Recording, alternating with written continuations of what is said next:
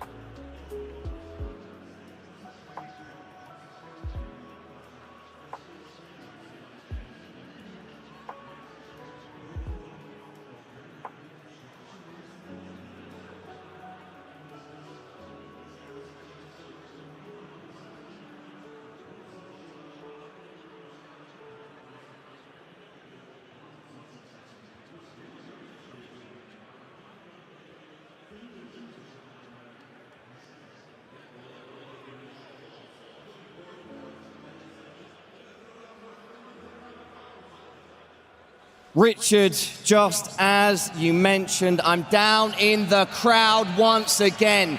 And Richard, Blair and Pim, I'd love for you all to take a look in here. Look from your left to ahead to the right. Let's keep this simple. Everybody in here. Copenhagen, are you ready?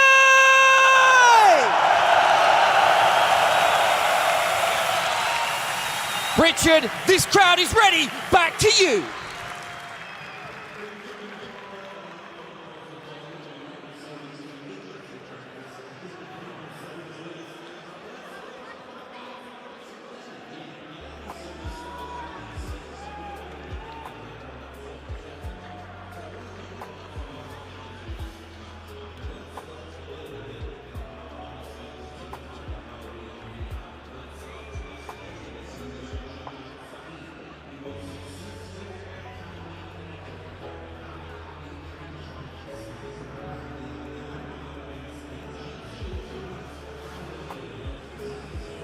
academy.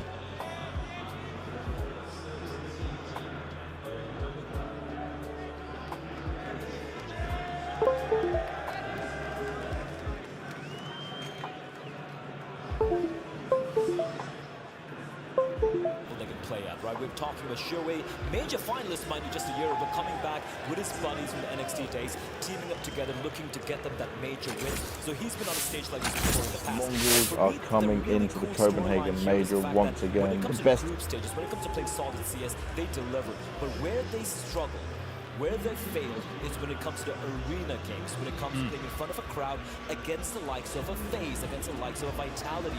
This is the final test for MOUZ, and Shuri is going to be the one to lead them to glory. It may surprise people when I say it like this, but they have the most impressive track record in 24 so far. They've only lost one game, that was against FaZe Clan at IM Katowice. As you said it, apart from that, they beat everyone they faced, including Team Spirit at the Arma. You're looking at a MOUZ who's definitely a top 3 contender right now. It's only Spirit, maybe FaZe, maybe Vitality who can match that track record as of late. So it is an underdog per name definition. Again, when you look at the players, you look at the material, it's not household names. It's not names that you've seen on the stage time and time again, but they're slowly but surely emerging. The level of Counter-Strike MOUZ have played in 2024 is definitely on par with the rest of the teams out there.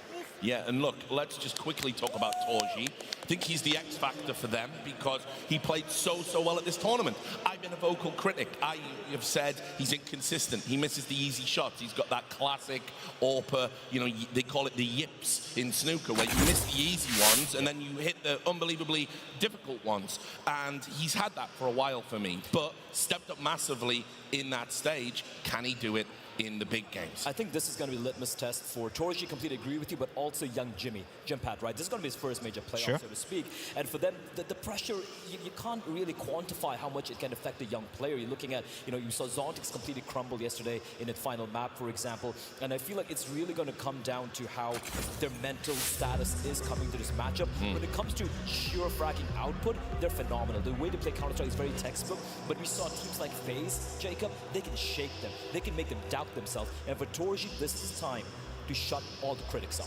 I'm sure our wonderful colleagues will speak more to it when we get into the game, but obviously when it comes to MOUZ, they've been used to being the underdogs, right? No one is really expecting them to win the tournament, so we already, you know, feel a little bit surprised every time they do well. Coming into this quarterfinal, I think everyone inside the arena, everyone watching online right now, probably have MOUZ as a favorite. You know, most pick'ems I've seen out there have MOUZ winning against G2. And there's a massive difference in mindset going into a game where you're used to being the underdog. You're used to going in, you know, with everything to win and not that much to lose, where it's the other way around now. If MOUZ were to lose to G2, that would be considered a massive disappointment, and I think that change of mentality is going to be hard for them to deal with. Yeah, well, let's talk about G2. I caught a little bit of team. Yes, indeed. I caught a little bit of heat the other day, as is the norm, because I said, you know, I think they're coming in as villains, and I don't think they won a lot of friends in the nature of their victory over Virtus Pro. Not just how it happened, they can't control that, their reaction to it. I don't think it was very sporting or gracious in victory. And so, look, I'm going to offer an olive branch to everyone out there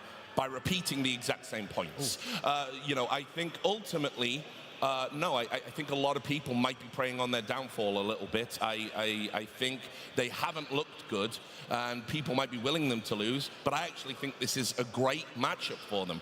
This is the experience of Nico. This is the explosive power of m0NESY, the Flash, the fastest player in Counter-Strike right now. This is a chance for a redemption arc for Hunter and Nexa, the replacement for JKS that everyone doubted, everyone said was going to make the team worse. Well, he's here in the major playoffs. And I've said it, I think this team wins this major. I believe it. All right. That's a spicy take, because the last time we saw Nico G2 in the playoffs was in Stockholm, where we saw heartbreak happen there in Sweden. But this time, the difference for me is m0NESY. The Wally West of Counter-Strike, the fastest player in the West, and this guy, he is the most informed player coming into the playoffs. Make no mistake, his team might be struggling right now around him. We don't know what form Nico is in right now. He has really tapered off when it comes to CS2, not really finding his form apart from the RMR run they had. Nexa, Hunter all over the place, but m0NESY, this kid, I feel he's going to be the difference maker if G2 pull off the incredible, the impossible, some might even say. And we're almost at a point where I feel like we can count on m0NESY. He's going to show up. We've seen that time and time again. He's becoming a reliable source of income almost for G2. My issue with them, and the only question I have, is whether or not Nico is going to show up. You saw the ratings just before. He's the 4th highest rated player within G2 so far. He's getting outfragged by Nexa and Hunter in terms of rating. If Nico shows up together with m0NESY, then yes, we have a G2 who can definitely make it far the major. They can definitely win against MOUZ. They can definitely take down potentially Na'Vi or EF, or even FaZe for that matter in a final. I look at this G2 lineup with a team with nothing to lose. As you said, some may even argue they shouldn't have been in here. Some may even argue VP should have beat them. So they're going into this playoff with not a lot to lose and everything to win. And if there's one thing G2 have taught me over the last couple of years, it is when they're in that state of mind, they are the most dangerous. You remember before Katowice, when they went on this 19-map win streak where they won the World Finals at Blast, they won Katowice. No one expected them to do that. People were calling for Huxi to be kicked out of the lineup just before that streak happened. Then they went on a bit of a downfall. They come into Cologne. No one had them as a favorites. Again, we talk about Huxi being kicked. Guess what? They win Cologne. Whenever you feel G2 is out of the dust, that's when they show up, that's when they're dangerous. Yeah, it really is. And look, the other quarterfinal, this is another spicy one. I'm so excited. This is going to be Eternal Fire versus Na'Vi. Now, we'll start with Na'Vi here.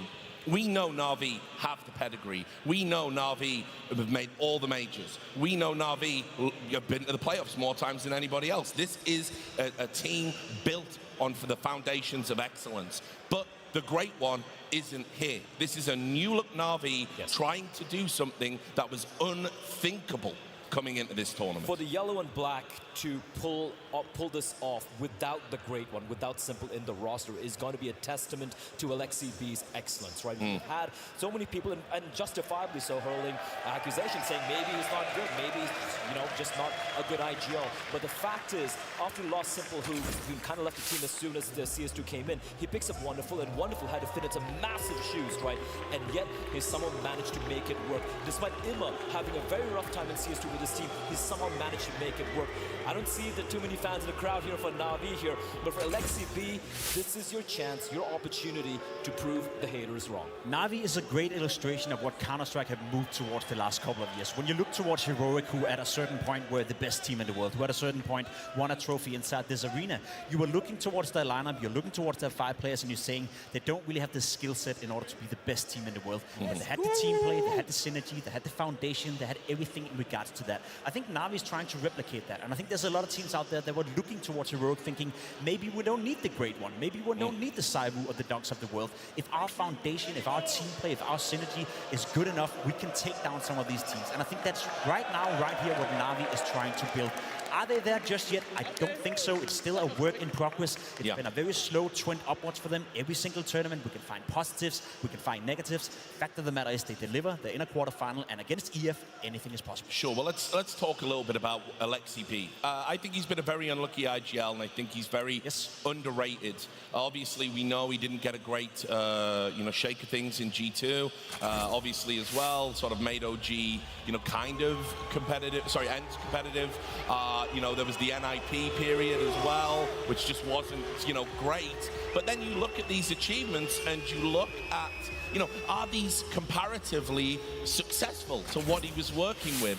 And I have to say, I think he's been one of the unluckiest IGLs I think I've ever seen come through this game. You can look at the teams he's working with, an all-finished lineup with that miracle ends run all the way back in Kato. Then he still managed to make it to the playoffs come Berlin. And then, obviously have this period where a flux, whereas everything moved online. But even then he was able to be competitive, working with that weird NIP lineup as well. Even then, there were moments where he's starting to believe a little bit. So I feel like for Alexi B, it has been unlucky. It has been unfortunate. Remember the OG experiment as well. Remember how it was with all these, and even with G2 Heartbreak right there. But he somehow managed to remain relevant every single time with so many moving pieces. And almost every single time the team he's got, it looks like a motley crew of rejects, but he manages to make it work. And yeah, Jacob, I think actually this might be his best chance at a big one. I really think so. I look at that group of players, and I think they're all on board with what he wants to do. And even Blade has come out and said, look, this is a guy who has maybe been a bit too detail-oriented in the past,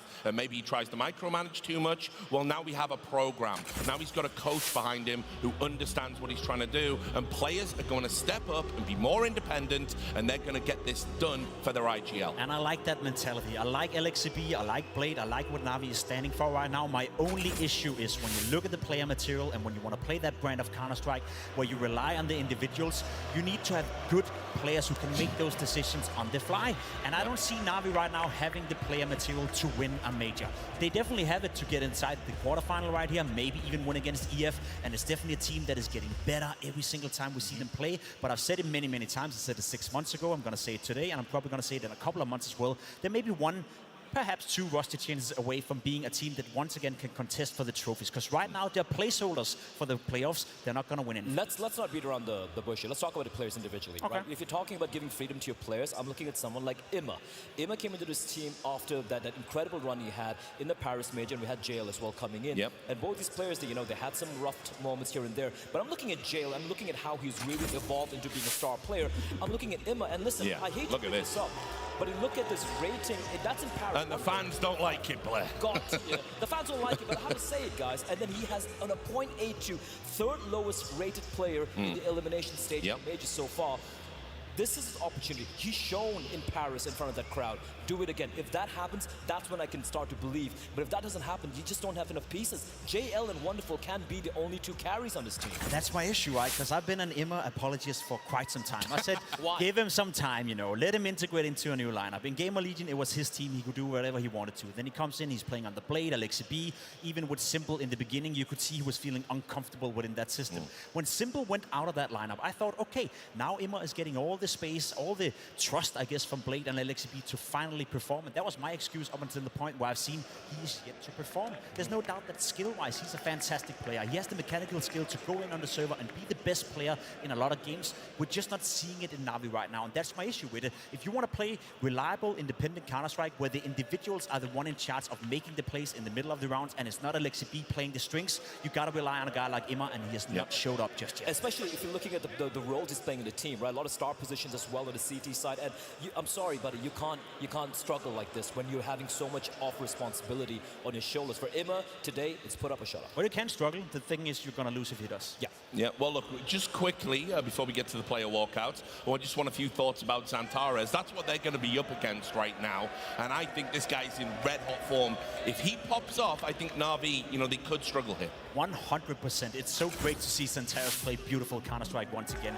You see his rating right here. You hear the reaction from the crowd as well. He's a very popular player, a guy you like to watch when he's playing Counter-Strike. The Xantares peak, of course, everyone is running around with that tag attached to the name whenever they're playing Face It. He's inspirational, and look at the ratings right here. He is showing up at the biggest stage with Eternal Fire. For a long, long time when he was in Big, for a long, long time when he was in Eternal Fire, he was playing the second-tier tournaments, Tier 2, Tier 3, so we couldn't really value him, we couldn't judge him. How good is he when he's consistently playing against the likes of Saivu, consistently playing against the likes of Face? That he's done in 24, and he's owning it up right now. He is the playmaker. Just quickly as well, there's not just Eternal Fire fans in the stadium. The watch parties these guys have been having are insane. I think they hired like 2 cinemas. They've got another like little 3,000 stadium there, and they're watching on a delay, so they won't even know we're talking about them right now.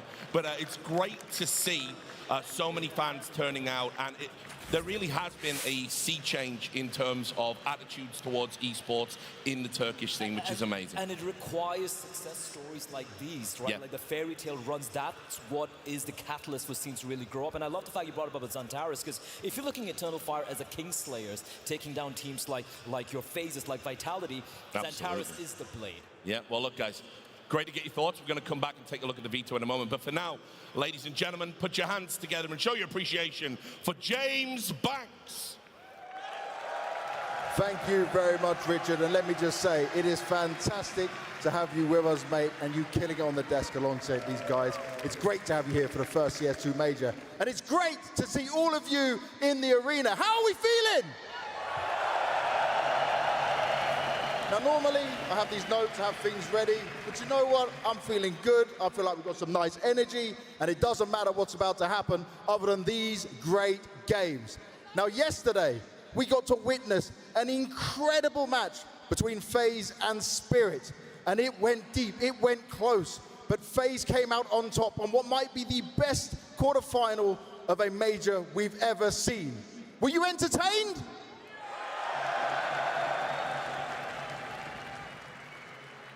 Are we ready to see our teams come onto the stage, so are we ready for some more fantastic action? No, Royal Arena. I want to hear you. Are you ready for some action? That's more like it. Our first team, they have done what no other Turkish team has done before. And they are looking to go deep. They are looking to make history. Give it up for Eternal Fire!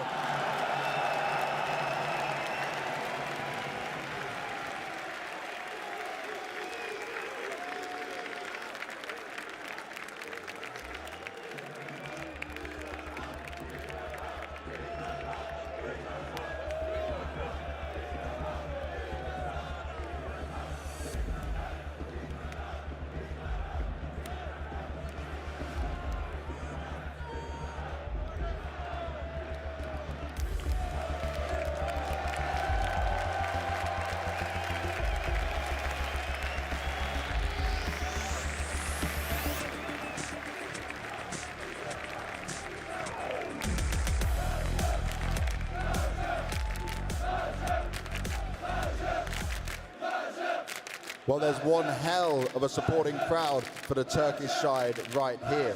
But their opponent, there have been 20 Counter-Strike majors and they have been present at every single one of them. And this time, they've even done it without the great one. They've done it with their international team.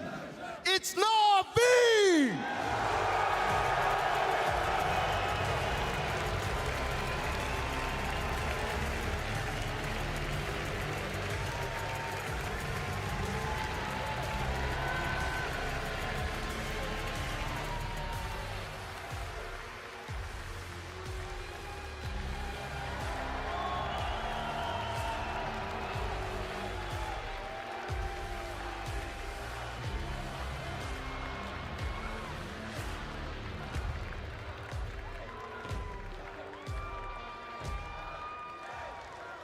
Well, JL was coming a bit too close to the trophy. You have to save that for the grand final, my friend. Alexei, come join me up here. Major, come join me as well, as the teams will take their seats and get ready for this quarterfinal game. Major, you've dedicated over half of your life to playing this game, and you finally stand here in a major playoff. What does this feel like? It's amazing. Welcome, everyone. Thank you for your support. I hope we're going to make you happy today. Is your wife and child watching and supporting from home? Yes, no, they're here. Oh my God! My daughter, he's here, my wife is here. So, yeah, I'm very happy today. So extra motivated. Extra motivation for sure. Thank you. Now, what did you tell your team? Because this is the biggest game of this team's career so far. Yeah, it's an important match, but we're going to do our best, like every time, trying to show great Counter-Strike, and that's all. That's what it's all about. But last time you faced off against this Na'Vi, it was not easy. They eliminated you at Katowice. You told me in that interview that actually you put it on yourself, you made some wrong calls. Do you feel like you understand what you need to do here today? Yeah, life is experience. It's a new games, a new day, so let's go. Just live the dreams. That's what it's all about. Alexei, for you, yes, you've been here, but that was right at the start of your journey.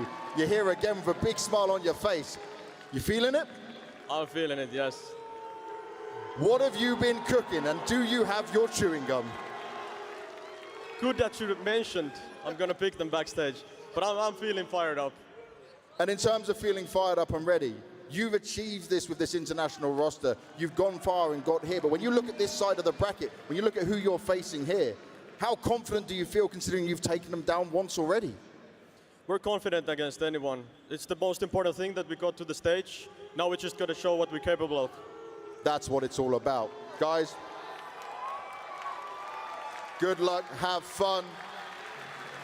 Royal Arena, I want to find out from you who you think's going to win the game. Is it Eternal Fire? Is it Na'Vi? Eternal Fire! Na'Vi! Well, you know what I want to hear? I want to hear you make so much noise, raise this roof, and have some fun! Let's get this started! It started indeed. let's pick up where we left off.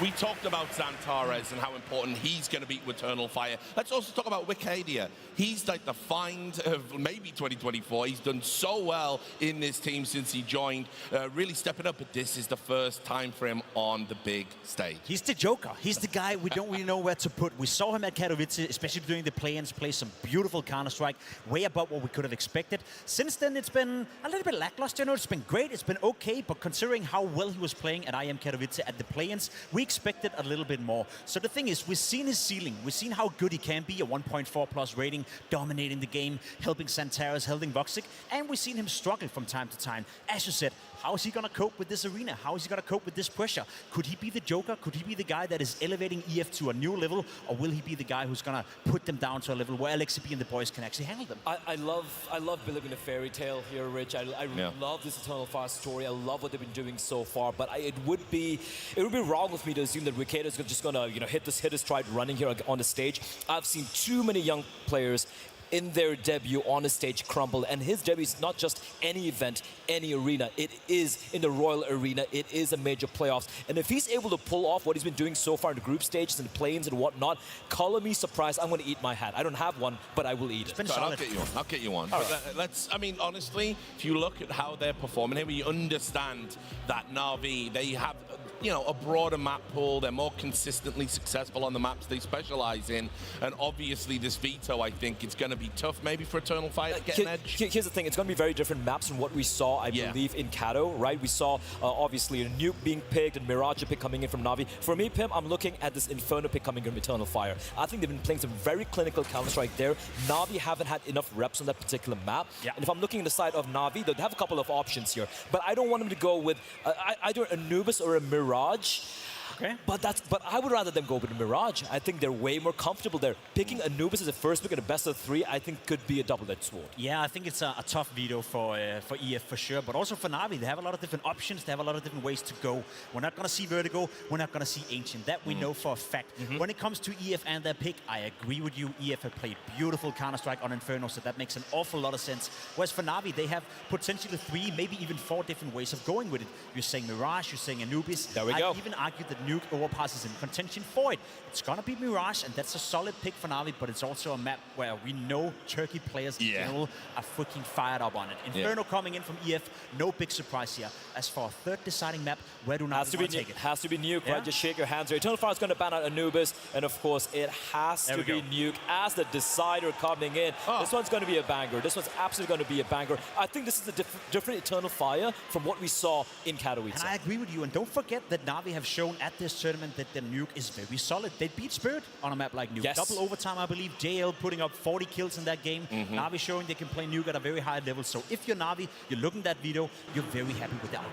Some of the rounds, some of the best calling I've seen in the entire Major so far was a sequence of 4 rounds on a T-side of Nuke from Alexi B against G2, where they just completely outclassed HooXi. So I completely agree with you right there. I think Alexi B and Na'Vi should be pretty happy with it. Heading into Mirage, though, I hope Eternal Fire ready for this, because they should have kind of done their math as well. Again, they should be like, Mirage should be the likelihood coming out. For me, JL is just such a problem for his opposition. T-side towards Palace is just going to be annoying. And then on the CT side, he's going to be in the cat position towards B-Shot, always getting multi-kills. So hopefully, EF, they've done the math here.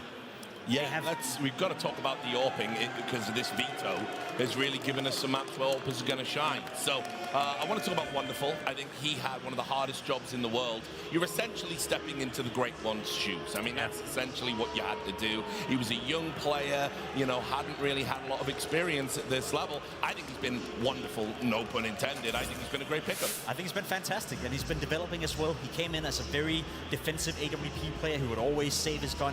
Reminded me a little bit about James. Didn't always find the impact that his scoreboard justified, but I've seen him change a little bit over the last couple of months. He's not different style. He's not aggressive. He's not the Monicist of the world. He's not going out there and necessarily dictating the game, but he's adding layers to his level of gameplay while still keeping up the rating. So if I'm Wonderful, I'm feeling comfortable coming into this matchup, especially against Voxic. He's been night and day. We know what Voxic can do on a good day. He can dictate the game. He's the Monicist type of AWP player who's going to run around, be in your face, and play aggressive counter Counter-Strike, but he's very much hit and miss. But here's the thing with Woxic, though. He is that player with the experience in a major stage. Go all the way back to London. Go all the way back 6 years ago. He was in the playoffs there in London, the only player from this lineup who has ever played a playoffs performance. But I 100% agree with you. Yeah. He is very temperamental. His stats, he can have lighted out games where he's just seemingly unplayable or disappear from the server. He can't disappear today. Yes, it's not even just about disappearing. It's if he doesn't get off to that good start. We've said it time and time again. The first 5 rounds for him are the most important. He needs...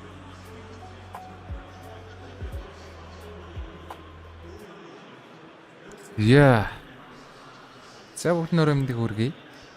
Navi versus Eternal Fire playoff-ийн эхнийхэн тоглолт бол эхлээд бэлэн болсон байна.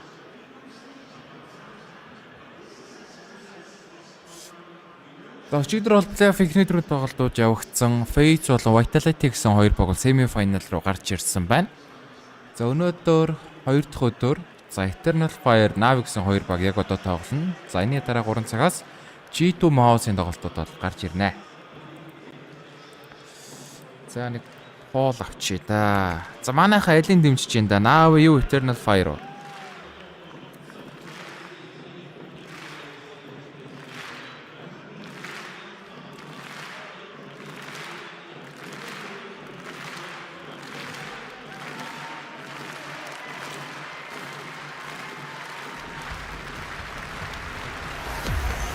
Тэгээд бол битсэн. Эхний map Mirage Navi-гийн сонгосон map гарч ирж байгаа. Kuroxy миний пикэн бол Navi шүү дээ. Ойлгомжтой. За гэхдээ энэ хоёр бол бас амар халалцах байхаа. Амар ойрхон тоглох байх гэж бодоод байна. Ер нь бол бас нэлээд үзэгтэй тоглолт гарах байх. За гарбоны раунд гарч ирсэн. Navi дээр талаас Eternal Fire counter талаасаа. За Navi-гийн сонгосон map болохоор давуугаа бол Eternal Fire сонгоод CT-гээс эхэлж байгаа. За шууд Market Smoke version бэглүү гүүчил гэж байгаа юм байна да. За контакт үссэн nade ороод ирж байгаа. Mikeja цонх үсрэх хүнийг барьж авах гэсэн техник хэл Measure ард нь бэдэг унгасан. Mikeja-г 2 дахь гил. Има 2-4. За сайтанд Measure нуугт зайл хэзээ rotator хүмүүс хүрээд ирсэн байна. Хамгаалтан дээр 3 хүн болоод ороод ирсэн. Alexei Bima 2 цаг үл хангалттай байгаа. За Measure Alexei-г дарсан. Има дөрүүлээд ивгүүд аралт 1-3. За байсангүй Woxic унгааснаар Eternal Fire pistol round-ыг авч байна.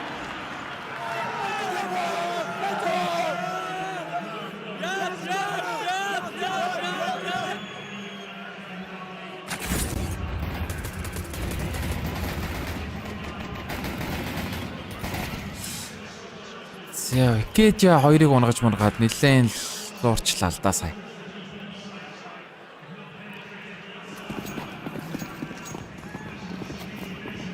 Я бомба тавьж чадаагүй эко раунд орно да.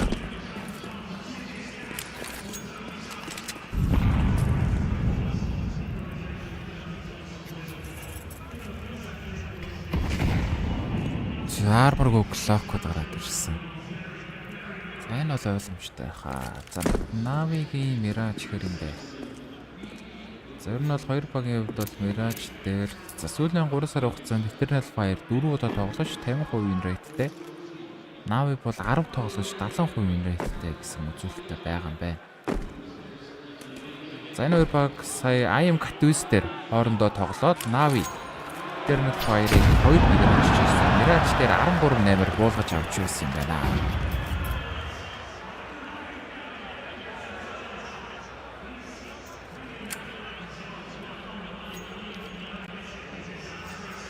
За Santars дээр л мөнгө орж ирсэн дээ. 2 хон, улаасан 3 хон.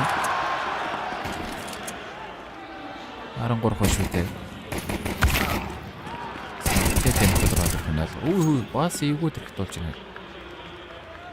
За буугаалтгүйгээ шүү болсон.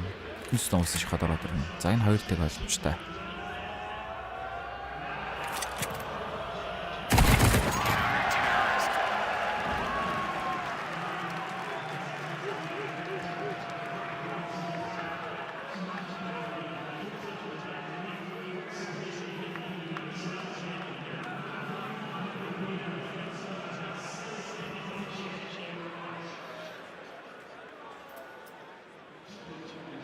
Зята Байранд.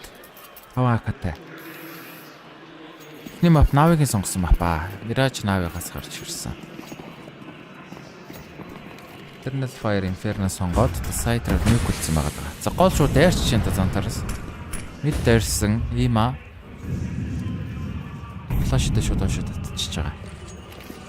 За энэ оронд бол үлдсэн үсэнд рампаар Агийн тоглолт хийгээд байна.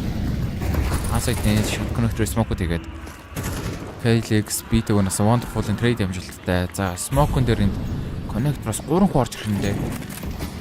Дахиад гардаг смок хийж байгаа. Смок нээдж үтсэн. За харагдсан бол байсангүй. Ямар ч байсан wonderful plant хийж байгаа. Молын дээрс нэлээд өндөр дэмж авсан байна. 28 шүүд үлдсэн.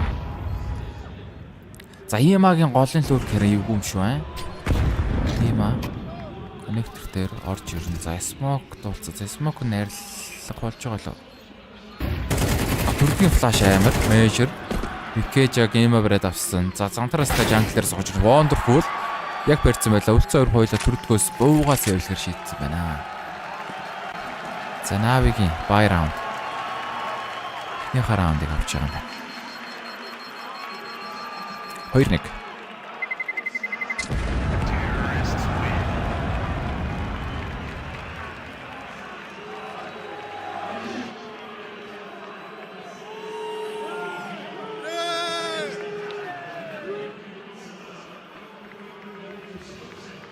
Measure ч одоо яг багийн хамгийн ахмадхан гээд байгаа шүү дээ.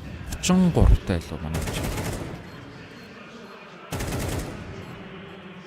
Ер нь энэ match-д орж байгаа хүмүүсээс ахмадаараа 2-д ороод байсан. Хамгийн ахмад нь carry гам. Араас нь баг measure аваад байсан да.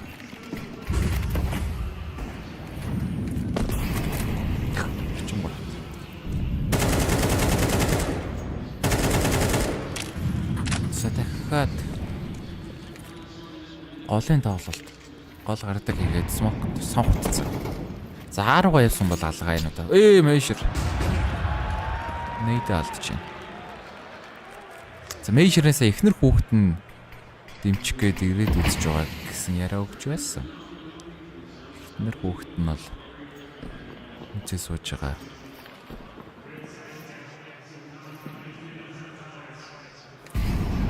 За short орж ирэх юм байна. PGL 2 PGL 3 point өгсөн. За wonderful. Рейд нэлээ өөрөө талцтай болчихж байгаа. 3-3. За wonderful бэгийн сайт өнө мэдээлэл авсан. Бээр 2 болоод орсон. За уунахчлаа тэр хүнийг measure байсан байна. За Felix connector дээр бүт дуургаад байгаа ийм дүүртний хүн бариад авсан. Сүүлийн тоглогч Kuroxy мэдээлэл ирсэн. За бэтиг бариад авч байгаа. Энэ оронд бол бомб аараг гүйсэн. Wonderful улаан тоглогч бомба plant хийн. Имагийн бол тэнд jungle дээр тулцсан. За Kuroxy kit байхгүй шууд опоос явуулахар явж байгаа. Навигийн 2 дахь раунд. За 2 дараалал buy round авчиж байгаа юм байна. Eternal Fire-аас одоо ингээ мөнгө байхгүй болсон. Дараагийн раунд дээр мөнгөгүй гарбуутай раунд гарч ирэх юм даа.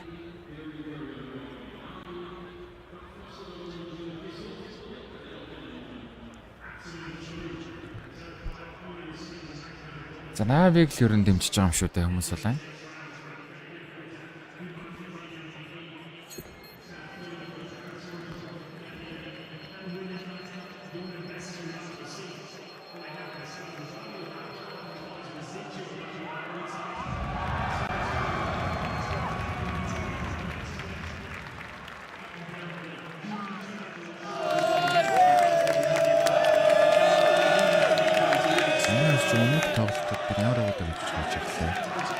Eternal Fire, Vitality hodсон. Basic hodсон. Virtus Pro hodсон. Энэ гурван баяр хожиж гарч ирсэн юм байна шүү плей-офф руу. За Навигийн хувьд бол Монголцыг хожиж, араас нь G2 хожоод Spirit Cloud9 хоёрт хожигдоод за тэгээд сүүл Payne хожиж гарч ирсэн баг байна.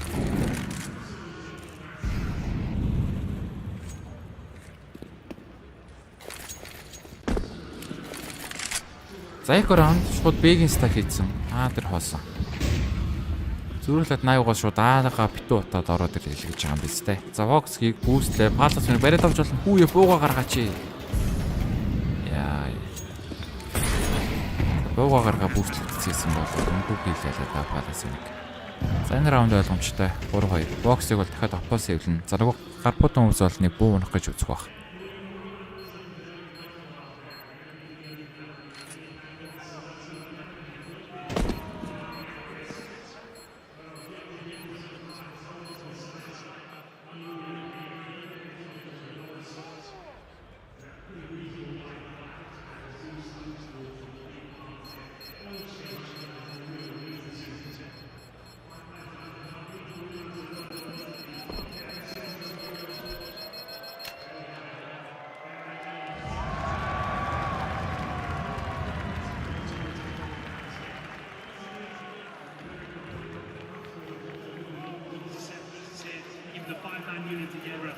Eternal Fire-аас time out.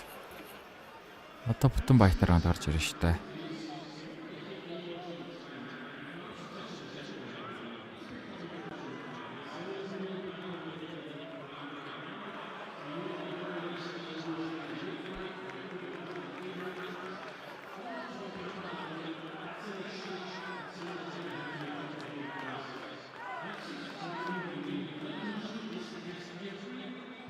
За АМ катустер бол 13-8 хожигдчихсэн л байна. Eternal Fire навд. Mirage дээр. Боогоор зурлаар бол 2-1-ээр хожигдчихсэн баг байна. Major дээр өөрөө чадваа. Одоо л харъя та хэдүүлээ. За бай раунд 4-4. За Vox-ыг бол апосаа явуулсан даалагч. Моли алдчих явах юм даа. Зөвхөн молиг алдсан. За Бэро Major-ыг бүүст агаргаад ирсэн. Beat молын дээр шигтаа шахаад ороод ирж байгаа.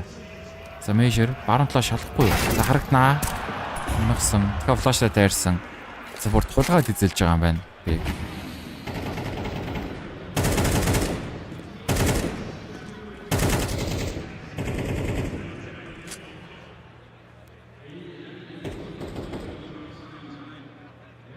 За хүний лог авцсан. Андраар 2 доологч гол гарах гэж байгаа. Зантаарсан цонгодны булан дээр бүүст хараас утсан. Нэг минутын хугацаа.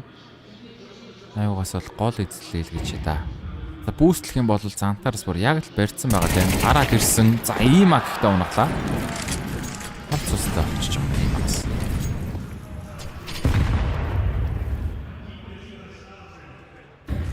Цаг бол байна. 5 секунд. За коннектор боксыг харсан да. Шууд байсангүй. За дахиад цонх усраа гараад ирэх юм. Икэж айн таарсан байгаа. Санийд олж ороод ирсэн бол шууд л унахаар байлаа да. За Б-ийн доолд орж ирэх юм даа. Measure, Intel-од, Site Smoke-дод гинтахар шийдсэн. Smoke-ор нэлээд өндөр дамж. За 13 хойш битэй. За Smoke-ор амарч гарч ирээ. Техник хил. Икэж нэг унага Wonderful Trader ороод ирсэн. Улаан хүн дээр Wonderful 2-ыг унаглаа. Site гоолсон. За бомба аваад плант хийж болно. За иймайнд бас лүрк хийж байгаа юм байна хөөе маркет дээр. За Kelix бас тэнд B-Apps-аас ирж байгаа штэ. За Vox-ыг нь бариад авсан. Сүүлэн хүн одоо ингээд маркет байх үг мэдчихэж байгаа болохоор баг short to B-Apps л гэж бодох нь ойлгомжтой. За Wonderful Carl өрөөд Apps-ыг харсан, мэдээллийг нь авсан. Need ороод ирнэ. За шууд гараад set болохоор шийдсэн. Kelix-ээс нь буугаас явуулж байгаа. Navi-гийн 4 раунд. 4-2. За Eternal Fire дахиад бай раунд алдлаа да. Одоо ингээ мөнгө төгрөгний асуудалтай шүү дээ. 3 тоглох шиг мөнгөгүй. Vox-ыг бол 3900-тай. Нөгөө 2 удаа буугаас явуулсан тохирчтой. За бараг л 2000 үлдээгээл нэг хэдэн гарбуу өдөртэй болох юм болоо да. За Navi-гаас 4 дараалсан раунд.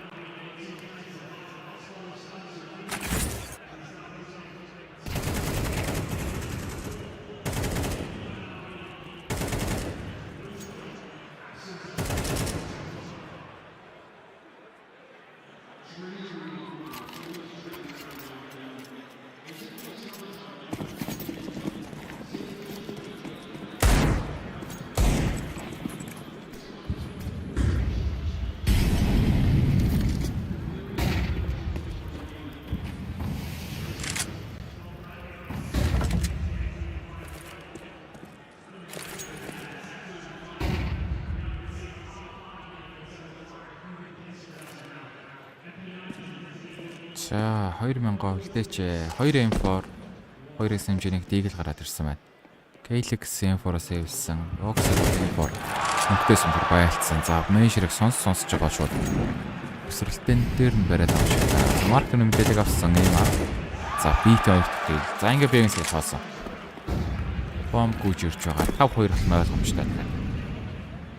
Kernel Fire-аас Kuroxy бол aim-ээс эвлэх байх. Нөгөө хоёр тоглогч нь бас армор болсон юм гэж үздэг. Нэг нь бүр арморгүй гарахгүй юм биш үү? Фичээр.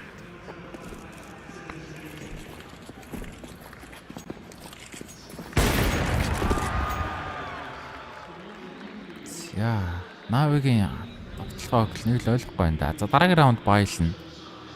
Kernel Fire-аас л дараагийн баяр раунд бас хэрэгтэй л байна.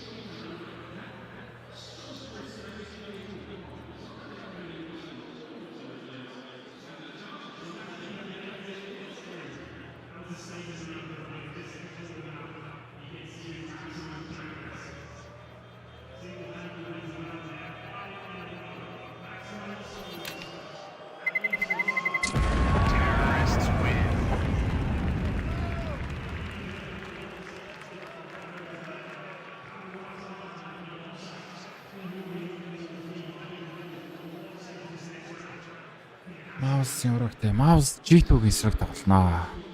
3 цагаас G2 versus MOUZ. Бас л амар тоглох гарах байх та.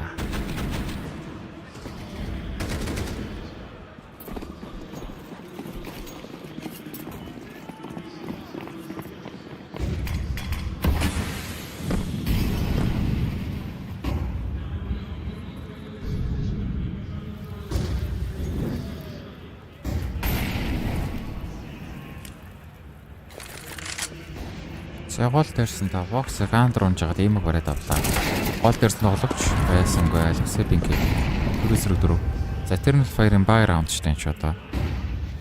Алдах юм бол мөнгө төгрөх хэцүү гэдэг байна.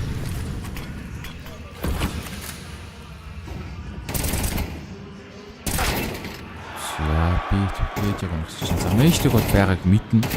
Смоктсон хүн. Мартас тэнд тоглож Kuroxy ирсэн шууд унчлаа. За мэйшэр гиндаж байна да. За байсангүй ганц ч гэлгэж чадсан. Гүгэнд Наавгийн 3 толтын цуцыг ардаа 3 л авлаачлаа. За раундыг бол Наав явах нь ойлгомжтой. 6-2. Calyx энэ хопыг сэвлэж үзэж байгаа гэсэн байх. Смокер унаад байна. За одоо бүтэн эко орох уу. Spirit Critters нөө тэгсэн Spirit өчигдөр Base-д 2-1-ээр өчигдөөд харьсан байна да. Миний пикми авраг байсан даа гэнэ. Одоо яах. Пикэм сүрсэн гэдэг байгаа шүү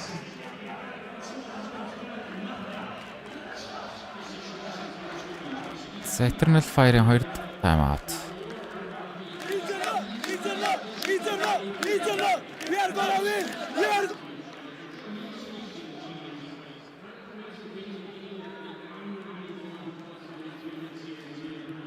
За эхний гар буугаа аваад тэгэл ер нь раунд авч чадсангүй те 6 раунд дараалаад Нави авчиж байгаа. Kernel Fire сая бай раунд алдсан. Одоо тэгэхээр мөнгөний асуудалтай. 2000 үлдээгээд Mobile раунд гараад ирж байгаа. 2 SMG-ийг M4 2 гар буу гараад ирсэн. Дараагийн раунд дээр бол автаа бүтэн бай гарч ирж болно.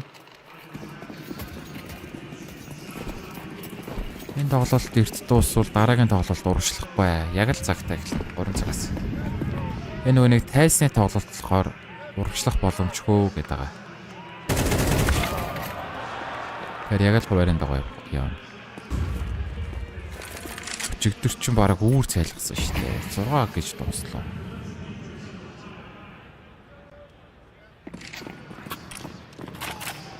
Өнөөдөр ч гэсэн үүр цайлгаж магадгүй баха.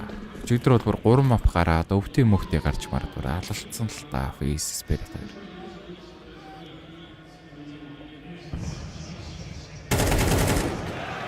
Зэтэд Major тэмцээн шүү дээ. Контент тэмцээн бол үзэхгүй гэж явахтай. За Calyx имэг бариад авсан. За 10 байт раунд та 4-4 болчлоо. За бэгийн тоглолт оруулъя л гэж байгаа юм байна. Бэг амгаалтан дээр за бүүсний зантаар исэн байрлал эвгүүдээ хөөе. Энийг шалгах л ах. Тэгээ бас point харуулж байгаа бариад авч болно. За тэгэхээр VKJ сайтанд байгаа яриадсэн бүүстний зам дээр нэг унсан трейд амжилттай VKJ тэгэлтэй хүн байсангүй бит бариад авсан. Kelix нэгэсрэг хөрвүүлсэн байна. Changlas short position өсрэлтээ алдсан. За бараг сэвлэх юм яах юм. Кит байхгүй шүү дээ. 7-2 болжээ.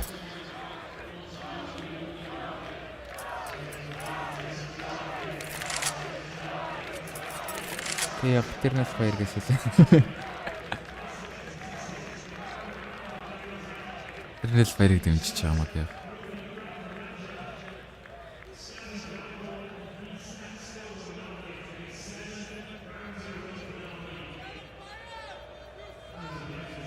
Textээс 4 стикертэй акава.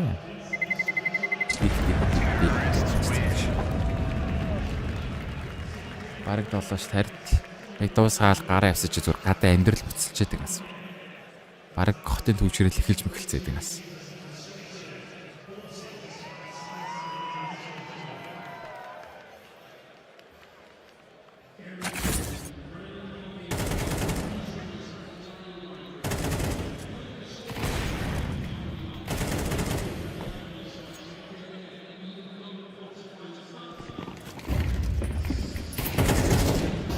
Яа, бокс шууд унсан. Гол гараад шууд нэгийг унчихчих. За тэгэхээр Commentator short бас байлтан л гэнэ. За fire раунд шүү дээ. Тэгэхээр fire. За нээдэн дээр short-ыг гэж нисээд өглөө. Өөрөөс 5. Ийм хараад энэ ганцхан шүтэг үүж байгаа юм байна. Би энэ орон Felix-ийг хаалгасаар орж ирээ бариад авсан. 2-5. За Alexei бинэлээд энэ jungle өсөрсөн л явж байгаа юм байна. За GL Манад гэсэн ямар ч гэсэн Commentator-ны мэдээлэл авчиж байгаа. За айн сэтг бол аль хэзээ нэг бит эзэлсэн. Бомб гүйж ирж байгаа. За дахиад буугаас эвлэх юм чи одоо юм. Йоо, дахиад нейдэн дээр 2 хүнийг нейдээр унглаа энэ раундн дээр өөр. Measure-ын 7 опоос эвлэх гэж үзсэн. 8-2 болох нь ойлгомжтой. За гол нь энэ опыг сэвлүүлэх үл гэдэг байна. За марктор бол Alexei шахаад байгаа. Яа, мэдээлэл ирсэн. За Нави мөнгө төгрөг бол хангалттай шүү дээ. Бүр wonderful идэх бор тулах гээд байгаа. Одоо логин унагна гэж шахаад бөгөөд өгöd. Тодорхой байх. За Навигийн давталгааг зогсооч чаддгүй дээ.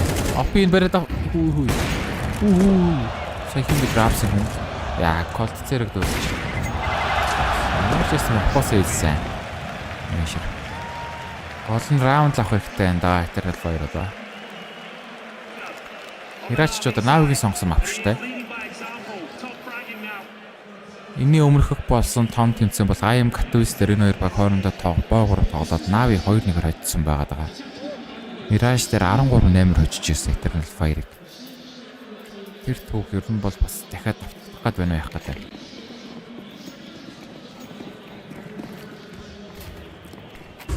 Сатха байтай Eternal Fire-аас. Сейс авах боксыг тайсан. Навигаас бол шууд гол гарыг гэж байгаа юм байна. Commentator сонгоход гараад байсан.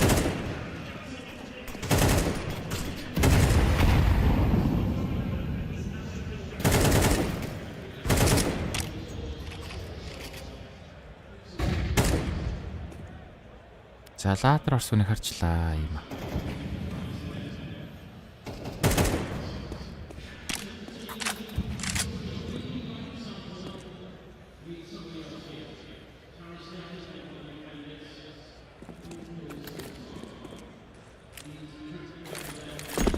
Sony smoke хийгээд бомбтой хүн ramp яагаад.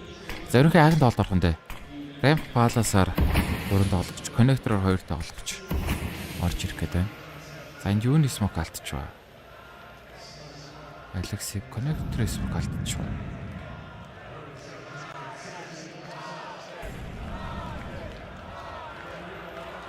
Гэж short гараад байгаа. Measure triple-с араас нь буудаад байгаа.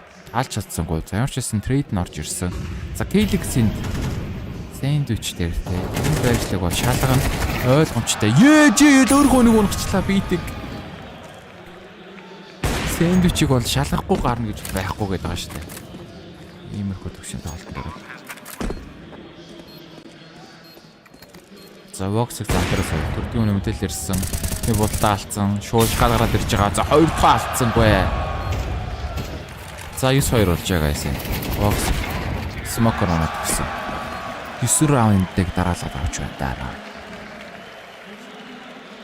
Монголын дараагийн тоглолтоо одоо Монголын ойрхон тэмцээн юу юм бэ? Өнийг ESL-ийн юу лаа? Юун шопинг тэрмэрлээ байна. Азиалта Римагийн Азиалта сонгошалбал 4 сарын 2-наас 3-нд юм сатаа.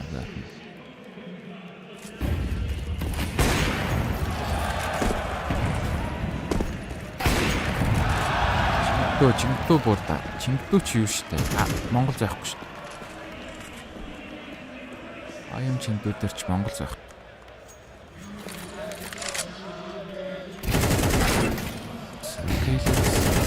Има цаарсан. Яа, жоохон бижээс бол энэ нийт бас л эвгүй орохоор байлаа да. 3-3. ESL Pro League ч бүр 5 сард өстэй. ESL-ний тэмцээн байгаа ш нэрээ бас. Энэ бол хамгийн ойрхон бол ESL-ний тэмцээн ирлээ.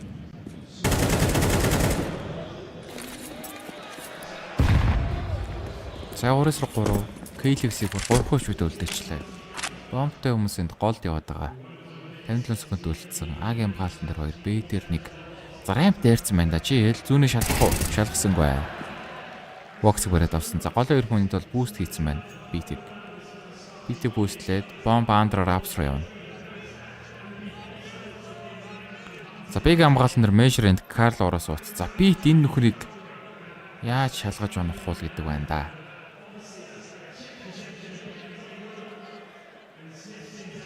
За одоо ер нь Карагааг бол гадарлан да. Бит. Хүүшээ, Кара ингэж шалгах юм уу бүр. За Measure гэсэн. Би сурав. Сая Карны шалгалт жоохон хурцсан шалгалт хийчлээ.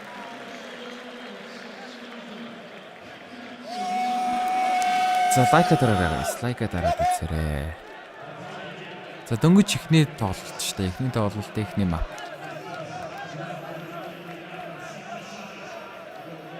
За байр солигдсон. Одоо Eternal Fire-д гарбууны раунд маш чухал байна да. Пистла авч ич ер нь бол барих гэж үзэн. Навигийн сонгосон мап гэдэг байгаа шүү дээ энэ ч одоо.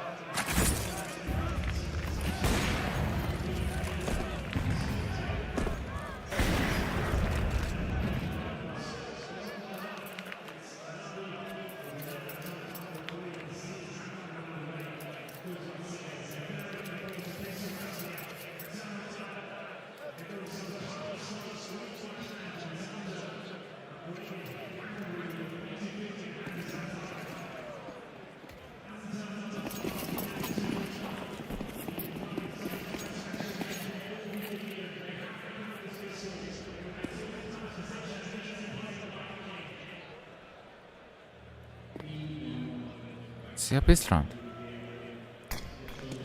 Нагийн смокуудыг олж ирж байгаа юм байна. Хамгаалтан дээр шатны тоглож ганцаараа. Сайтаа алдсан шууд. За Андре Measure баригдчихж байгаа. За ч гэсэн бомб ойлгомжтой. Зөрүүлээд тэнд кит байхгүй таймгаас.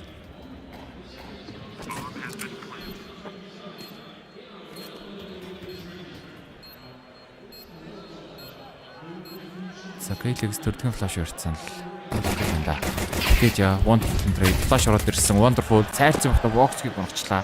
За Measure-ын юу аль хэзээ бүр марктаас л үрк хийсэн гүйж байгаа юм. За төрдгөө нэг савсан. K-League үзэж чадсангүй. Сүүлдээ олгож төрдгөөс орж ирнэ. Алексей 1-2. Энэ жиг нэг мод хийсэн. Eternal Fire ямар ч эрхтэй гарбаны раундыг аваад 9-4 болчихж байгаа.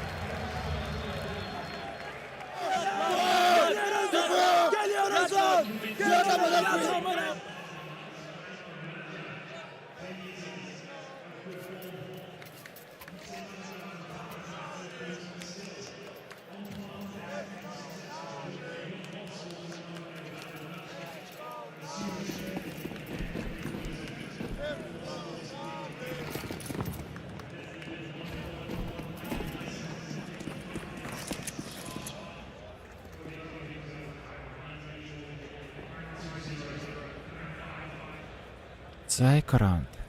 Арморгүй USB-нуудыг 2 Zeus авсан. GL Alexi Boy. За бедрээс таглчтай.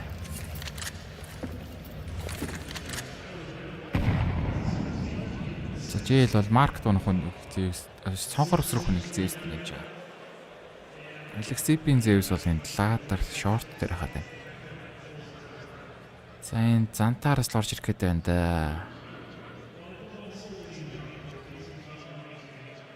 За хааг бол тэндэл эзэн нэг хүн цэвэрлцээд уушгаар jungle онцолцсон. Ладрын молой.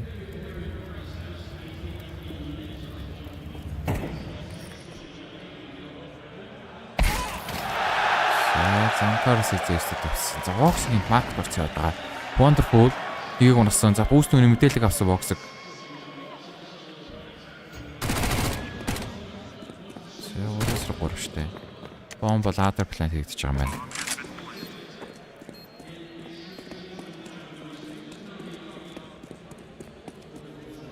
За кит байхгүй.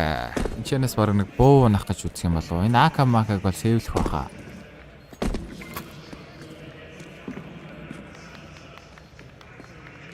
За иймад Zeus өгцөн л. Ийман jungle ирсээ Zeus бэрээс уучлаа.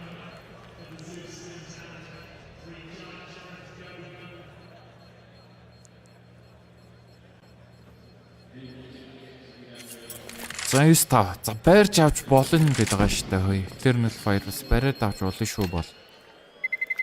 Бас юм.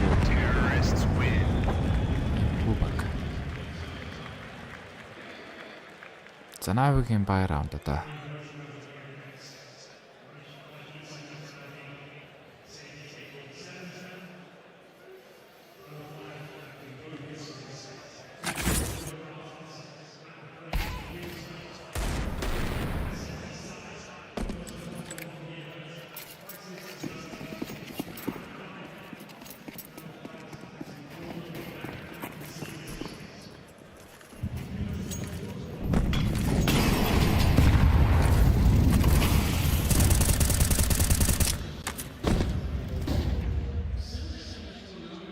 Загийн тоглолт орох нэ. Шууд алуугүй л гэж юм байна. За ранк хатагс смарт шууд надад ийм мадридинг гэж үзсэн байсан. Кежаг 2 кил. Дефолтын тоглогч. За баярам гэдэг баг авчлаа да. Жил Алексей Бойр шууд дуугаас эвлэн 9-6 олжээ. За ойртод байна. Барьж авах гээд байна хөөе. Одоо ингээ мөнгөгүй дахиад. Дараагийн раунд эко. 9-7 болоод ирэх боломжтой гэдэг шүү дээ.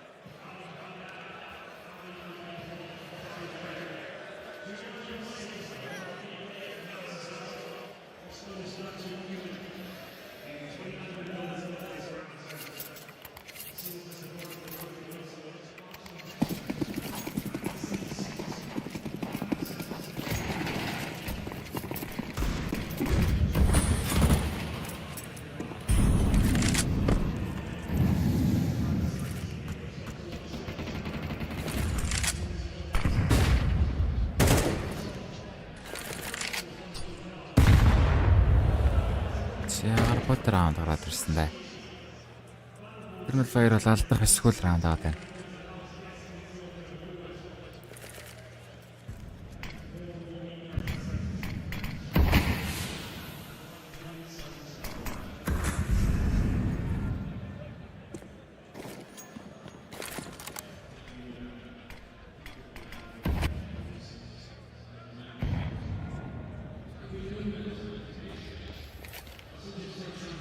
За 10-3 ороод 4 ороод ирсэн. Ер нь бэг хайчиж байгаа юм байна. Ер нь ладер олуулаад тоглоё гэж шийдсэн. Тэгэхээр 2-оос бол яг л зөрөөд бэрүүний яваад өгöd байгаа юм.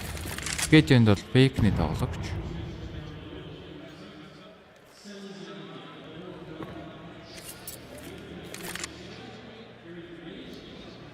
За би ороо бом төвчл тэгэл ер нь буунуудаа сэвэлж мэвлэндээ дахиад.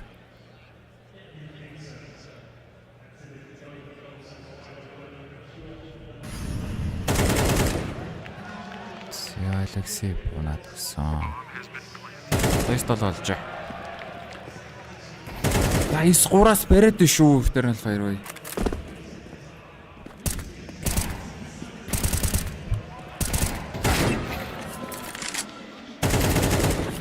Сачил нэг л онгож байгаа. Санави одоо бүтэн баялна. Гарч ирнэ.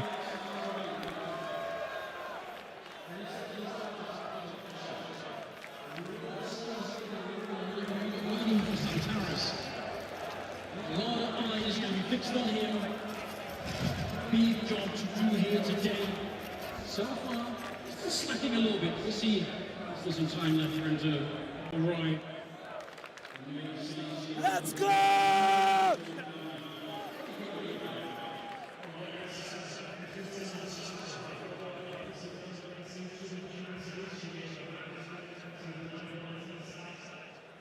Шинавиг ихний тайм аут. Одоо эвгүрж байгааг ойлгосон. Тайм аут авсан. Зэ 4-4 wonderful аппарат ирж байгаа.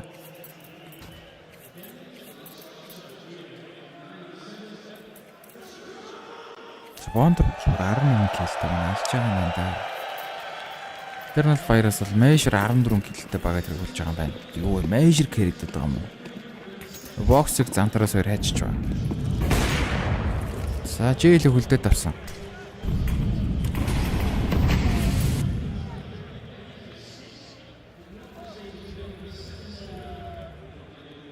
Сарайн фло 3 тулаад Загагийн тоглолтыг хийж байгаа юм дахиад. Агийн сетап дахиад битүү смоктод орно. Зага хамгаалалт тимээ чадахгүй аяма битээр. За бүгд смоктолчлаа. Сайт дотор байх. За энэ смокт захлаад байгаа. Шатруудын пэкэж иш гадраад ирсэн. Има нэг унгаад амьдч чадахгүй гэсэн чадсангүй. Зантараас гүйцэж байгаа юм байна. Дахиад бит пиксэн 3D-ийг шууд хийгээд байгаа. 3-3. 1 минут бомб тавигдаагүй. Helix бомбтой тоглох сайт руу орж чаддгүй.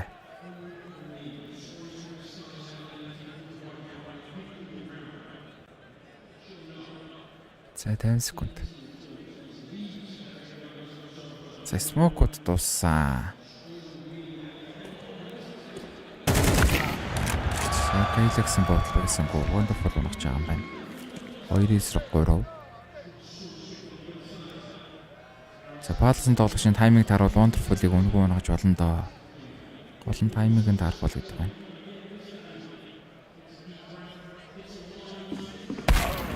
За wonderful бүр. Жинхэнэ wonderful бодлолтуудыг хийгээд байгаа юм шүү.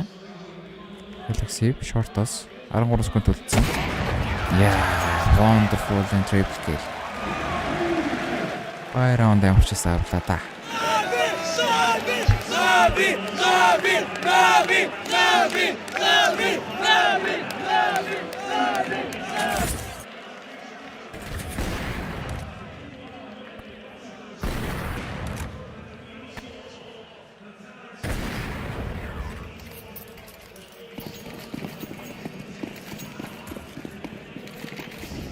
За Eternal Fire бол мөнгөтэй дахиад бүдүүмэй гараад ирээ.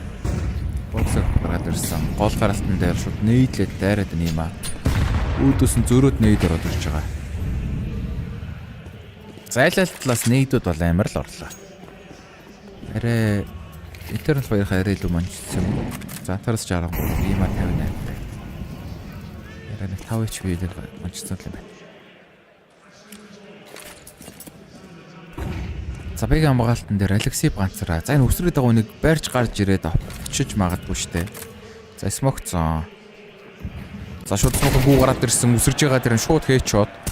Сайт кросс байна гэсэн чинь шорт олж хэлэг ургаад нэгийг улаалгачлаа. Замтаараас улаалгацсан. Өөрөө гэхдээ бас 33 таа болоод авч байгаа. За сайт гоосон бомб плант хийгдчихэж байгаа юм байна. Marketing Kuroxy тэнд боксыг татаа суудсан. За голын лүкийг чи хэлэг уншиж ин да гэсэн чинь дүүлээ авсангүй.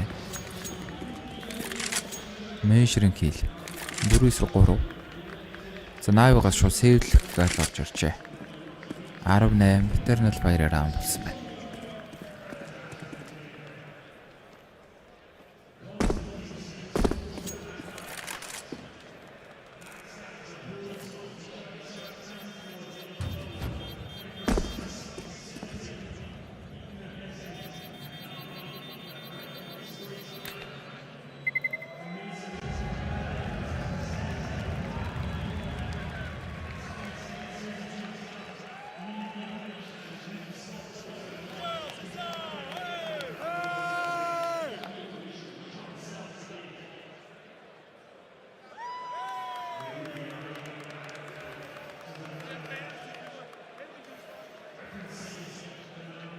Зэнавигийн ойрт тайм аут. Бариулаланд ойртол шүү.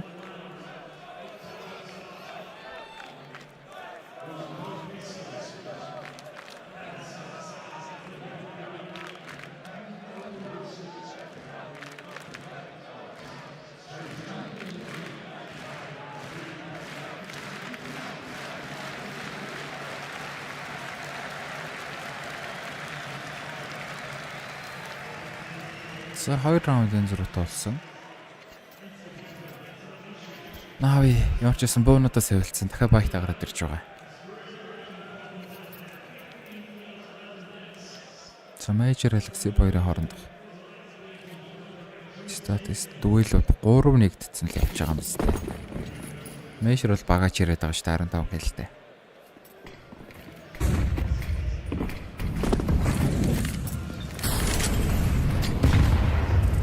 За голын дайралтыг давууг авч чадахгүй байгаа. Голын дайралтын учрал болохгүй байгаа гэсэн. За smoke respawn бол унаад өглөө бор. Ийм нэг арай л жоохон шаригаа дайраад байна уу яагаад байна. За шууд дөрөсрэг тав.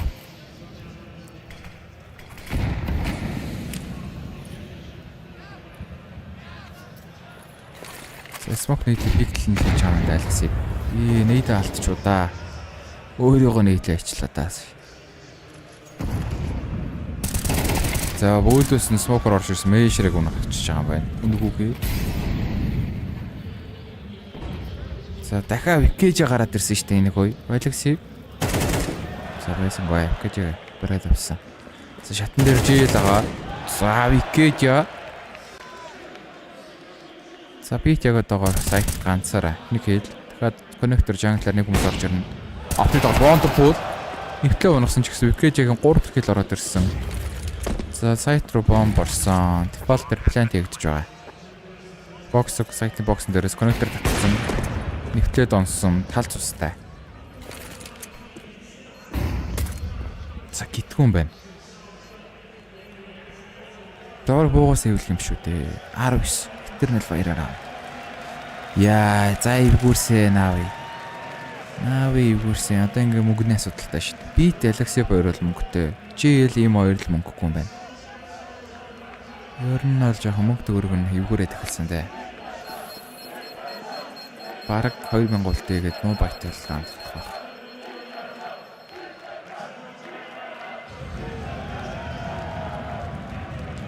Ярбс нэг раундын зураг. 9-3-аас барээд авлаа шүү бараг.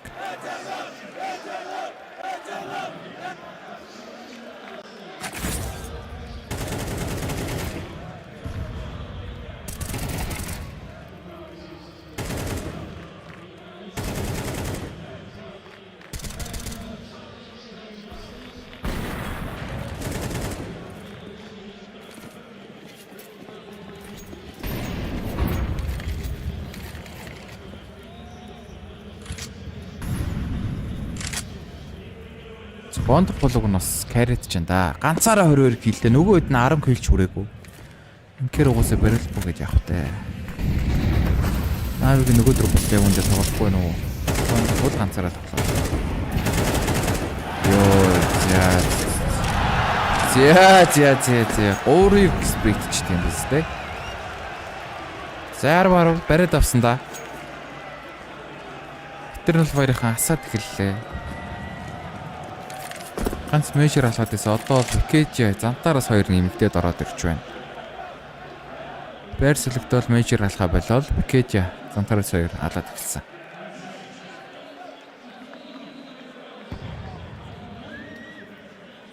За баригт за Нави дахиад мөнгөгүй. 2 буугаас эвлэн дараагийн раунд Эко.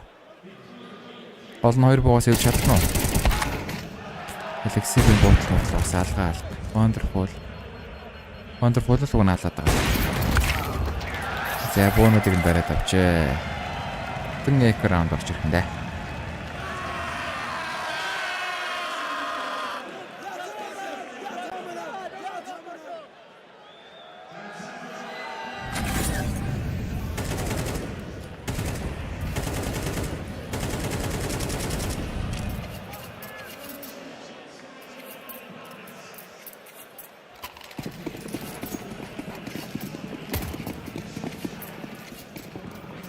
За тал армартай гарбуунууд иймээс нэг гейм фор энэ гараад ирсэн байгаа байна. За юу ч чадсангүй. Би ямарч гэсэн трейд хийсэн. Рампроч бог нах юм байна. За бит GL2 ч бог нах юм шиг. За Wonderful and Jungle дээр өөдөөс нь яг л харцсан байна да. Smoke өрлөө бол энэ зантаар свар гүйцэх гэдэг юм. Үй! За Wonderful гоо хожих гээд шүү. Wonderful бол хожиг илгээд байна. 2-3. За үдэж болно доо. Одоо яраа ижинхүү үдэж болохоор болчлоо. Үний илүүтэй болцсон. За бомбтой тоглогч шорт руу ороод ирж байгаа. GL-ийн бүр паластай дайраад рамп эзэлсэн. За Алексей Блинт өнгөө унаад өгвөл харин Valorant Алексей гэсэн харагдаад шүү дээ. За ингүү тарай юм бол дээ. Алексей бод ч нэгийг зулгаад ч юм эсвэл өөрөө гол амьдрах хэрэгтэйсэн. 2-2. За одоо энэ хоёр тоглогч нэг бөөний илүүтэй. За апстайрс GL гон очиж байгаа. Яа. Бит. Хүн амарлт клач хийх хэрэгтэй болсон байна. Яаж ч кит байхгүй. 10 секунд интерфейс орно.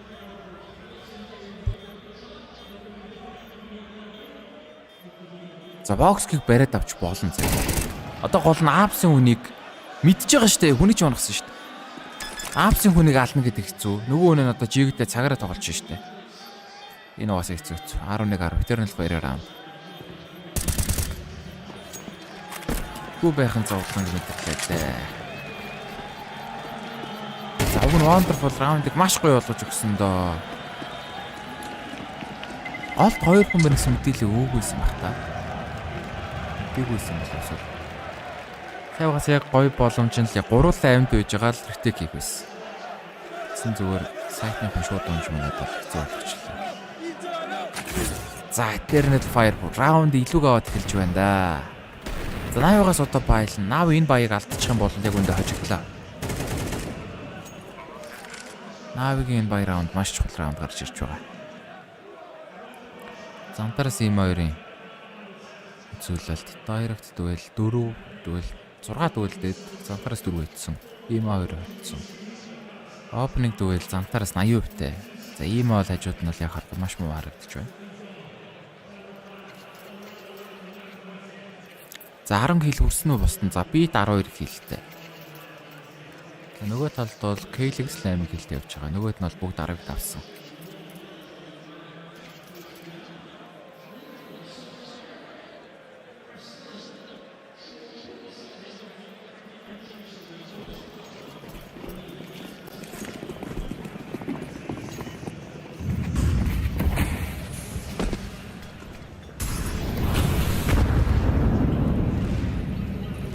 За алдах хэрэггүй раунд гэдэг чинь л энэ шүү дээ одоо наас. Алдвал тэгэл өмнө асуудалтай болоод эхэлнэ. За Алексей бэнд хаарын дээр усрын мэдээлэл авч байгаа. Харагдах юм бол шууд смогтоод өвөрнө гэсэн бодолтой л байгаа тань. За Eternal Fire-аас ямар тоглолтыг хийх вэ? За ямар ши савс смог хийгдсэн шууд. За гол гарах гээд байгаа юм байна да. Охны смок хийх гэдэг докс гүйл байгаа. За хүндээ смок байсан. Энэчнээс викет яа цонготох юм байна.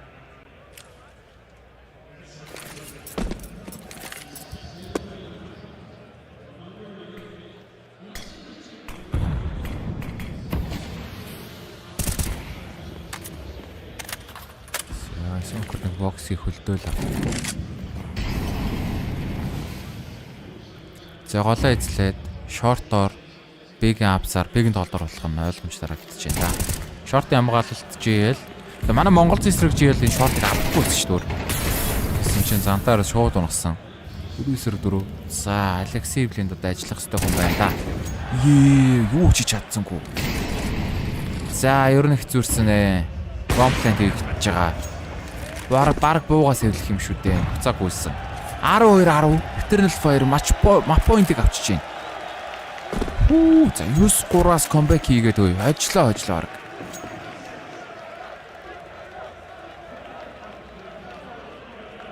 За Навигийн ч бүр чокерч байна да. Гэхдээ хүн алахгүй л хамгийн гол Нави өөрсдөө. Хүн алахгүй ч одоо яаж шийдчих вэ? Тэр GL-ийг хардаа 8 килл. Алексеевийг хардаа 6 килл. Имаг хараа 9 килл. Бараг байр суулгад ийм киллтэй байсан баг шүү.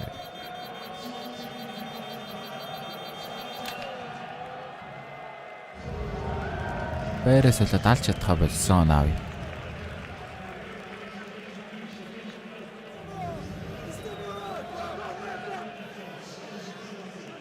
За Мирач ч одоо Навиг өөртөө сонгосон маа. Энийн дараа Eternal Fire-ын сонгосон Inferno гарч ирнэ.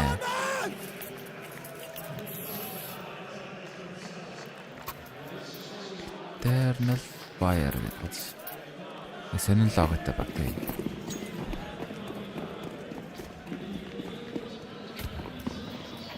Арай өөр хэлбэрийн гоё лууны лого байж болоогүй л байна. Стикер гэсэн. Ой логотойс бол стимчмэрлс. Наач.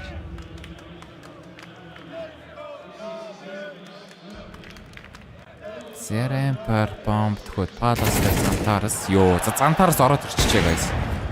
Зантаарс яг бидний мэддэг зантаараас мөн байна. Буудалд нь ороод ирсэн байна. Навид нэг төвшиг алдсан юм шүү дээ. За тэр балкон дээр гэсэн улаалгаад алж чадсангүй ийм аа. Өөрөөсөө хэлчихлээ.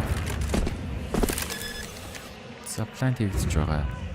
Гол дээр энэ меншерийн лүрк бүр жинхэнэ 10 удраа гутгаар нь хийн гэж байгаа юм биз дээ. Алексеев.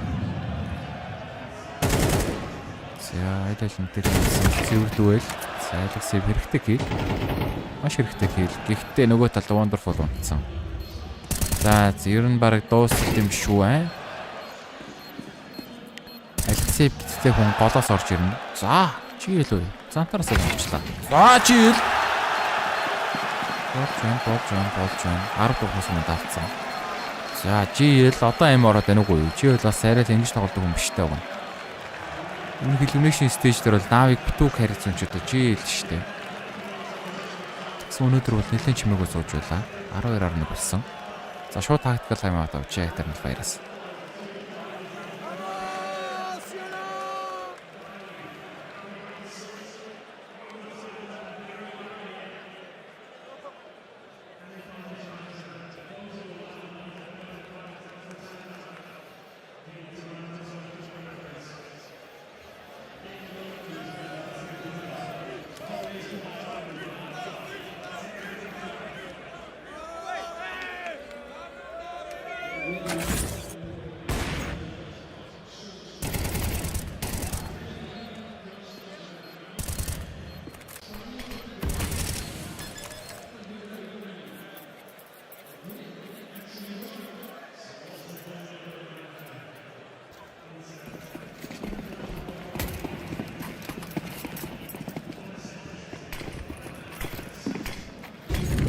За өвтгий үзхүү үгүй юу.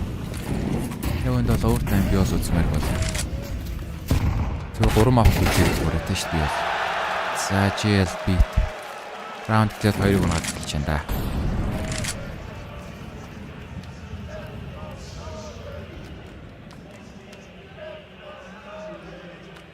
За overtime гараад ирж байгаа юм биш үү дээ. Ямар хоржонтой юм бэ? За плей-оффын тоглолт гэсэн шиг бас үзээтэй шүү. Энэ хоёрын тоглолт яг үндэ ингэн л дээ. Амар үзээтэй тоглолт гарах хэрэгтэй хоёр баг гэдэг байгаа шүү дээ. Виктор нь хоёр бол.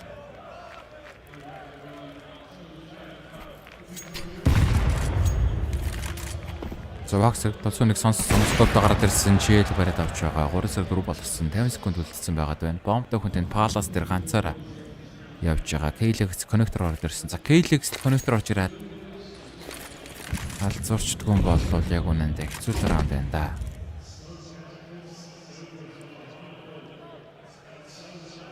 За паласын хүн тэнд орж байгаа. Коннекторын хүмүүс гараад ирсэн. Мэдээлэл авсан. Temperature beat measure гэнэ бомбны мэдээлэл ирсэн. 30 секунд цаг нэлээд магацаад бомб аваа тавих хэрэгтэй. Наавигаас бол тэр жигтэй нуугдчих чинь. Бомбын өгөө тоглолтыг шийдсэн. Ийм аа. За зөөвтэй юм гарч байгаа guys. Сэвэлгцэн аач. За 12 бол ойлгомжтой.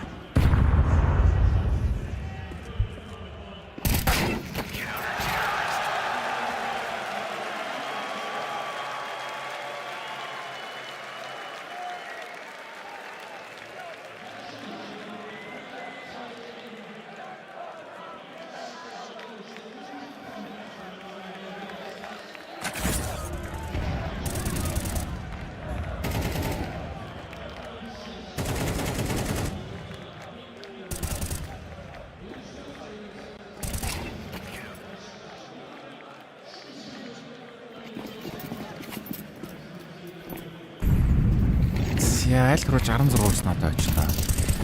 За хоол дээр бол моолыгаа алдаж малдаад бол. Тэр нь баярхан жоохон чоколад байгаад.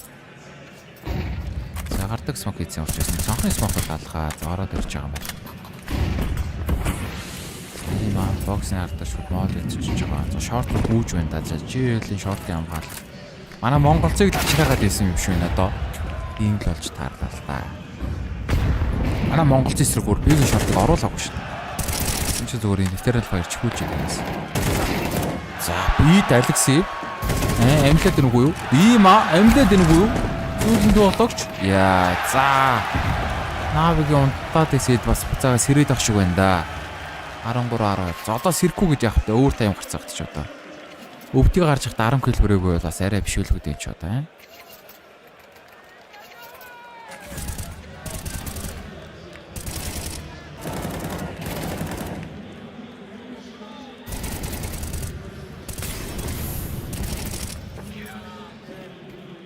Эхний раундыг Нави авч байгаа. За шууд Агийн стап хийгнэ. Eternal Fire. Гол руу нэг кодлаа цонхорсон хийгээд шууд 10-га 5 орё гэж хийдсэн байна. За сайтны хамгаалтан дээр Palace-ийн доор beat төрдгөөс оптой wonderful шатнаас иймаа гэдэг гурван тоглогч хамгийн түрүүнд хамгаалтаар орж ирэх юм даа. За beat бол дэше Palace руугаа гарчиж байна. Андер Palace биш юм байна. Palace-ийн дээр байгаа юм байна. Palace гарч ирэх хүнтэй шууд үүлдчихэл гэж байгаа юм шүү дээ.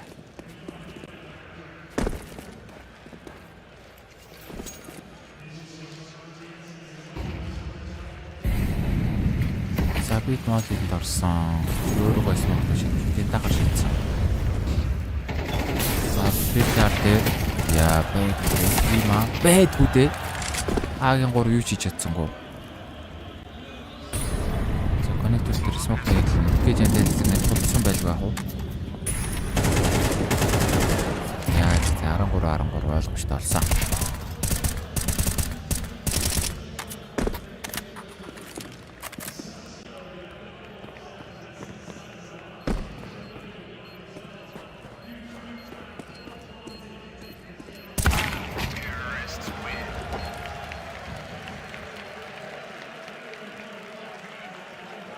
Тэмцээнийг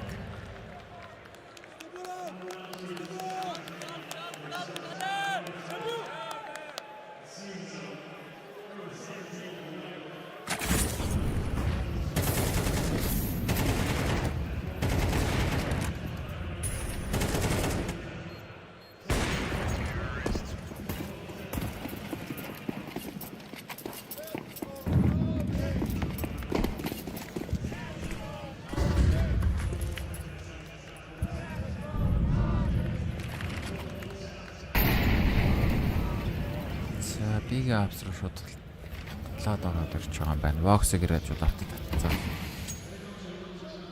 Смок хийчлээ. За тэр нь ч зүг баг.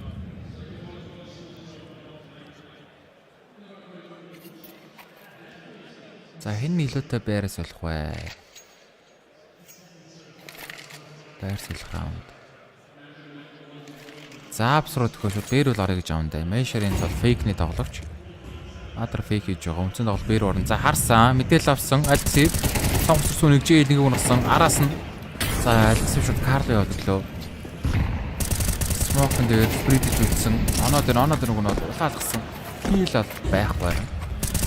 За модонд орсон хүмүүс буцаа явсан. Критикс нэлээд монжуулт 16 ч битээ. За 40 секунд. За их төлөвлөсөн юм нь бол бэлтчлээ л дээ. Агийн фейкийг шууд бээр уулгаа орч гэсэн чинь орч чадсангүй. Одоо яг юусе толгой нь харагдсан шүү дээ. Биш өсөрч хатсан толгой нь харагдсан шүү дээ. Ийм аа. Цантаарс өгсөн. Өдгөө сайтны авгалт нэг хүн дагаад байгаа. Би гол унж явах юм. Бокс. Йоо, за мейжер бүртийн гол дээр бол түвэж энэ да. Ганцаараа гол бүвэл 3-ыг алцсан. Анч PG авсан хүмүүс нь юу ч хийж чадсангүй. Яа, чигээр дээр авсан. 2-1-ээр байрсуулж байгаа юм байна.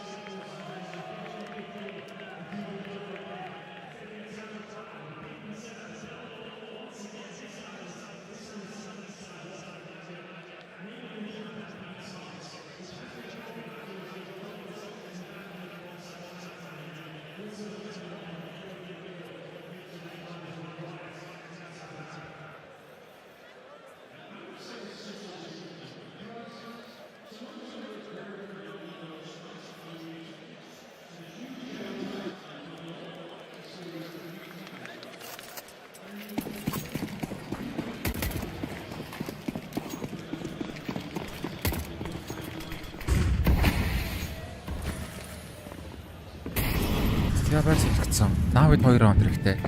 Тэр нь 2. За Наавигийн террорын давталгаа бас тэр нь 2 ч ойлгохгүй байсан шүү дээ. 9-3 дуулсан шүү дээ. Одоо яасан байгаа. За гол руу энэ зантараас шахаад байгаа. За элбсээ бол бэлэн байна. Яг л дээрхийг нь хараад байна. За флаш хүндээ өгөөд флаш хараад дээрээ гэдэг шиг байна. За андер дээр нэг хүн ирсэн. За голын хүн байсангүй. Андрас шорт тэр хүү юм аа. Унагсан цонхор вокс гарч ирээ унагчлаа. Арийнх нь бит мухта бит ямар ч гэсэн битээс мэйжлэг унагсан. Шортын за трейдүүд бол араараасаа. Чи wonderful 2. За вокс хэмтэлэг авсан. Wonderful бомб нь бүрийн дэс юм уу. За одоо л бомб гүйж ирэх гээд байдаг. За кейлэгсийн дараа баг бомб барай. За энийг мэдрэлт байна гэж байх уу wonderful. За молитод явчихж байгаа юм байна. Яа за молиг байсан бол бараг дээгүүрх байсан даа. За явж ясан сайт руу ороод тавьж болно.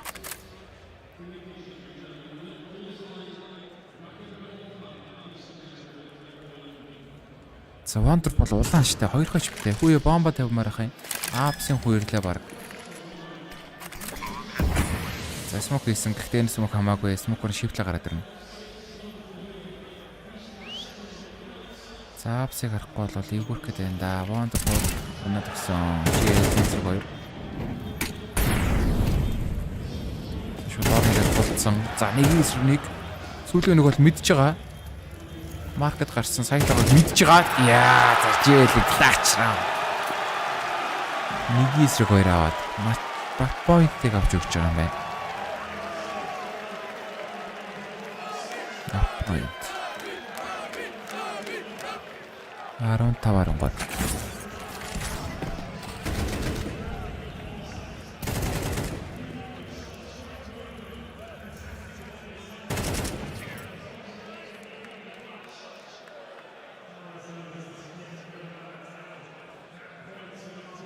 За Eternal Fire-аас шууд тайм авчихсан.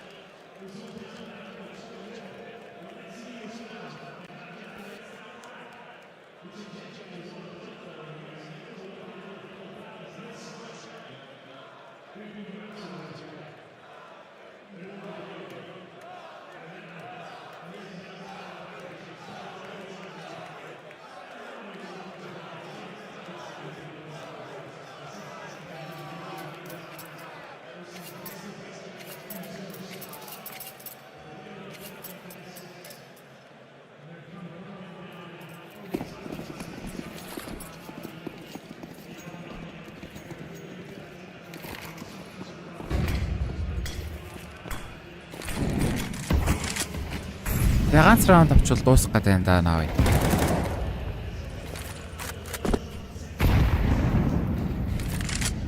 Загол дайрсан.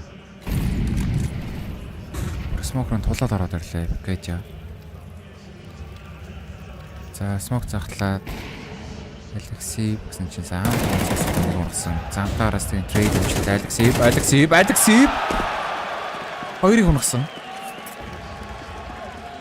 KLX Major өрүүлсэн байна да. Бүртгөөс KLX PGL-д дуэлгсэн. За beat. Trade нийлээ. За нэг эсрэг хоёр. Major top frag аагүй мэн араас ингээд top frag нь гэж болчих. За орж исэн бэрэг гүйж байгаа. Бомб тойроо тоглож. За үгүй гол руу гарч гарыг гэж байгаа юм байна. Цаг л хангалттай 50 секунд. Short-оор баг би алхаад авах шиг байна да. Major-оос лагийн сайтанд явж байгаа. За голын кросс дээр тайминг таарах уу? Бараг шорт руу алхаж байхад араас нь бариад тайминг байна гэж байх хүнд. Яа байсангүй дээ. Энэ оронд нь шортоор орсон шүү дээ нойраараа. Яа тайминг бол баяхтар л зөвлөө. За ингээд бедэр тавих нь ойлгомжтой. Major сэвлэн гэсэн ойлголт байхгүй сүүлээр авч шүү дээ. Авах гэж үзэн. Алдах юм бол тэгээд техник мапыг навь очих гээд байна. Авах юм бол бас тэгээд тоглолт үргэлжилж болно. За кит бол байгаа. Смоктэй. За Major. Eternal Fire багийн хамгийн ахмад багийн ахлагч IGL. Тэр хүүхэд нүцэх гээд ирсэн байгаа шүү дээ. Хүүхэд юм байх уу? За нэгийг унагсан. Бенч дээр Алексей. За хоёр багийн IGL үлдсэн байна. Нэг эсрэг нэг Алексейгийн мэдээлэл бол байхгүй. Нөгөө талаас бол Алексей мэдчихэж байгаа. За 16 13 хэсэгээр Нави. Эхний юу сонгосон өөрсдийнхөө мапыг уншсан хожиж байгаа юм байна. Ямар хэцүү тоглолт вэ? Ямар хэцүү нөхцөл байдал вэ? 9-3-аас бариуллаа штэ сая бүр баг хожигдох шатлаа. За хоёр дахь мапаар Eternal Fire-ын сонгосон Inferno гарч ирнэ. За хэдүүл нэг 15 минутын дараа дараагийн хоёр дахь мапаар иргээд уулзъя да. Dash. Oh shit, what the fuck? Yes, I'm coming short with it. Get ready? Yes, I'm coming short with it. Yes, I'm coming short with it. Get ready? Yes. Dash. Oh shit, what the fuck? I fell. He's still feeling it. He needs to get on the ring. Ladder up. Smoke around. Coming B, Alexei. They might know B. Beacon. Let's get Commentator sneaking, okay? Yes, okay. Can you flash short? Yes. Wait a flashing short now. Flash short. Inside top. 10 seconds. Here be up. I'm staying deep. Short. I'm watching boost window. They're maybe hiding. They're maybe sneaking B, guys. I'm watching window boost. Holding con. One short. Con short. 2. Taps. Con on short. Last 2. I'm calling cross. Jungle. Inside jungle last. Calling cross. I'm coming jungle on con. Con one. Inside con. I flash. Con up. Inside corner. Chill. Inside corner. Under con. Chill. No time. I'm in jungle. I'll kill him. Nice, boys! Guys, let's not the same time. Let's keep...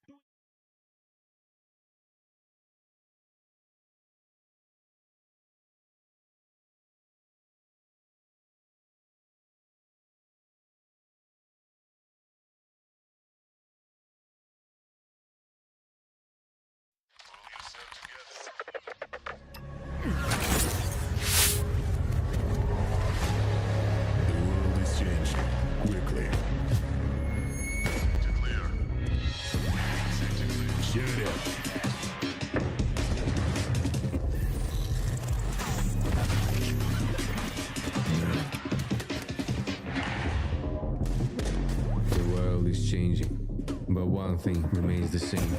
Victories with 1xBet. Level up your gaming space with metal posters from Displate. Hang your displates in seconds. Swap them whenever you like. Get official art from your favorite games on a uniquely designed metal canvas and choose from thousands of posters. Join over 3 million collectors now. Your wall upgrade is here. Shop now at displate.com.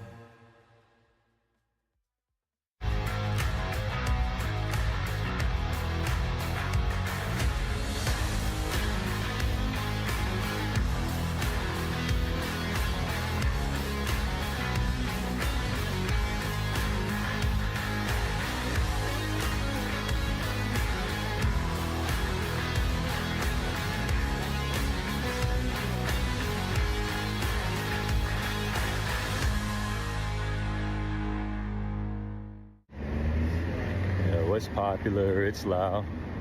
And this is ASON's commercial. But ASON spent all the money to make the headphones good, and they got no money left for the commercial. So I'm gonna need you to head to ASON.io. ACEZONE, yo. Code PGL, 50 euros off. Got some headphones. It's now or never.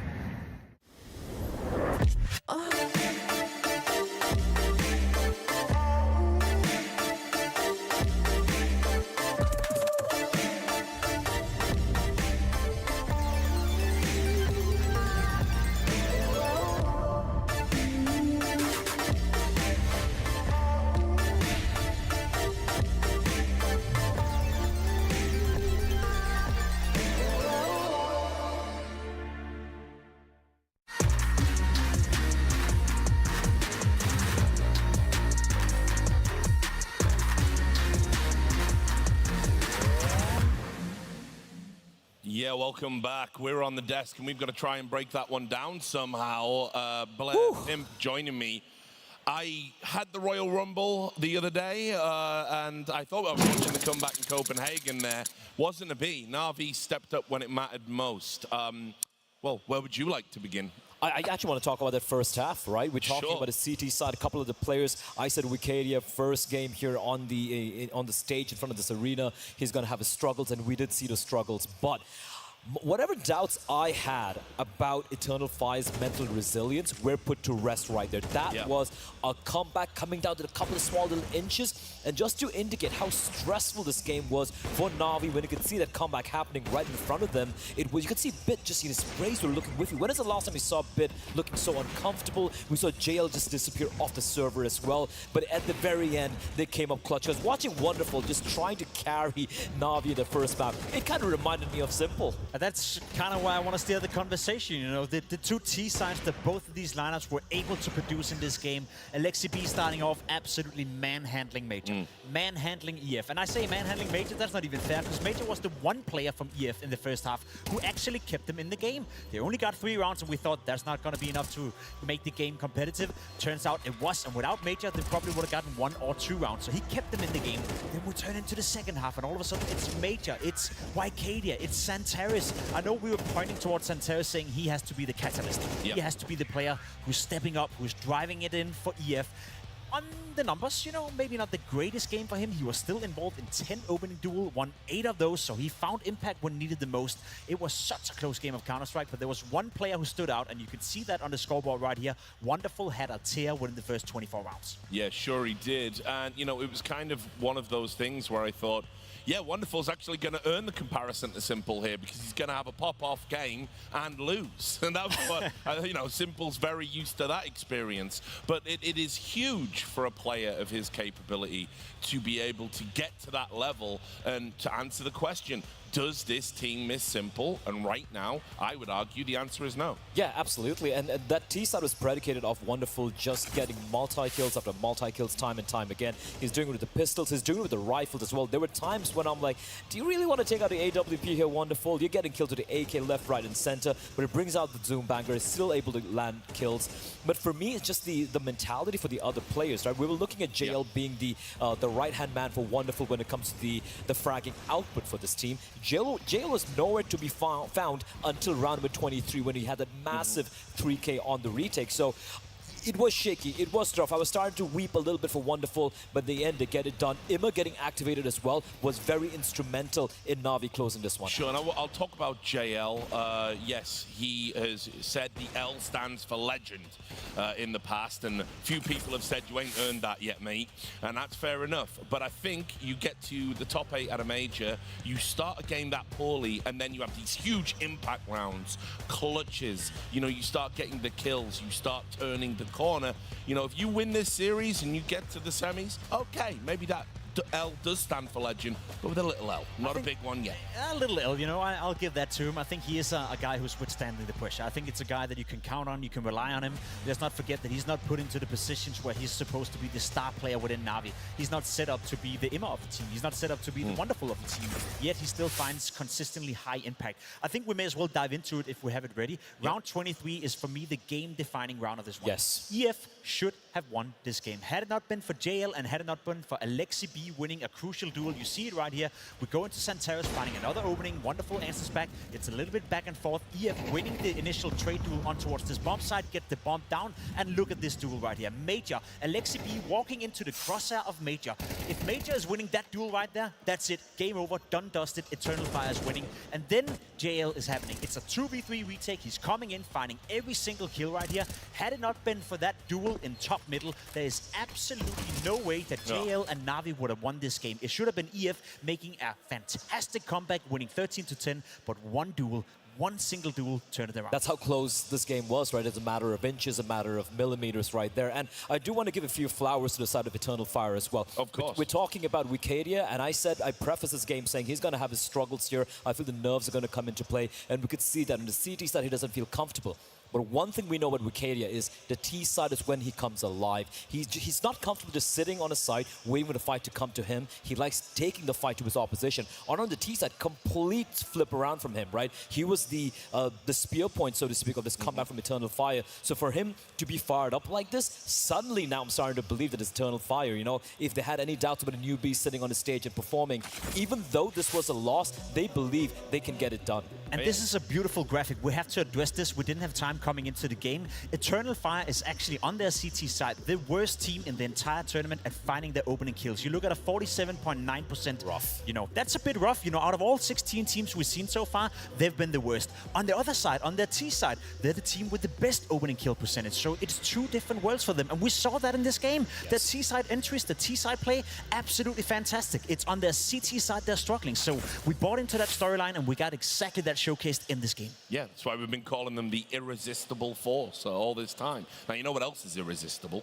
Ooh, I can take a guess. Yeah, I mean, you might. We've done this before. It's the Displate, huh? Yeah, our friends Displate, who obviously are sponsoring the tournament, do just want to say, obviously, as well, if you have any doubts about being able to mount these, you don't need any tools. It's all done by magnets. How do they work? I don't know. Never figured that out for myself. But if you go to displate.com/PGL, they've even put the discount up for everybody from there. 200 officially licensed artworks and obviously officially licensed Counter-Strike artwork as well. If you buy 2, you now get 30% off. And if you buy 3 or more, you get 36% off. So great deals there, and thanks very much to Display. So we go from red hot deals to the matter of Inferno. Yes. Well, let's talk about it, guys. Obviously, it's a map that has changed a lot with the changes to it. So whose strengths do you think it plays to here? Because we've seen both of these teams on this map right now, and the nature of the map means the head-to-heads are always going to be close anyway. I think it's a map where, like, I expect Eternal Fire to pick it, right? They've taken out teams like Vitality, like even Virtus Pro in a battle of attrition. I think they're very, very good. The fundamentals are very, very solid. But there are a couple of weaknesses which I feel other teams haven't been able to exploit. The CD side in particular, they play very heavy towards B early on. They go for the usual, the phase, meta smoke, so to speak. And one thing we saw VP never try was go for a faster hit towards A on any of the half buys. So Eternal Fire basically were having full control of the map, and VP, because of how slow they were able to just outread them time and time again. Na'Vi, 100% sure, would have done their homework. So I'm expecting Na'Vi to be a little bit more fast-paced, a little bit more disruptive, and I don't think it's going to be as easy. But that being said, Eternal Fire, I think Inferno is the best map right now, honestly, apart from Vertigo, right? So sure. Vertigo getting banned out. I still believe Eternal Fire is going to take this to map number 3, especially because, for me, EF's biggest weakness is a mental, just being fragile mentally. Sure. But that comeback right there, even though they lost it, should give them belief that, yo, we can get this one done. If there's one thing we know for sure, it's Blade always coming in well prepared, especially with LXCB as well. And we have seen two teams who throughout the tournament have been significantly better on their T side than they have on their CT side. So that's what I'm looking towards. Na'Vi on the T side, are they able to play fast-paced Counter-Strike? Are they able to find loopholes within that defense of EF, which we have seen have been fragile throughout the tournament? Whereas for EF, the way they beat Vitality, the way they beat FaZe, the way they beat some of these big teams at the tournament was by controlling the pace on the T side, was by going into 3v3 scenarios, 4v4 scenarios, and out-calling Kerrigan, out-calling Apex, actually playing them as were they puppets in the game. So I'm looking towards EF and the T side to be the strength, and then I hope they figured out the CT side. Good thing for them is Santeros always shows up on the CT side Inferno, so he's going to be battle. Well, just holding that thought about T-sides, let's talk about Na'Vi. Just had a pretty, decent T-side. We saw Imma get activated as well. We highlighted it in the pre-show. Imma, can he go and get those entries? Can he start producing the numbers again? The good news is he looked like the player, 70% of the player he was in Paris. And obviously, this is a map that you've got to have those entries. You've got to have that strong T-side. So... Well, can you take a wild guess? What map do you think Imma has the best statistics on? Well, this is kind of why I was asking the question. Well, there we go. It's going to be Inferno, right? Yeah. That's the one map where he's activated. That's the one map where he feels comfortable. So, yes, I'm looking towards Imma. I'm looking towards Bit as well. He's always been a menace on Inferno. I know Bit have struggled a little bit to find consistency within Na'Vi. It looked rough here on this map, though. It looked a little bit rough, but Inferno is usually his playground. It's also a map that Na'Vi had a period where they would actually pick into Inferno against other teams. So, I agree with you. It's EF's absolute best map. We've seen them play it fantastically well, especially against Vitality in the group stage, but Na'Vi are no slouts. Yeah, okay, well, look, just quickly, we are going to come back and break it down a little bit more. But Parla's down there with a fan, so get the swear beat button ready, I predict. Richard, I tell you what, I am a fan of this one. Everyone, give it up for one of the best to ever do it. It's Alex Machine Richardson! Quick thoughts. What did you think about map 1? Did you think EF let it go? Oh man, it was a great game. To be honest, I thought it was just going to be a Na'Vi trouncing with the way that started. It was cool to see the resilience from EF and from Major. But I mean, the better team won. It was an exciting. I'm glad it went OT. All of the games are delivering, and the crowd, the energy today. You guys are giving it. Amazing. Alex, what's happening on map 2? Did EF bounce back, or are Na'Vi taking it in 2? I don't know, Parla. Let's ask the crowd. Guys, is it going to go map 3? Alex, thank you so much for your time. But anything else that you'd like to say before I let you go? Shout out to the Roaring Bears drum section. They are killing it. They're keeping the rhythm. They're keeping the energy. Loving the drums. Everyone in here is absolutely killing it. Let me hear you. Copenhagen, make some noise! Richard, back to you. Good to see Alex down there with the drums. All still mates. That's the main thing. He does like the drums, I'll tell you that. But here's the thing with Inferno, just heading back to quickly, just kind of wrapping up the conversation, the CT side, right? I feel like the CT side absolutely is going to be predicated for me on the A-bomb side. We know Eternal Fire, they like really slowing things down, heading towards the A-bomb side, and that's where it's going to be Imma playing. Now, we know he can be good, but the CD side is where he struggled. He struggled in Mirage as well. If he doesn't deliver as a rifler, all the way it's going to come down in Bit and Wonderful. And I don't think that's going to be enough. We need all three players activated, or else I just see map number 3 coming up here. I think it's going to be a game between Major and LXCB again. It's going to be who have the better T side, who can obviously shut down on the CT side as well. But we've seen two in-game leaders that throughout the tournament have been able to inspire their team, have been able to dictate the pace in that T side, especially on Inferno as well. As I said, the way they beat Vitality, making Apex look like he couldn't figure out any solutions on the fly whatsoever. That's the EF I want to see. If they can pull off a replica of that performance, I think we're going to a third. Well, let's check in with the star players, extend that thought a little bit. We've still got a little bit of time on the clock to talk. So, Woxic and Xantares, obviously we know vitally important for Eternal Fire prospects here. What did you make of them on the first map? I mean, obviously Wonderful had a fantastic showing. He was dominating the game the first 24 rounds. It almost felt a little bit disjustice to him that he wouldn't win the game. You know, they were so close losing after him pulling off, was it a 26-9 scoreline? At the moment, they were down 12-10. Whereas for Voxic, he came alive in overtime, had a couple of impactful moments, but didn't really show up in the way that we want to. Good thing for Voxic, Inferno, it's a map you can get by with playing fire rifles. It's a map where the AWP doesn't necessarily have to be the difference maker on the server, so he can kind of hide away a little bit more. But one thing that goes super underrated for Wonderful, one thing we saw in the highlight packets as well, he's good with the rifle. You know, we're comparing him to Simple, we're saying he's a great AWPer, but he also shows up with the rifle. He's not, you know, not versatile as some may describe him. He's very versatile, and he's shown that time and time again. Yeah, he's going to be finding that impact on the T side as well, right? Like, even if you don't have the money to work with, even if it's a bit of a half buy, you have the AK-47s, he's finding even more impact than Voxic is. I think, honest to God, the fair comparison for me would actually be Xantares and Wonderful, in all honesty, right? Even though they play different roles, so to speak, because Xantares is looking at his entries, and again, he did wake up at the very end of that game, so he's going to be finding that mad impact. And likewise, I feel Wonderful is going to be doing a lot of heavy lifting on that CT side in particular for me, for Na'Vi. Yeah, and uncharted territory as well. It's like Eternal Fire. The worry for me always is when they get into these series, if they have a victory sort of taken away from them, they get within touching distance of it. You know, what is it going to do in the camp? Because we've seen that it can get a little bit testy, a little bit fiery, and Major is constantly having to hold peace talks with his own players to try and bring people back to be goal-oriented.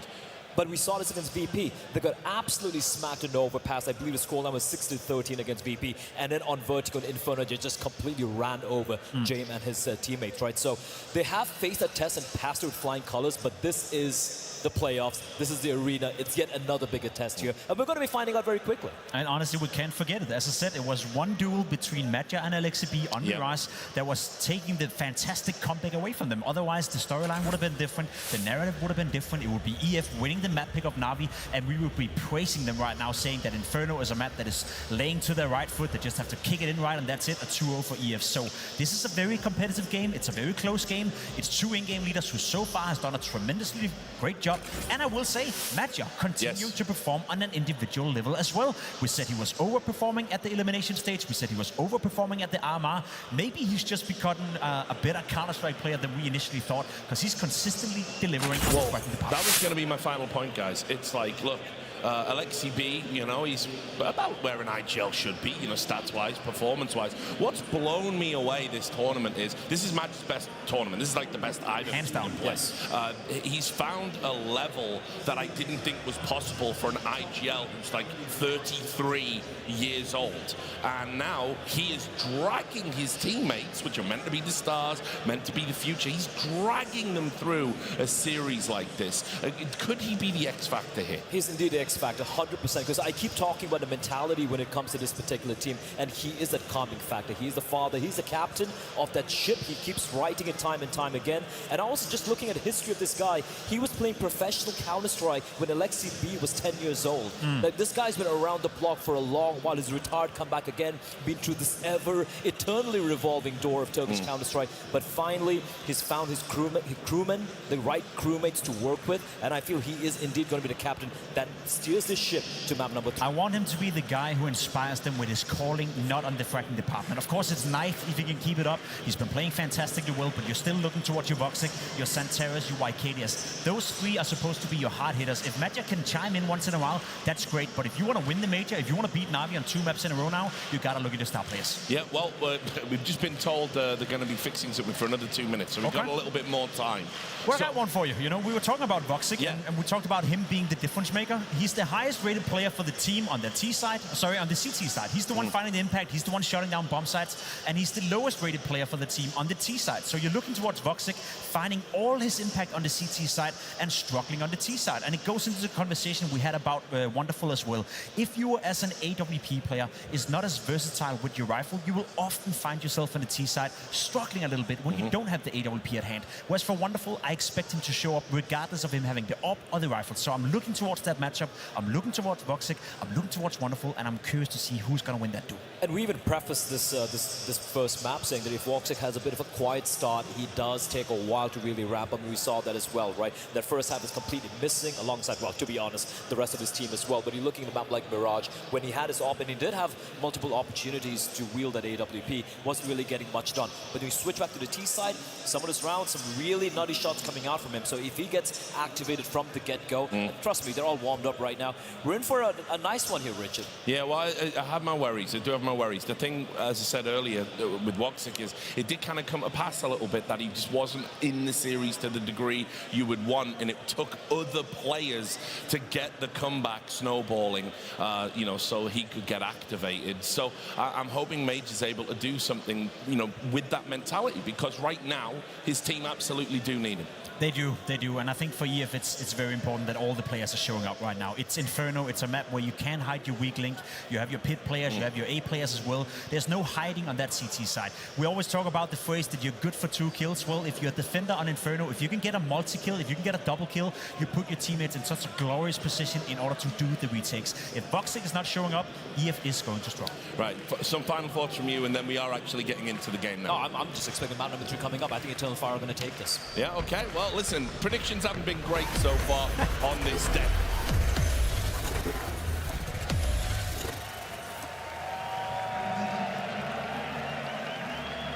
Я хоёр дахь map хэлсэн Inferno. Eternal Fire багийн сонгосон map гарч ирж байна да. Захим map бол нэлээд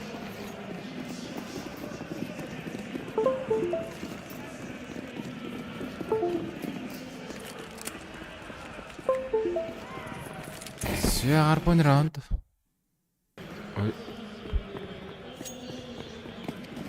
Я навигас контр талаасаа.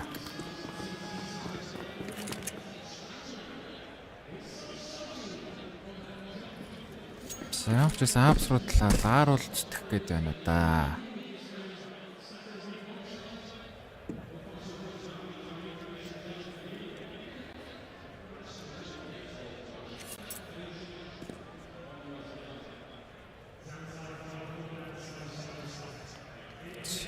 Замтарсынд гол руу шивлээд болсон. Агийн хамгаалтан дээр 4 тоглогч байна аа бид. Эдэр ганц хүн үлдээсэн. Чийл бэдэр ганцаараа. За чийлдээд мэдээлэл авч байгаа. Смок байгаа юм. Смок үгүй. Йоо за савуулсан жийл. За тулцамжаар wonderful молитой. Шууд мол ицсэн. За тэнд смок өдрөө алдаад байна да. Тэр гараа 4-д смок алдчихлаа. За ийм араас нь орж ирнэ. Төрдгийн смок алдсан. Энэ кросс дээр гол нь одоо шийтгэл явж чадахгүй л гэдэг байна. За жиэл улаан смок унаад өгсөн. Би Зантараас унаад бананаас 3 хуг ороод ирсэн. Алексей Major wicket яа 2 гунагсан 2-2 болчихж байгаа. Бомб тавигдав хамгийн гол нь.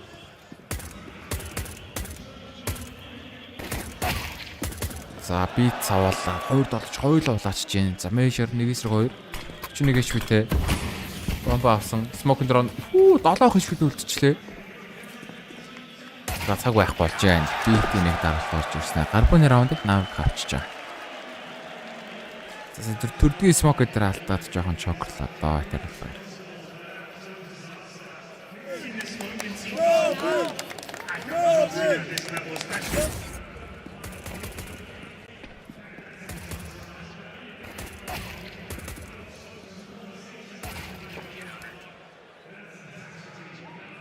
За бомб тавьж чадаагүй. Нэг раунд орно.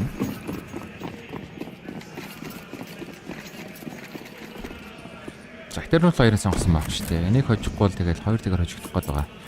Энийг хожиж ш дараагийн Decider гарч ирнэ. Decider-оор бол нэг гарч ирэх байна.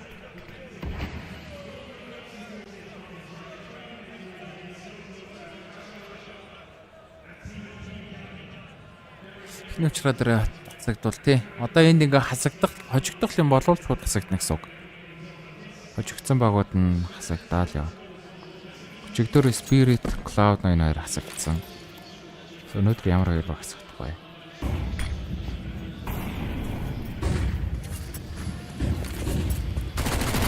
За Force баг хийцэн тоглолтууд ирчээ. Агийн тоглолт Wonderful.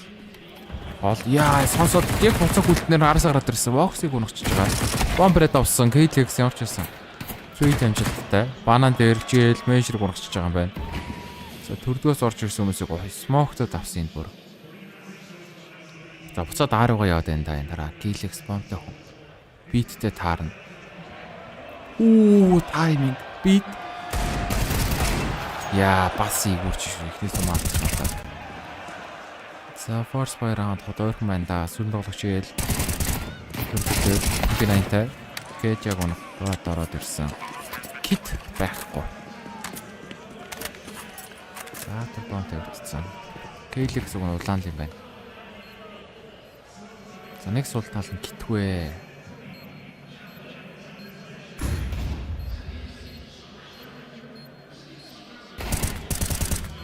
За хийгээл дахиад битэнд байгаа шүү дээ.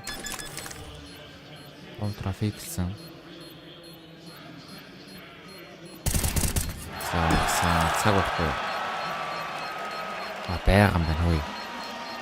GL nice гэ өрлөөд байна. 10-аас өмнө дарсан юм та. 10-аас өмнө дарчжээ. GL-ийн клач. Нэг раундыг авлаа шүү сайн.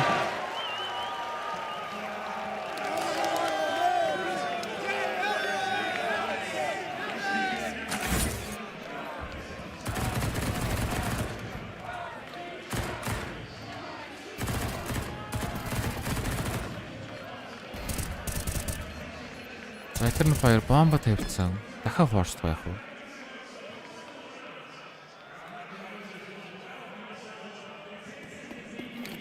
За Eternal Fire-ыг жоохон tiltтэй байна да.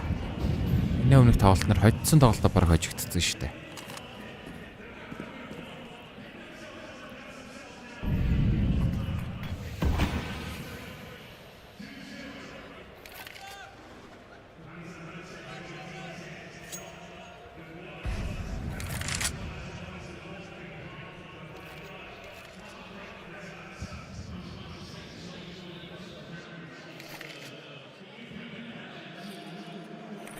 Явж байсан дахиад force баяга гараад ирсэн. 2 AK-ны гэлэл нэг гарахгүй нэг тайтай.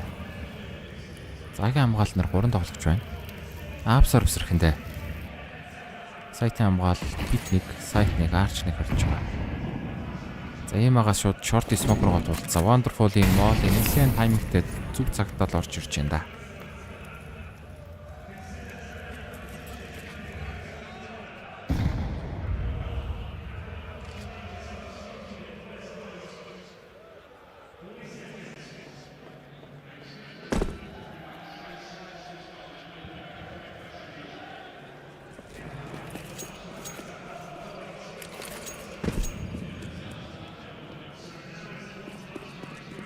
Яг нь бол 20 секунд.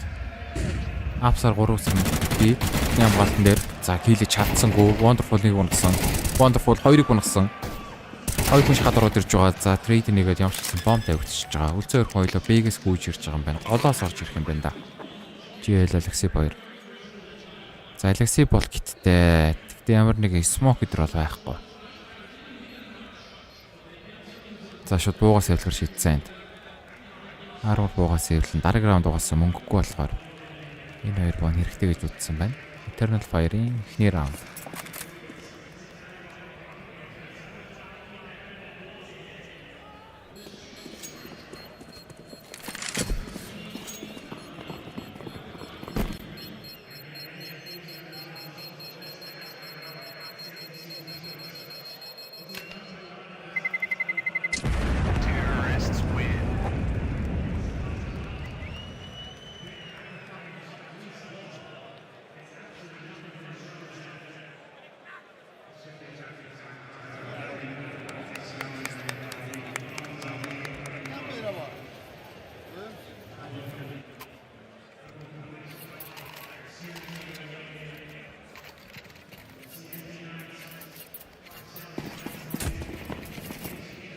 Данавигаас зөрүүлээд force fire. Сүрсэн бадлал орж ирж байгаа юм байна да. За бид 2 атар бороо.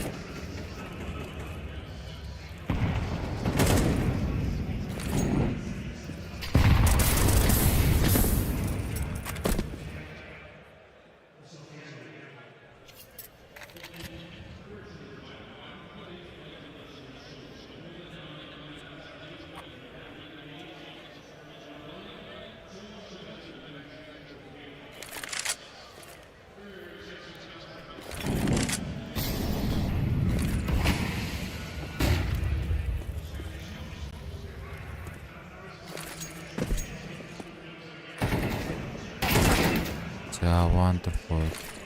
Бэг дамжуулалтай. Гадаасаар 3 ороод ирнэ. Wonderful 2 kill. За гинда чиндаанд. Helix бариад авсан. 3-3. За голоос ийм аа энд. 5-7-тэй short-оос AK удаад авч болно. За битний хүн. Helix тэнд төсөө мэдээлэл аваад байгаа. Bomb plant хийсэн. За голын өмсөнд major барьж авна. Alexi боноод өгч байгаа.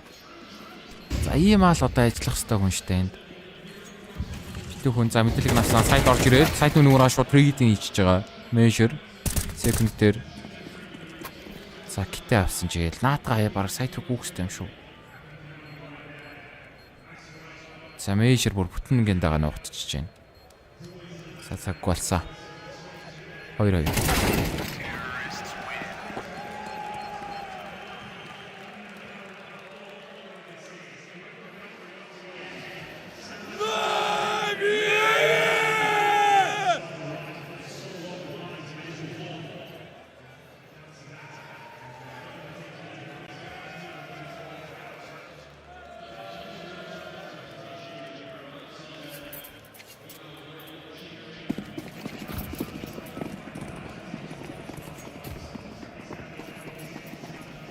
За экран нэг зэвс байлцсан нэг флаштай.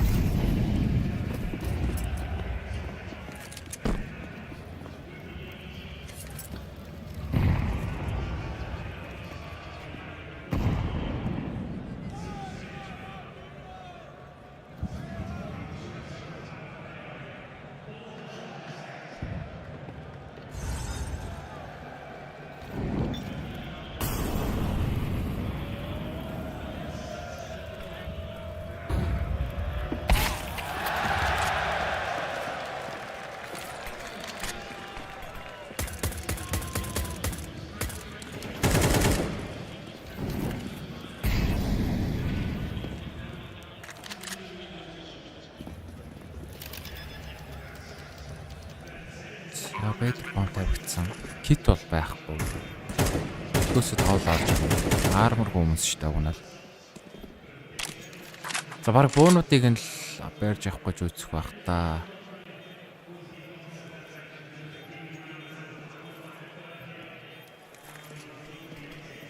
За дөрдөг смоктой шүү банан руугаа буцчихъя гэж байгаа юм байна.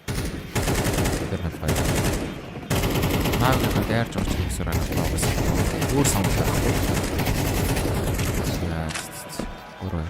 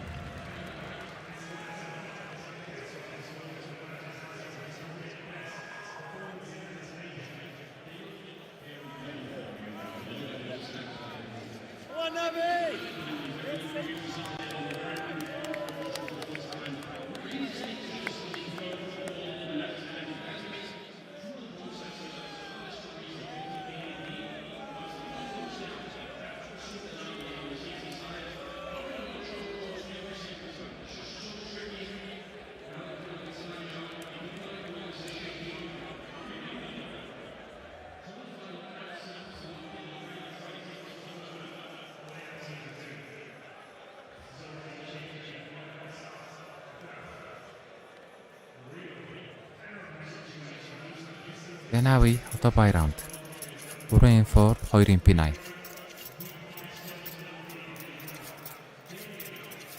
За Eternal Fire-ыг сонгосон мат. Энийг бараг ер нь л ажаа гараад ирлээс гайхам буугаад байгаа шүү дээ. Энэ нь бол бас нэлээд л үзэдэл болох байх.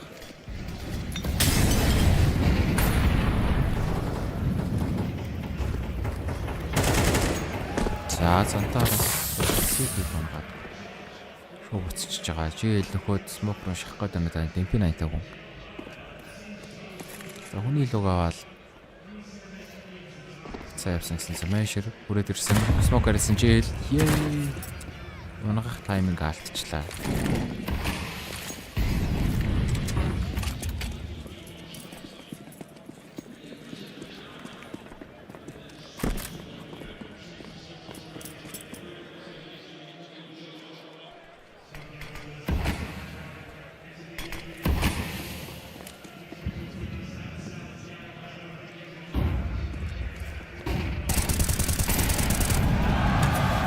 ийм 2 спрей дээр орсон 3-4 5 секунд.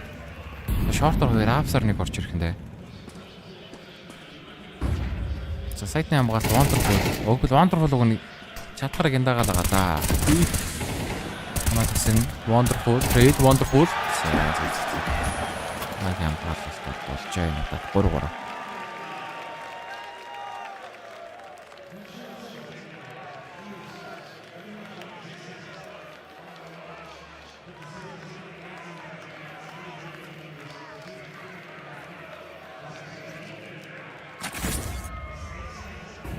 Бай раунд амжилттай наваагаас.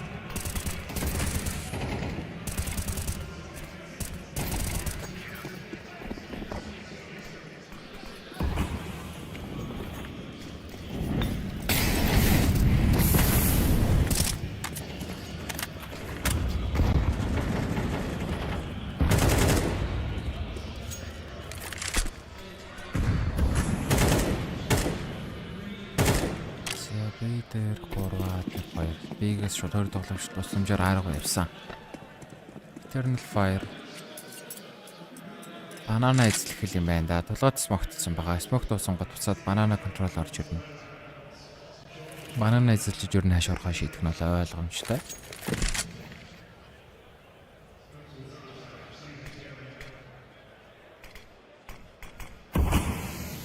За арч смокийг хийсэн. Одоо бананага эзлэндэ. Дээврийн флаш бариад. За наавыг бол бананыг өгцөн байна. Хоёр тоглож хойноосоо тоглож байгаа шүү.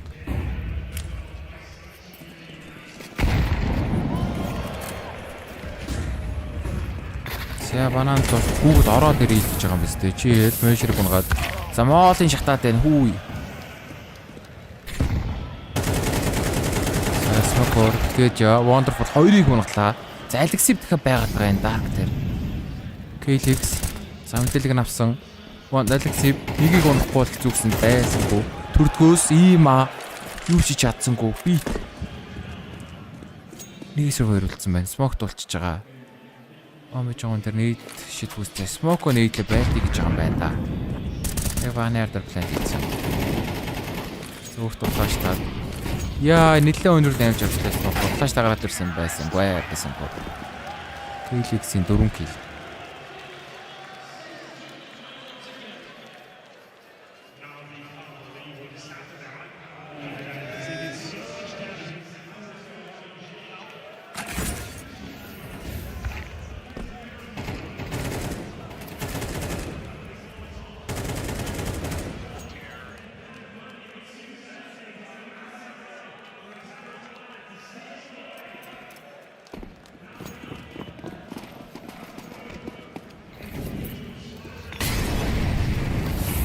Наавгаас экранд орж ирсэн. Гарбуутай. Арморгоо гарбуунат. За wonderful дигэл шот. Ихнийх нь өдгөн байсангүй. Араас нь за гэж иймэг унасан. Гол хэлбэр бойлерын тоглогч би нэг гав буцах дээр нь Kelix бариад авч байгаа. За энэ ойлгомжтой болсон. 5-3.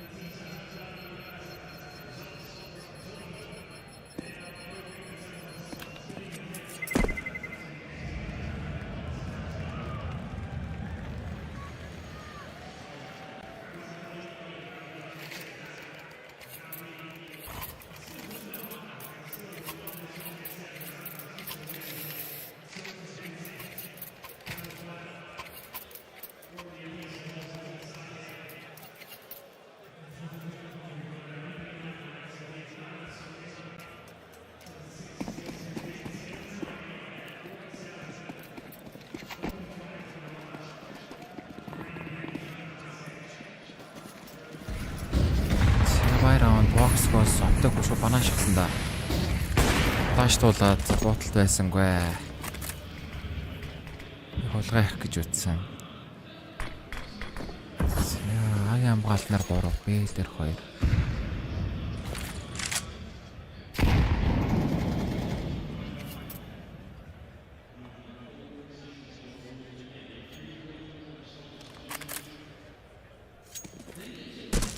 Смок туусан гол буцаал банааны эзлэндээ тэнд бол Эшер тулдаг флаш болцсон л байгаа.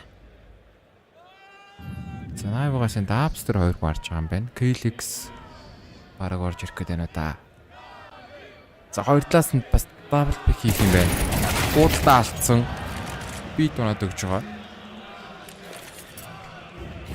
Гэж бүр 3 хүч үлдсэн байна.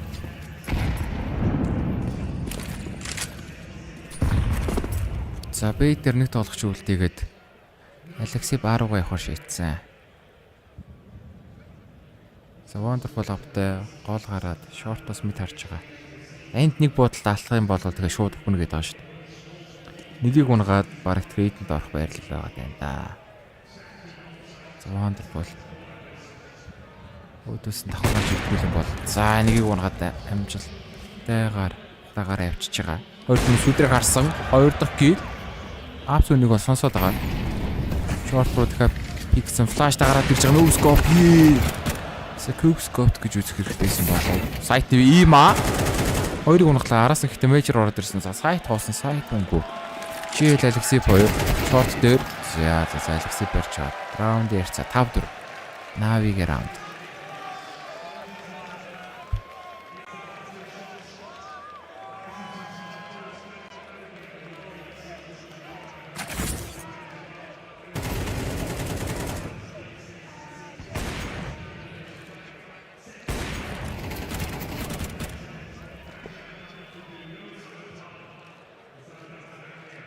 За Eternal Fire-ын тайм аут орж ирсэн. Eternal Fire одоо Inferno-го хожиж Cider Nuke гаргаж ирж штэ. Жигтлэн бол тэгэл дуусах гэдэг.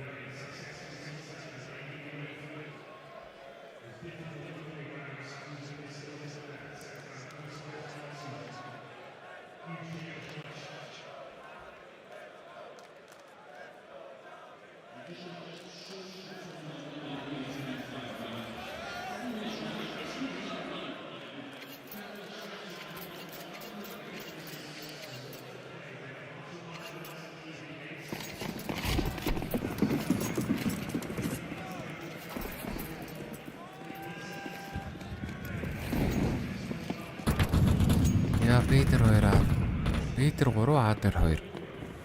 Eternal Fire-аас бол Echo Round юм байна. Armor тал armorтай нэг гарбунууд гараад ирсэн. Teknine нот. Wonderful-ийг ганан дээр бөөсөлж байгаа.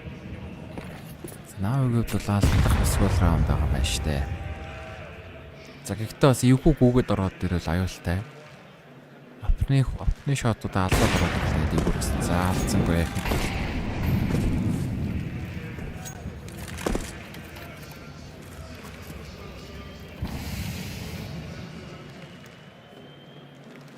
Хэдэн флаш смокод авцсан. Бараг смокер флаштай гарах гэдэг юм да.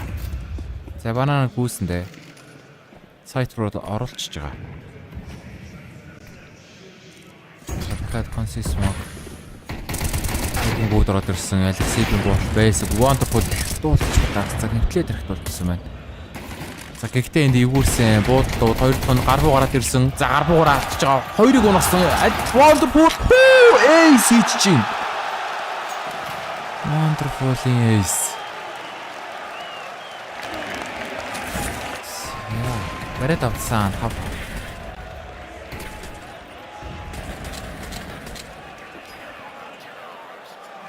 За Катустер энэ хоёр бол хоорондоо Inferno тоглоогүй юм байна.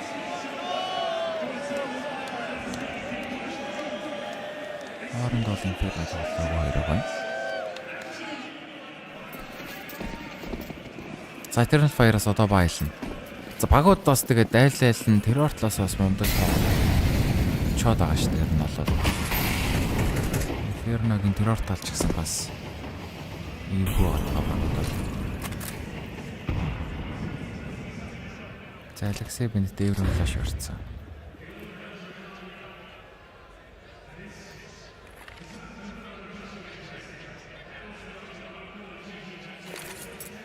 За флашн дээр фиксэн.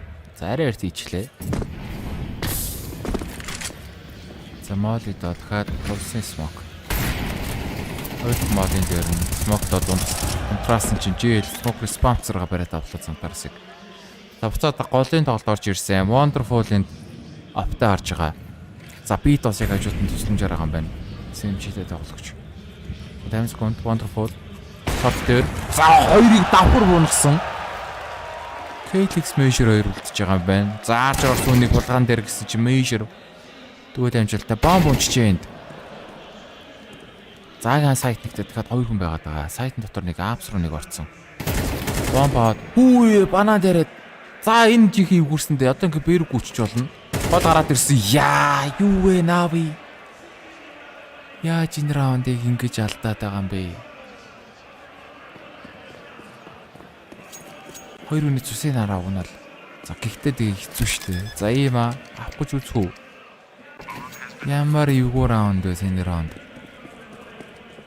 2-5 раунд өстэй. Йоо. За бүр амар раунд авлаа да Eternal Fire. Ямар амар раундыг авчих вэ? 2-5. Ингээд 2-5 шүү дээ.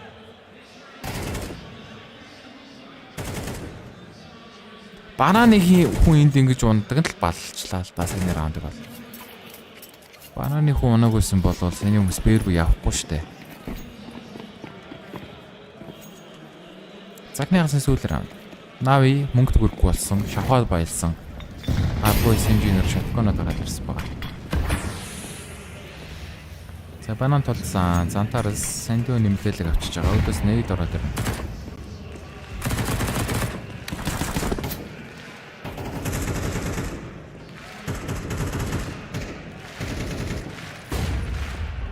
Яапстер флаш гарч ирж байгаа гэж яа.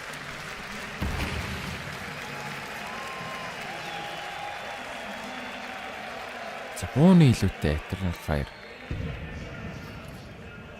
Бууны илүүгээл ашиглах хэрэгтэй даа.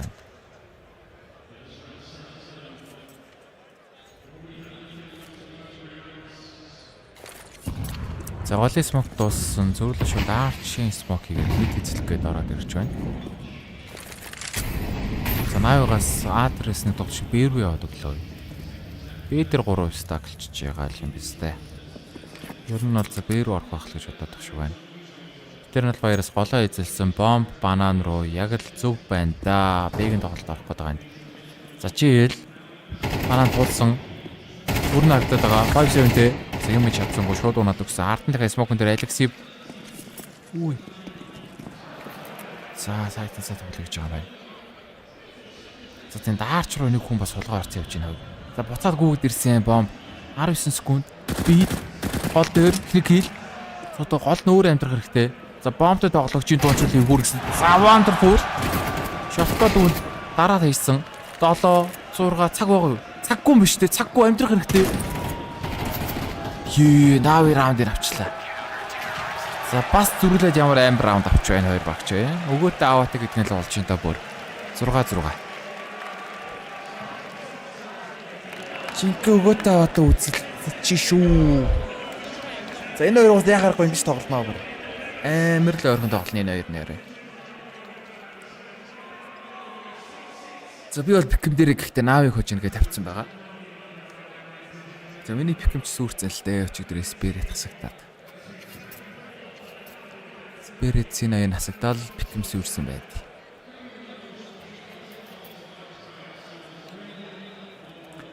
Гэхдээ зүгээр silver coin бол гоё харагддаг юм байлээ яг үнэндээ. Би бол silver coin дээр сэтгэл хангалуун баг. Аймдаас тутгааргүй л гэлтэн тийм байл.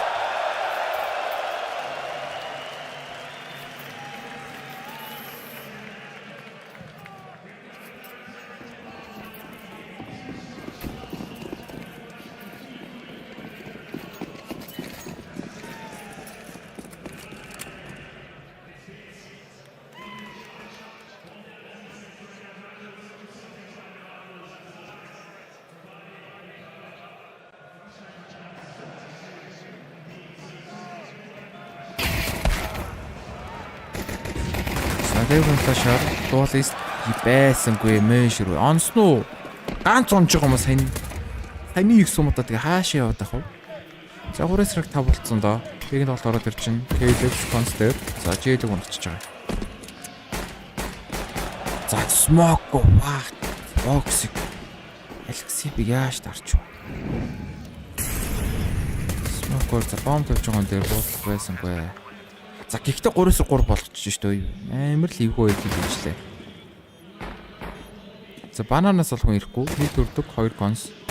Түүний мэдээлэл ирсэн. Бит дүүлдэд байдаг. Има Феликс унгасан 4 PGL нэг унгаад өгсөн. Бит консыг унгаад трейд нороод ирсэн. Сүүлэн хүн банан дээр има за цагаараа тоглох хэрэгтэй шүү дээ. Одоо китгүй хүн 10 секунд дефенс орно. Китгүй цагаараа өөдөөс шахаад ороод ирсэн. Зүгтааж байгаа. Нуугдах хэрэгтэй. Сумд дууссан. За цаггүй болжээ. Гарбоны раундыг наав явах нь ойлгомжтой болсон. 7-6. За бас хийгүү үзэж шүү.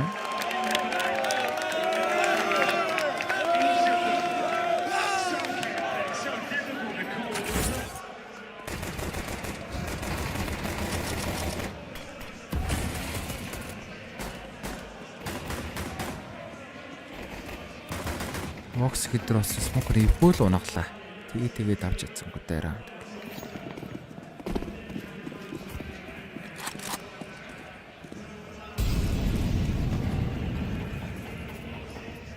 За force by хийчихээ Eternal Fire. За Eternal Fire ч ер нь бол forcedчдаг баг гэдэг байгаа шүү дээ.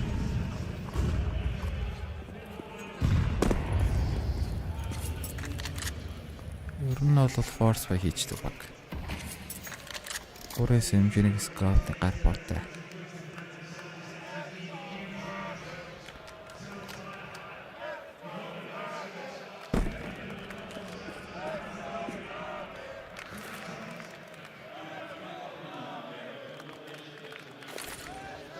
За Wonderful бүр өнөөдөр хядж байна. 20 кг хүрсэн дахиад. Wonderful бол нэр хожмоор байна аажмаар. Алексейгийн 20 кг-тэй л авчдаг. 22-ын зурж бас хол шүү.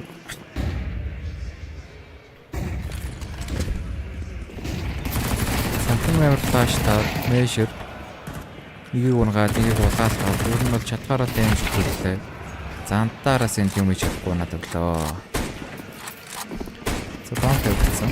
Force by round beat PGL унагсан. 2-4 цусмуу хүмүүс 3 байна. 3 хүн улаацсан. Яа, за beat 8-6 болох нь ойлгомжтой. Боксигийн scout армаараа сэвдэх гэж үзэн. За дараагийн раундод жих ухаараа сэвдэн штэ.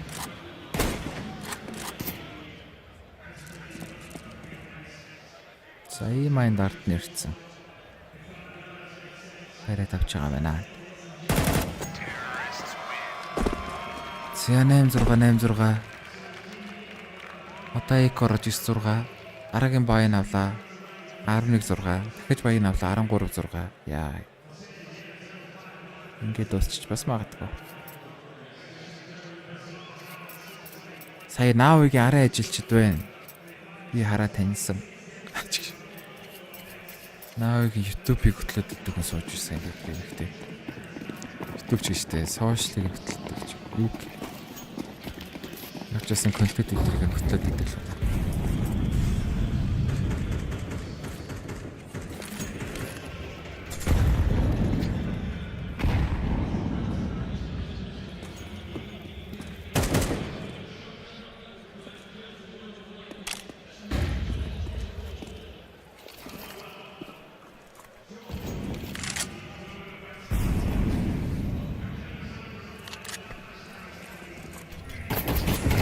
За багны арын хүн харагдсан. Зантар.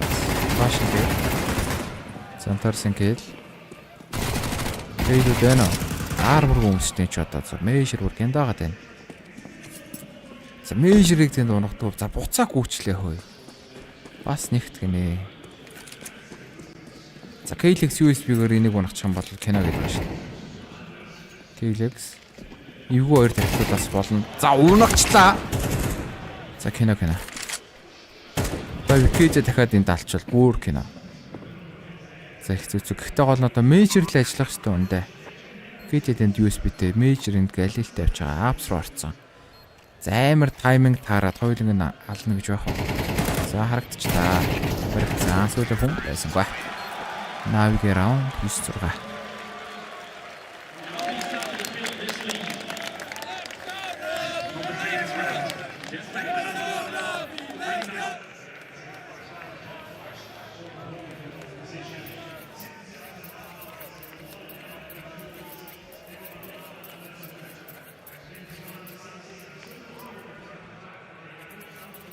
За 3 раундын зөрөө Eternal Fires бай раунд. Voxg өнөөдөр тоглохгүй байна тий. Voxg жоох муу ш. Уг нь бол Voxg гэдэг нөхөр юм нь оршвол аюултай тоглолт нөхөр штэ. Энд чинь одоо хятад гараад ирсэн ш. Elimination stage дээр бүр алсан биз дээ бүр.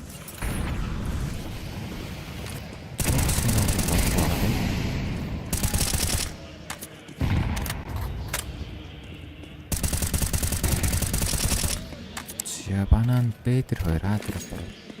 Банан дахиад тулгаарсан магтсан. За наа би бол смок хүлээнэ. Ер нь бол дуусгаж байгаа л бананыгаа эзлэн хийх байх таад. За Eternal Fire-ийн хувьд маш чухал бай раунд шүү дээ. Алдах юм бол мөнгөгүй 11-9 болоо. Үш 11-6 болоод ирж болно. Ер нь орой тэр чигээрээ тилтрээ дуусчих магадгүй гэдэг шүү дээ. За Major чиглэлтэй мэдээлэл аваад тоглоод байгаа. Флашн дээр ороод ирсэн. Шууд ухарсан. Би тэр ганцаар байгаа учраас сейф тоглох хэрэгтэй. За голын бүүстэн дээр нөгөө мэдээлэл авсан. Kill бол хийж чадсангүй.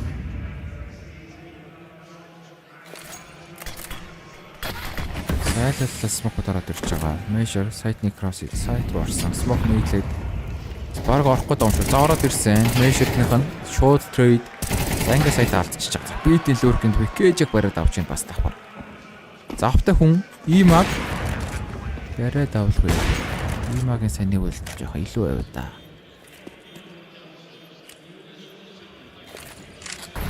За төрлийн флашаар хийгдсэн. Флаш амар спрейд буудалт гэдэг байсангүй. Констер нэг тулцсан шүү дээ. Хүү жийл. Хүү яач вэ? Ямар сонин тухай. Ийм бай бит нэг флаш доод. За цагаараа тоглоо. Салгаагүй нөгөөт нь. Яа, за битиг клач. 1-3 багийн харыг дааж өглөө. Сая бас эвгүй тоглож ш. Ягаад тэр консрууд жийл тэгж утгаагаарч өсөрж орж мараад байгаа юм бэ? Бас эвгүй хөөе. Бараг шидэт байгаа юм яа. За Eternal Fire-аас тайм аут орсон. Хурд тайм аут. За бай раунд алдчихин да Eternal Fire. Одоо ингээ мөнгөний асуудалтай. Мөнгөний асуудалтай.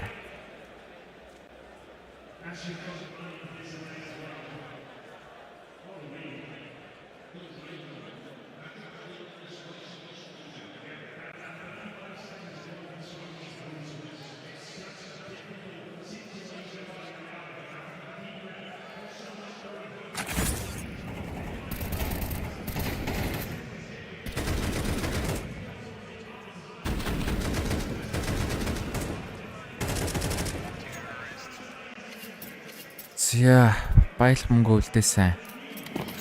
Нэг M4 3 MP81 дигээл гараад ирж байгаа. Аргу баятараа.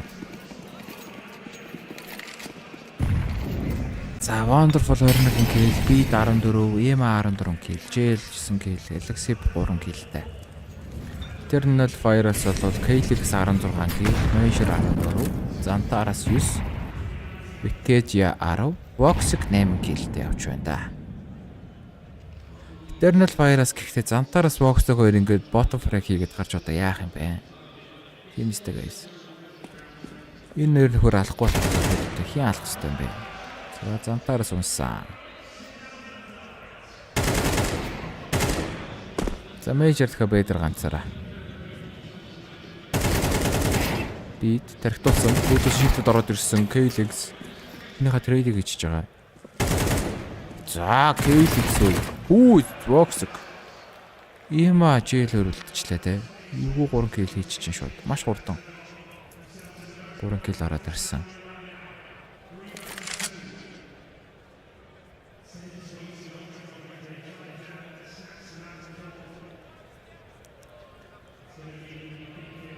За банан л явсан. Vox-гийн дайралт майралт бас эвгүй таймингтай л явж байна да. За measure-ийн дор B-гийн сайтыг оруулсан байна бүр.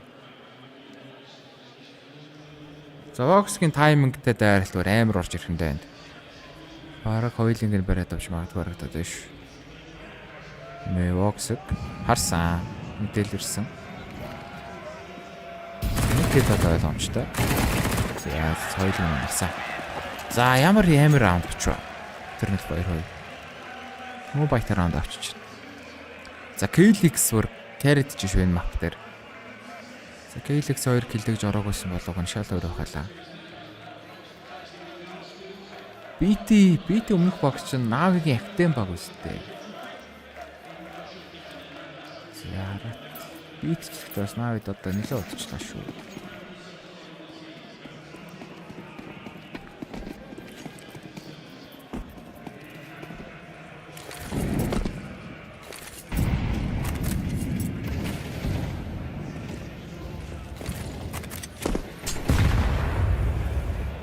Navi-гийн актем Navi Junior-оос орж ирсэн байгаа байхгүй. Өөр багт тоглож байгаагүй. Navi Junior-т байж байгаа л Navi-роос. За KLX-ийн 2 kill. За KLX хэдэн kill тавч 20 kill.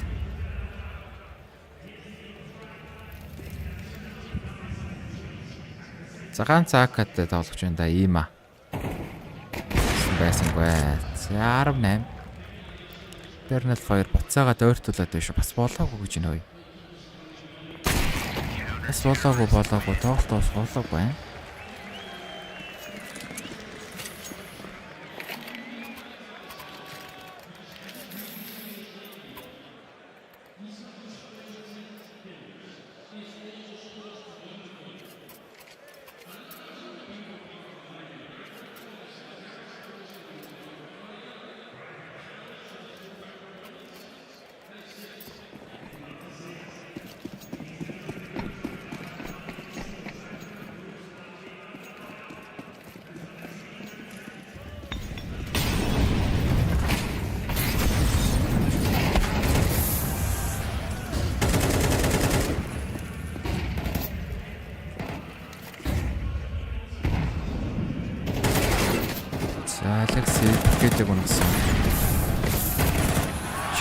Зантаарс бүрээд авсан. За B-гийн урд тоглолт боллоо доо. За 11-8 ойлгомжтой болсон. Тэнд хоёр хүн буугаас явдана. B-гийн урдан тоглолт бол зүгээр л бүгдийг халаад ороод ирд юм байна. За Vox KLX 2-оор ладерынд буугаас явуулж байгаа хүмүүс. За 8-аас гол нь бууг нуунах гэж дайрч ирхүүл гэдэг байна да. Энэ хоёр бууг бариад бол дараагийн раунд за мөнгөтэй байна. Eternal Fire бол мөнгөтэй. Тэгэхээр бай гараад ирж болохоор байна.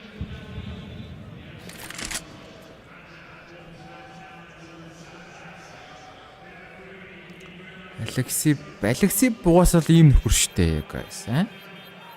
Alexi ч угаасаа даан л bottom frag гэдэг үстэй. Миний мэдэх Alexi бол мөн л. Арх болгонд bottom frag хийж явж штэ Alexi бол. Дээр ямар тэмцэл тоглолтон дээр илээ. Ганцхан киллтэй дуусгасан штэ Alexi бүр. Twister илүү. Тийм баг. Twister баг. Би кастаас уучсан. Alexi бол нэр киллгүй явж байгаад ганц килл хийгээл тэгэл дуусгасан мэт энэ тоглолт. Alexi бол угаасаа юм нөхөр штэ. Alexi бас нэг юм хүсдэггүй байдаг юм чинь. Олон тэр нүг JL-ийн дээр л алахгүй байгаад өнөөдөр бол. За Wonderful амар байна тий. Wonderful бол ихний map carry-сэн, хоёр дахь map ч гэсэн хаг carry-дж байна.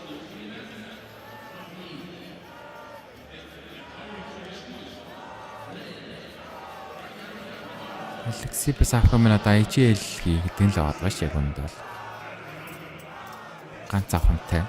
Тэр үгээрээ л энэ топог байгаад байгаа IGL-нээс.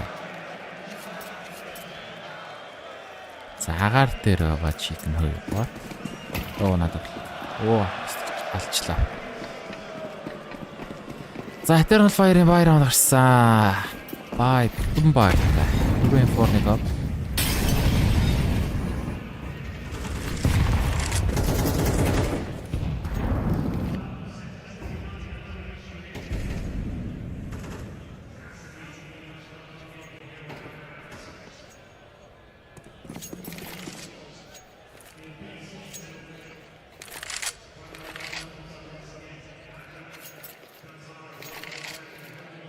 Яа банан луу 4 тулаад ороод ирж байгаа. Бэгийн тоглолт оруулах гэж тань та. Бэг хамгаалан дээр зантаараас мейшер 2 1 цагт 1 төрдөөс харж байгаа. За хог бол ихтэй шүү дээ нэрч одоо битүү хогтой хүмүүс. Смоктж болно. Вол идэж болно.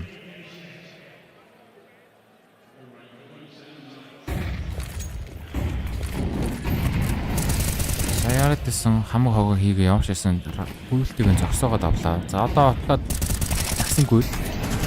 Смокор, Никел, Зантар Сентрейд, Торис рүү 4. За оруулахгүй яа харахгүй хогнууд ихтэй байсан. Флаш идэх ороод ирлээ. За битийн лүүрхэнд Келексийг унгаад. За боксыг нөхөлтөөр сайтан дээр бит шорт орж мэдээлэл нь авсан. За буудалтаа алдаа шууд урсан. Үу! Улаан мэс өнөөдөр ганц дарчлаа. Яа, сая бит унаагүйсэн болов арай өөрөөс нь энэ раунд. Бит сая унаагүйсэн бол арай л өөрөө явахсан да энэ раунд. Бит мэндэ нуугдчих явахгүй явдаа чи сая. За боксыг бүрсэн. Гарпуура буудаг байсан бол энэ раунд шал өөр штэ. Навж үн бит навж жуниорс бит орж ирсэн. Энэ хараа. Энийг ингэж алаагүй л байсан бол энэ раунд сайтаа алдаал 3-3 retake хийн штт. Бараг 10 хүнсний смок хитэртэй байсан бол бүр дуусаа. Сая харахгүй амар раундыг авсан. Навигийн тайм аут.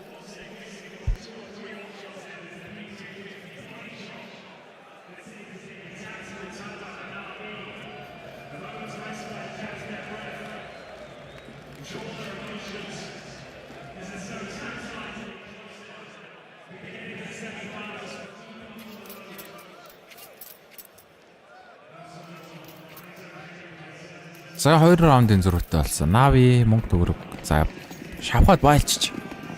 Ямар ч байсан байдгаа шахаа бай гаргаж ирсэн. 2 гэлэл 3 хакатай алдах юм бол мөнгөгүй. Thermal Fire-аас бол бүтэн байтай.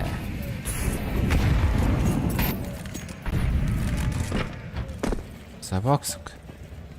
Боксог жоохон сэргээд эхэллүү дээ. 14 хэл тавьчих.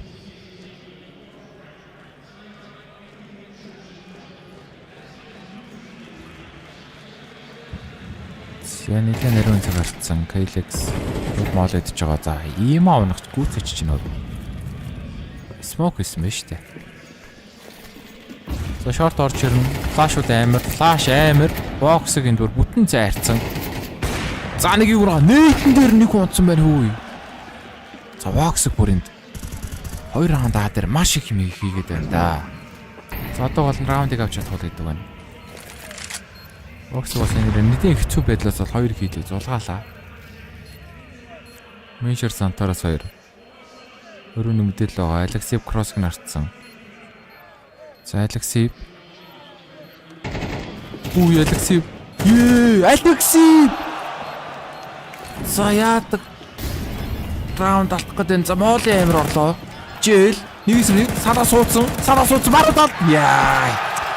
Яас Алексип баг коучтой дагстуулах чи шүү. Алексип сая яг л баг алгах чи шүү. Чи юу л ямар ч бас раундыг аварсан. Ямар юм бэ бас ойрхон байла. Нав энэ дээр ядуу семифайнал дээр MOUZ чийдгүй хоцсонтой.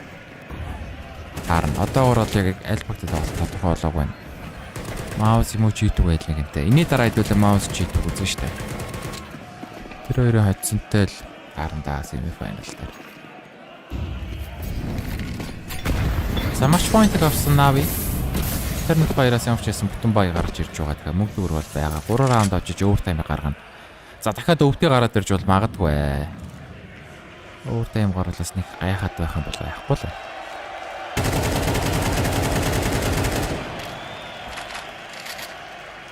За 14 болоо Бэдэр ганц нүг үлдээчлээ даа тэнд. Меншерийг үлдээ явсан. Боксыг бананлог гүйж ирээд нэлээд өндөр дэмэж авцсан. Уулаанд болгож ядер өрөөд ирсэн байгаа.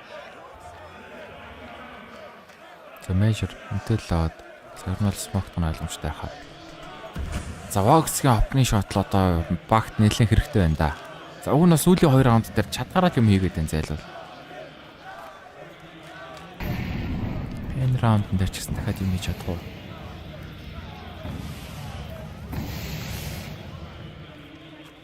За бойлер татцсан. Бойлер тоглох шүү. Шортыг мод флаштай гараад ирсэн. Цайрцсан багтаа унагчлаа. За боксыг бол яг л тоглолт нь бол орцсон байна.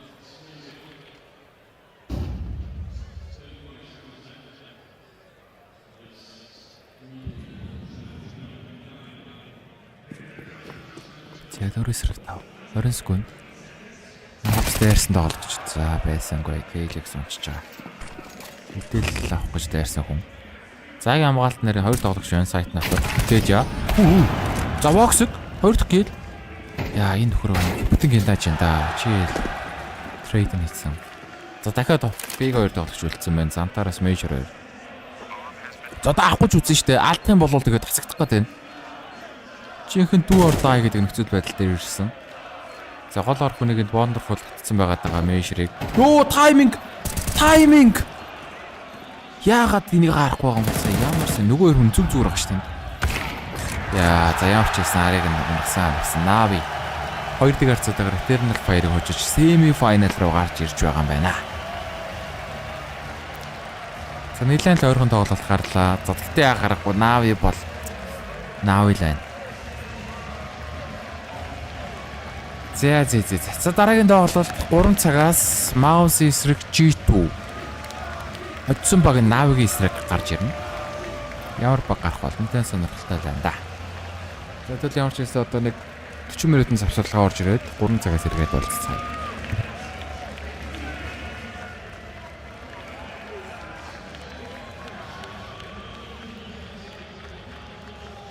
Have stolen our hearts. What a great run they had here in Copenhagen. The first time a Turkish team has made it to the playoffs. They couldn't get it done here today. But what a run they've had, Anders. No question about it. No one can doubt it. They were the dark horse of the tournament, and they showed up. They nearly did the comeback to open with, and they could have definitely won this map. They can hang with the very best in the world. That's what they've proven here tonight. What a display from this Turkish squad. So close, but yet so far. Both pistols going against them. So many crazy rounds each and every time. But Na'Vi hold their nerve, and I can't believe I'm saying it. It's a double kill from the MP bloody 5 to save the day in the apartments. I've never said that in 10 plus years of commentary. And what a time for it to arrive. Bits looked like he was down and out in this series, but he certainly came to life. And we've got a very happy JL down with James Banks on the stage. That's right, it is a very happy JL. And, well, you found the mark this time, you know? You went for a little early wander before this game. Mine was elsewhere. I'm not gonna lie, I didn't see the entrances before, and I didn't listen to the guy speaking. So I thought we were gonna go here and then back, just like at the Paris Major. But it wasn't like that. Was this why you were a bit slow to start when it came to the opening game, right? It was a bit of just a wonderful show, only on Mirage, and then you guys had to claw it back after an amazing start. What the hell happened? I was a little embarrassed. I had to come back a little bit, but we got warmed up and we won this as a team. You did win it as a team, but this wasn't the prettiest of Counter-Strike across both maps here. You got the win, you got the job done, but you must know that this was a bit too close. It was too close for sure, but it's nice we got the win, and we know what we're going to expect for the semi-finals. And we were seeing shotguns from Wonderful, we were seeing MP5s from Bit. This is just a new style you wanted to add? Alex is going to use the negative next, trust me. I don't believe you for 1 second there, mate, but I will say, when it comes to looking at this crowd, right, and how much support the Na'Vi Nation get with it, you must feel pretty good. You want to say anything to these guys? It was crazy. Thank you all for your support. You're fucking amazing, and I love you. Mwah! And lastly, I'll ask you, I will ask you this. You made top 4 at the Major for your first Major last time around. You've done it again, but how confident are you that this Na'Vi can go a step further than you've ever been? We're here with a better roster, better players, better game leader, and we're going to go to the finals for sure. For sure. Well, the Royal Arena will be very happy to see that. Guys, Na'Vi have made it to the semi-finals.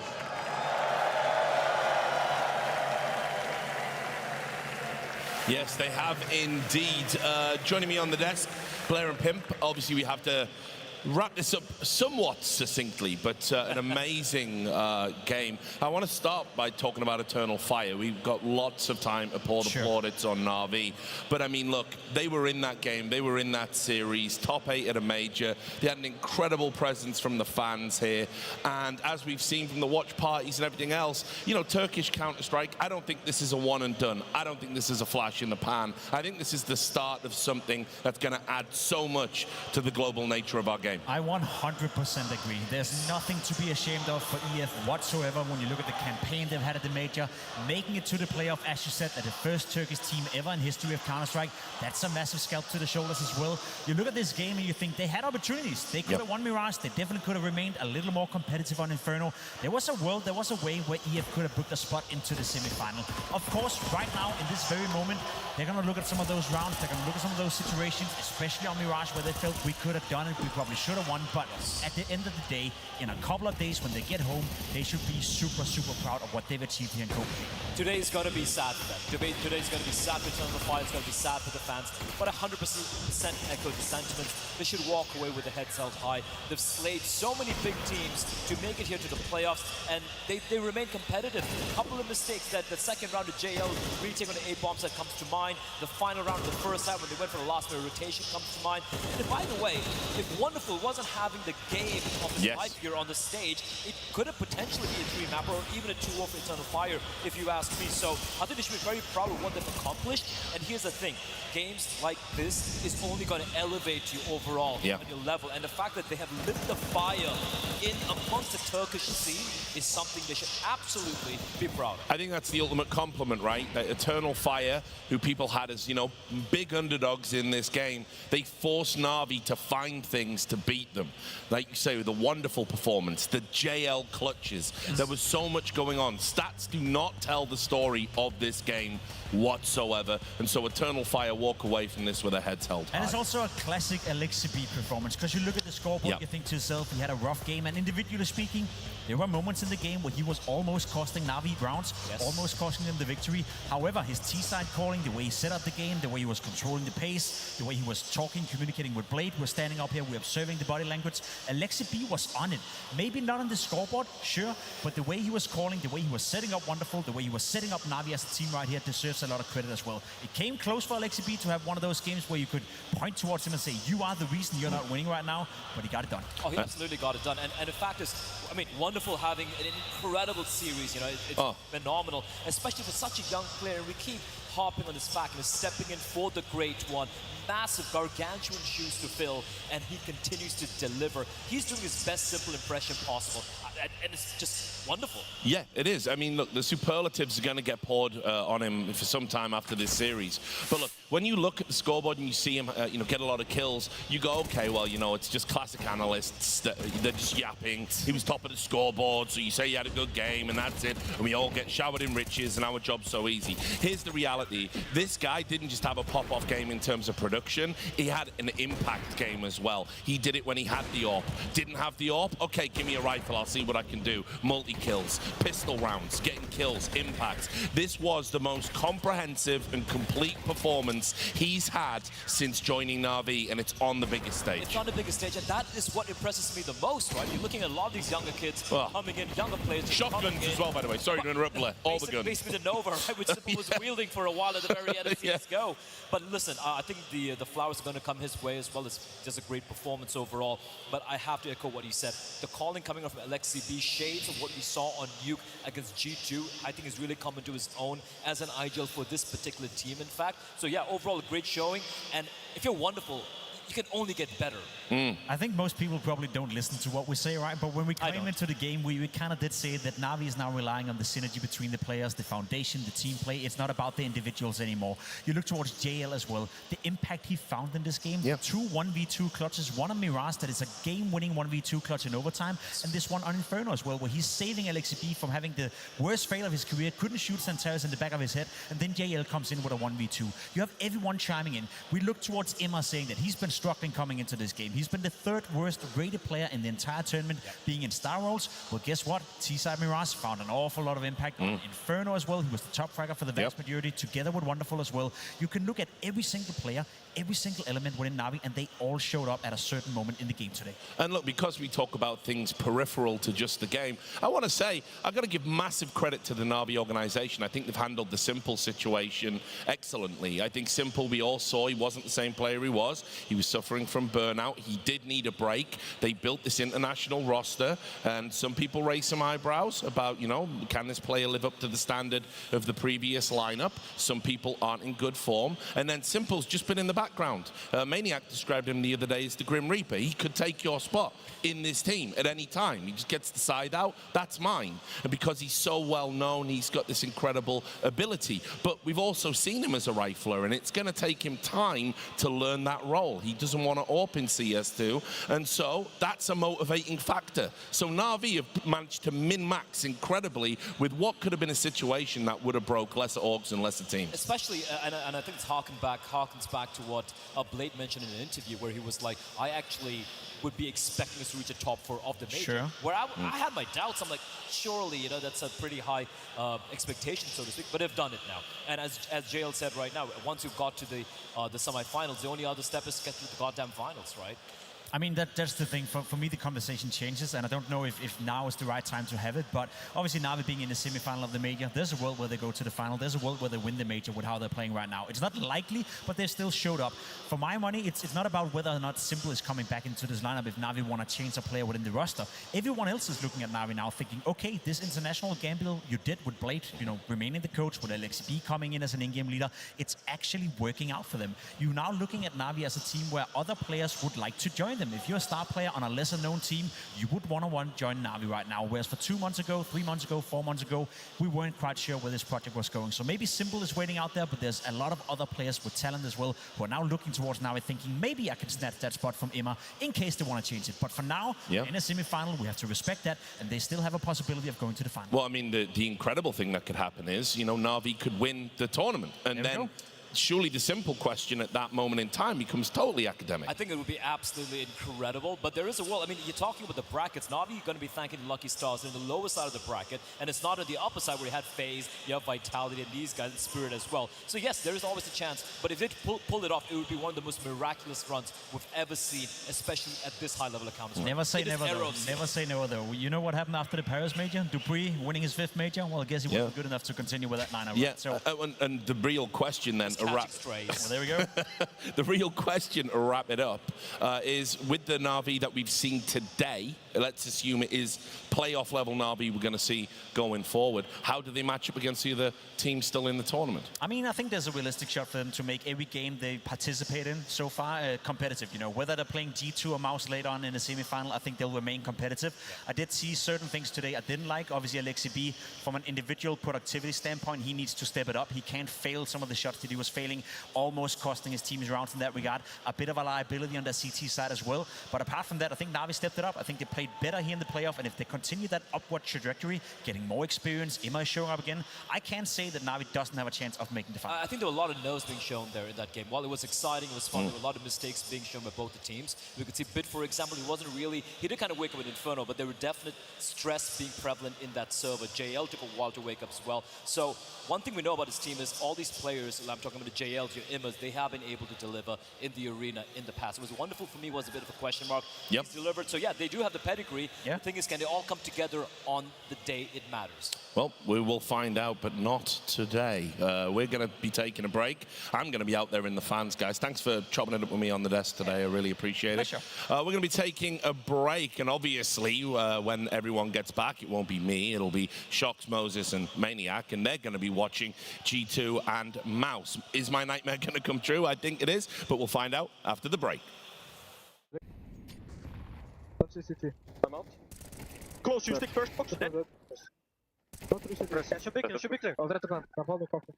All girls. One rotating. I have coil. I'll play pool. CT1. 2 CT. Lay spot now. Only race. Only race. Smoke CT. Yes, I'm running to you. I can flash CT for you. I'll come. Flash now. Flash.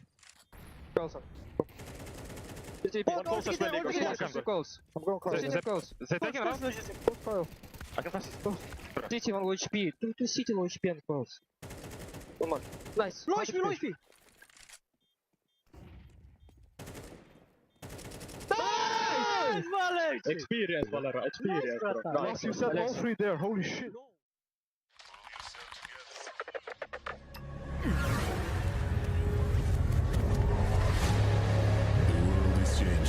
Quickly.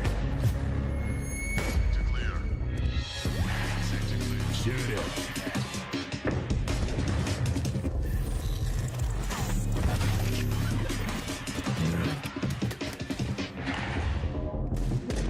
The world is changing, but one thing remains the same. Victories with 1xBet. Level up your gaming space with metal posters from Displays. Hang your displays in seconds. Swap them whenever you like. Get official art from your favorite games on a uniquely designed metal canvas and choose from thousands of posters. Join over 3 million collectors now. Your wall upgrade is here. Shop now at display.com.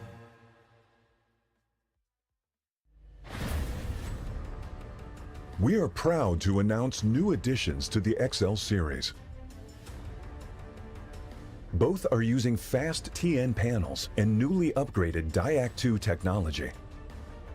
Fast TN panel with its faster native response time can reveal enemy outlines quicker during flashbang attacks. For IPS panel, more overdrive is required to enhance response speed, leading to dynamic image blurring due to the panel's inability to handle the load. These new monitors integrate new dynamic accuracy technology, Diac2. The upgraded dual backlight design not only provides FPS players with clearer visuals at dynamic aiming and spray control, but are also more friendly to your eyes. Moreover, built in the monitor panel, Diac2 functions independently and doesn't require any sync with PCs, ensuring no impact on game performance. XL setting to share now has auto game mode feature. Besides download, save, share your settings, it will auto apply different color settings based on your usage scenarios.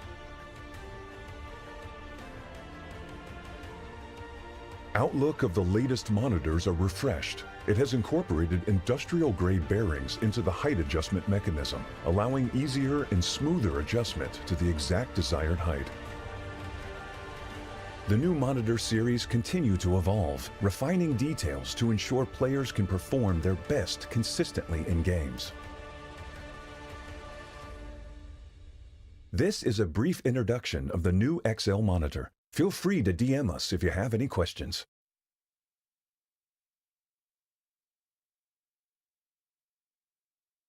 Yeah, what's popular, it's loud. And this is ASON's commercial. But ASON spent all the money to make the headphones good, and they got no money left for the commercial. So I'm gonna need you to head to ASON.io, ACEZONE, yo. Code PGL, 50 euros off. We got some headphones. It's now or never.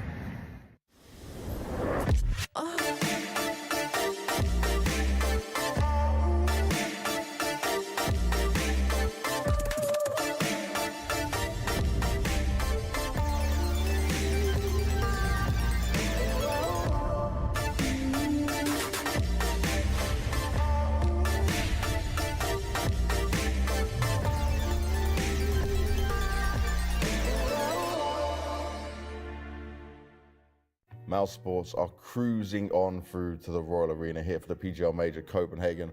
I got Shuhei and Yimfat with me here. First of all, how you guys doing? Great. Feels good to be here. Good as well. Really excited. I'm sure you are excited. For you, highest rated player in the tournament at the moment. Okay, there's a bit of not so many maps played because you had quite an easy run, but you must be feeling pretty damn confident, mate, especially at your first major. Yeah, I'm still feeling really confident, and I know we can win this tournament as long as we play good as a team. So. And I like this. When I speak to all of the MOUZ players, you guys are aware that when it comes to the arena, it is different. I don't think it's fair to say you struggle on the arena because you've met FaZe both times with this roster, right? But you're still new to it. So is there something that sits in your mind on this? I mean, we're all still very young, and going into the arena, playing in front of thousands of people is definitely a huge factor. Like stress and pressure that comes in. Now that we have Zippix coming in, he's helping a little bit with that. Obviously, our sports psychologist also helps with dealing pressure in front of thousands of people. But we're still working every day to be a better team, so that day will come.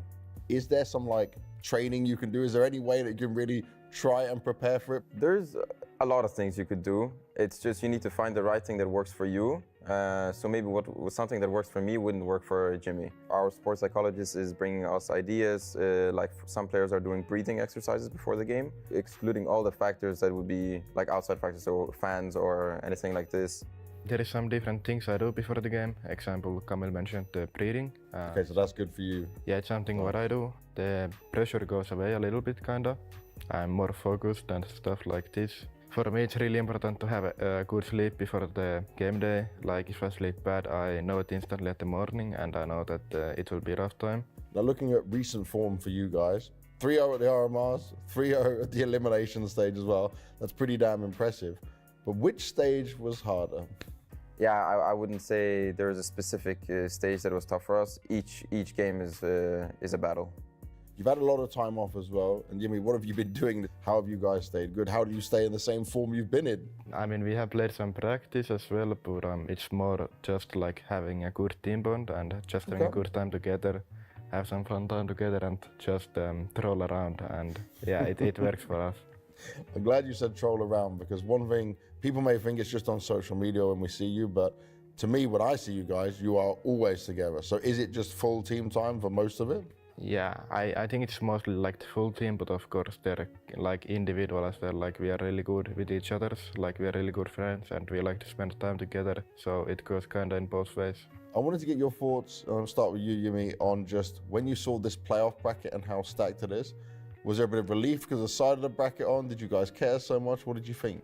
I believe at least that you have to like beat every team in case you want to win the tournament. Like how we're playing right now is really we are playing really good, and we really do have a chance to win this major, I believe. So I will just say that we are all pretty confident. This is a good matchup for you in your current form and your current shape. It's one of the toughest playoffs actually brackets that we've had in a long time. Each game is going to be very tough. We cleared a few things up. We made a clear vision of how we want to continue, and I feel like with the additions of Zippix and Brolan, like it has given us a lot of confidence and like a small new dynamic in the team that creates a little bit of freshness, as you like to call it, whenever you're a new roster. So we feel the most prepared and confident that we have ever been. The most confident and prepared you've ever been. That's a key statement to have. I like what I'm hearing. For you, Yimvat, looking at the fact that it's your first major and you have a real chance to win this, what would that mean to you? What would that be like? Can you even begin to imagine? Winning a major, it's been like a childhood dream basically. I remember I said to in Katowice, but my brother he made it to the final, but he didn't finish it, so I have a job to do still. Has your brother said anything to you when you got this far? So has he sent you a message or something? No, not really. But the thing is, so Finnish. not really, but he will come here actually. He will come to watch me. So sick. I want to make him proud. Oh, definitely. That's lovely. For you, Shuhei, Paris, you were there, second place, right? You went through this whole journey. For you to go all the way here, is it like an extra thing of, okay, look, my consistency, my ability as in-game leader, how do you view it? The way I look at it is I'm on a completely different journey now. And what I did with Gamer Legion, it stays there. Obviously, it was a great achievement. Now I'm with people that I basically started off my career with. Yeah. How I work here, how I developed here is different to what I've been in Gamer Legion. So now it's a different structure, different system, a different way to get to the final. And it's just a matter of figuring that out again. How do I get there and what do I need to do?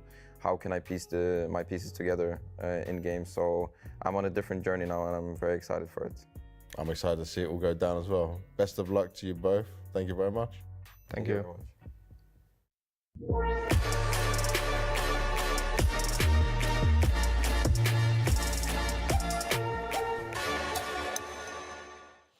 Well, welcome back, everyone, to the PGL CS2 Major, live from the Royal Arena in Copenhagen, Denmark. My name is Shox, and I'm joined by Moses and by Maniac. And I have to say, I was a little bit nervous yesterday because of all of you, so I'm going to try it now. Royal Arena, are you feeling good? That makes two of us, possibly four. We absolutely love to hear it. And why would you not feel good? We've had some beautiful Counter-Strike play in this first series, but I feel like the main card, Jason, it's right there for the take in this MOUZ G2. Yeah, there's a lot to live up to here. And if we get everyone kind of living up to that excitement and that hype, this series is going to be absolutely wonderful. I mean, this whole quarterfinals has been spectacular, so there's no reason to doubt it. It's been the case. You know, yesterday we only got spoiled half of the day, unfortunately, but this time around, hopefully, it's 2 in a row. We do have a little bit of time. I believe we're also getting an exit interview from Eternal Fire in a little bit, but that does give us a chance to kind of assess the landscape and how things feel different as opposed to how we got into these playoffs yesterday. Yeah, listen, I think MOUZ is the example, the case that we're trying to make here on the playoff. Because one way to look at it would be, they played some of the best Counter-Strike possible at the Major. They're gonna roll out and destroy everybody. But the reality of Counter-Strike is different. The reality is, once you step onto that stage, it is not a guarantee that you're gonna play the exact same game. And even less when you have that little experience at the very top. So if you ask me, that is what's so captivating about it. Are they going to be able to reproduce the Counter-Strike we have seen so far? Because if they do, they're cut ahead. I mean, I think there's so many wonderful things to say, especially about MOUZ at the moment, because, I mean, with plenty of these teams in these quarterfinals, you had some X factors coming into this tournament that maybe felt underwhelming leading into the Major, and it feels like all of them delivered. And if you look at MOUZ, it's guys like Torji, it's guys like Exertion. They're here to play. Yeah, Jimmy's playing great as well. It's clear that you're super excited about MOUZ, but I was also looking for a bit of kind of a bigger conversation about how it feels like the fabric of the playoffs has changed because of Spirit getting knocked out and all of a sudden FaZe standing up and saying, hey, this is a different ball game. I feel like this game is so hard to articulate, honestly. There were so many different stories happening at one. You would think it's a Marvel movie out there. The comeback from FaZe as well, and then Spirit closing at the end. I kind of lost track of things. I think it's a statement for experience, if anything else, for resilience, for having this backbone to surviving this 12-12 comeback. That's the only way I can explain it for FaZe. You know, I don't think it changes a whole lot in terms of the playoffs, because if you look at that top half of the bracket, you got teams 1, 2, and 3 all in that top half. Oh, that's great. Someone coming from that top half of the bracket, no matter who won the game, was going to be like, we're probably winning this trophy. We're probably in that hot seat as the team expected to win the trophy. So for everyone else on the bottom side, whether it's FaZe, whether it's Vitality, whether it's Spirit, you knew it was going to be a tough challenge. So do you think we're selling the bottom part of the bracket short? Are we making a mistake? Maybe. Too focused? I'm not saying it's impossible. I'm saying it's heavy favorites. You give them a heavy chance. favorites. Oh, that's so gracious of you. We'll find out. We'll see. Find out later. Yeah, I guess it really does come down to the quality of CS we see out of MOUZ and out of G2, right? Because Na'Vi did a phenomenal job, and they are a wonderful semi-finalist.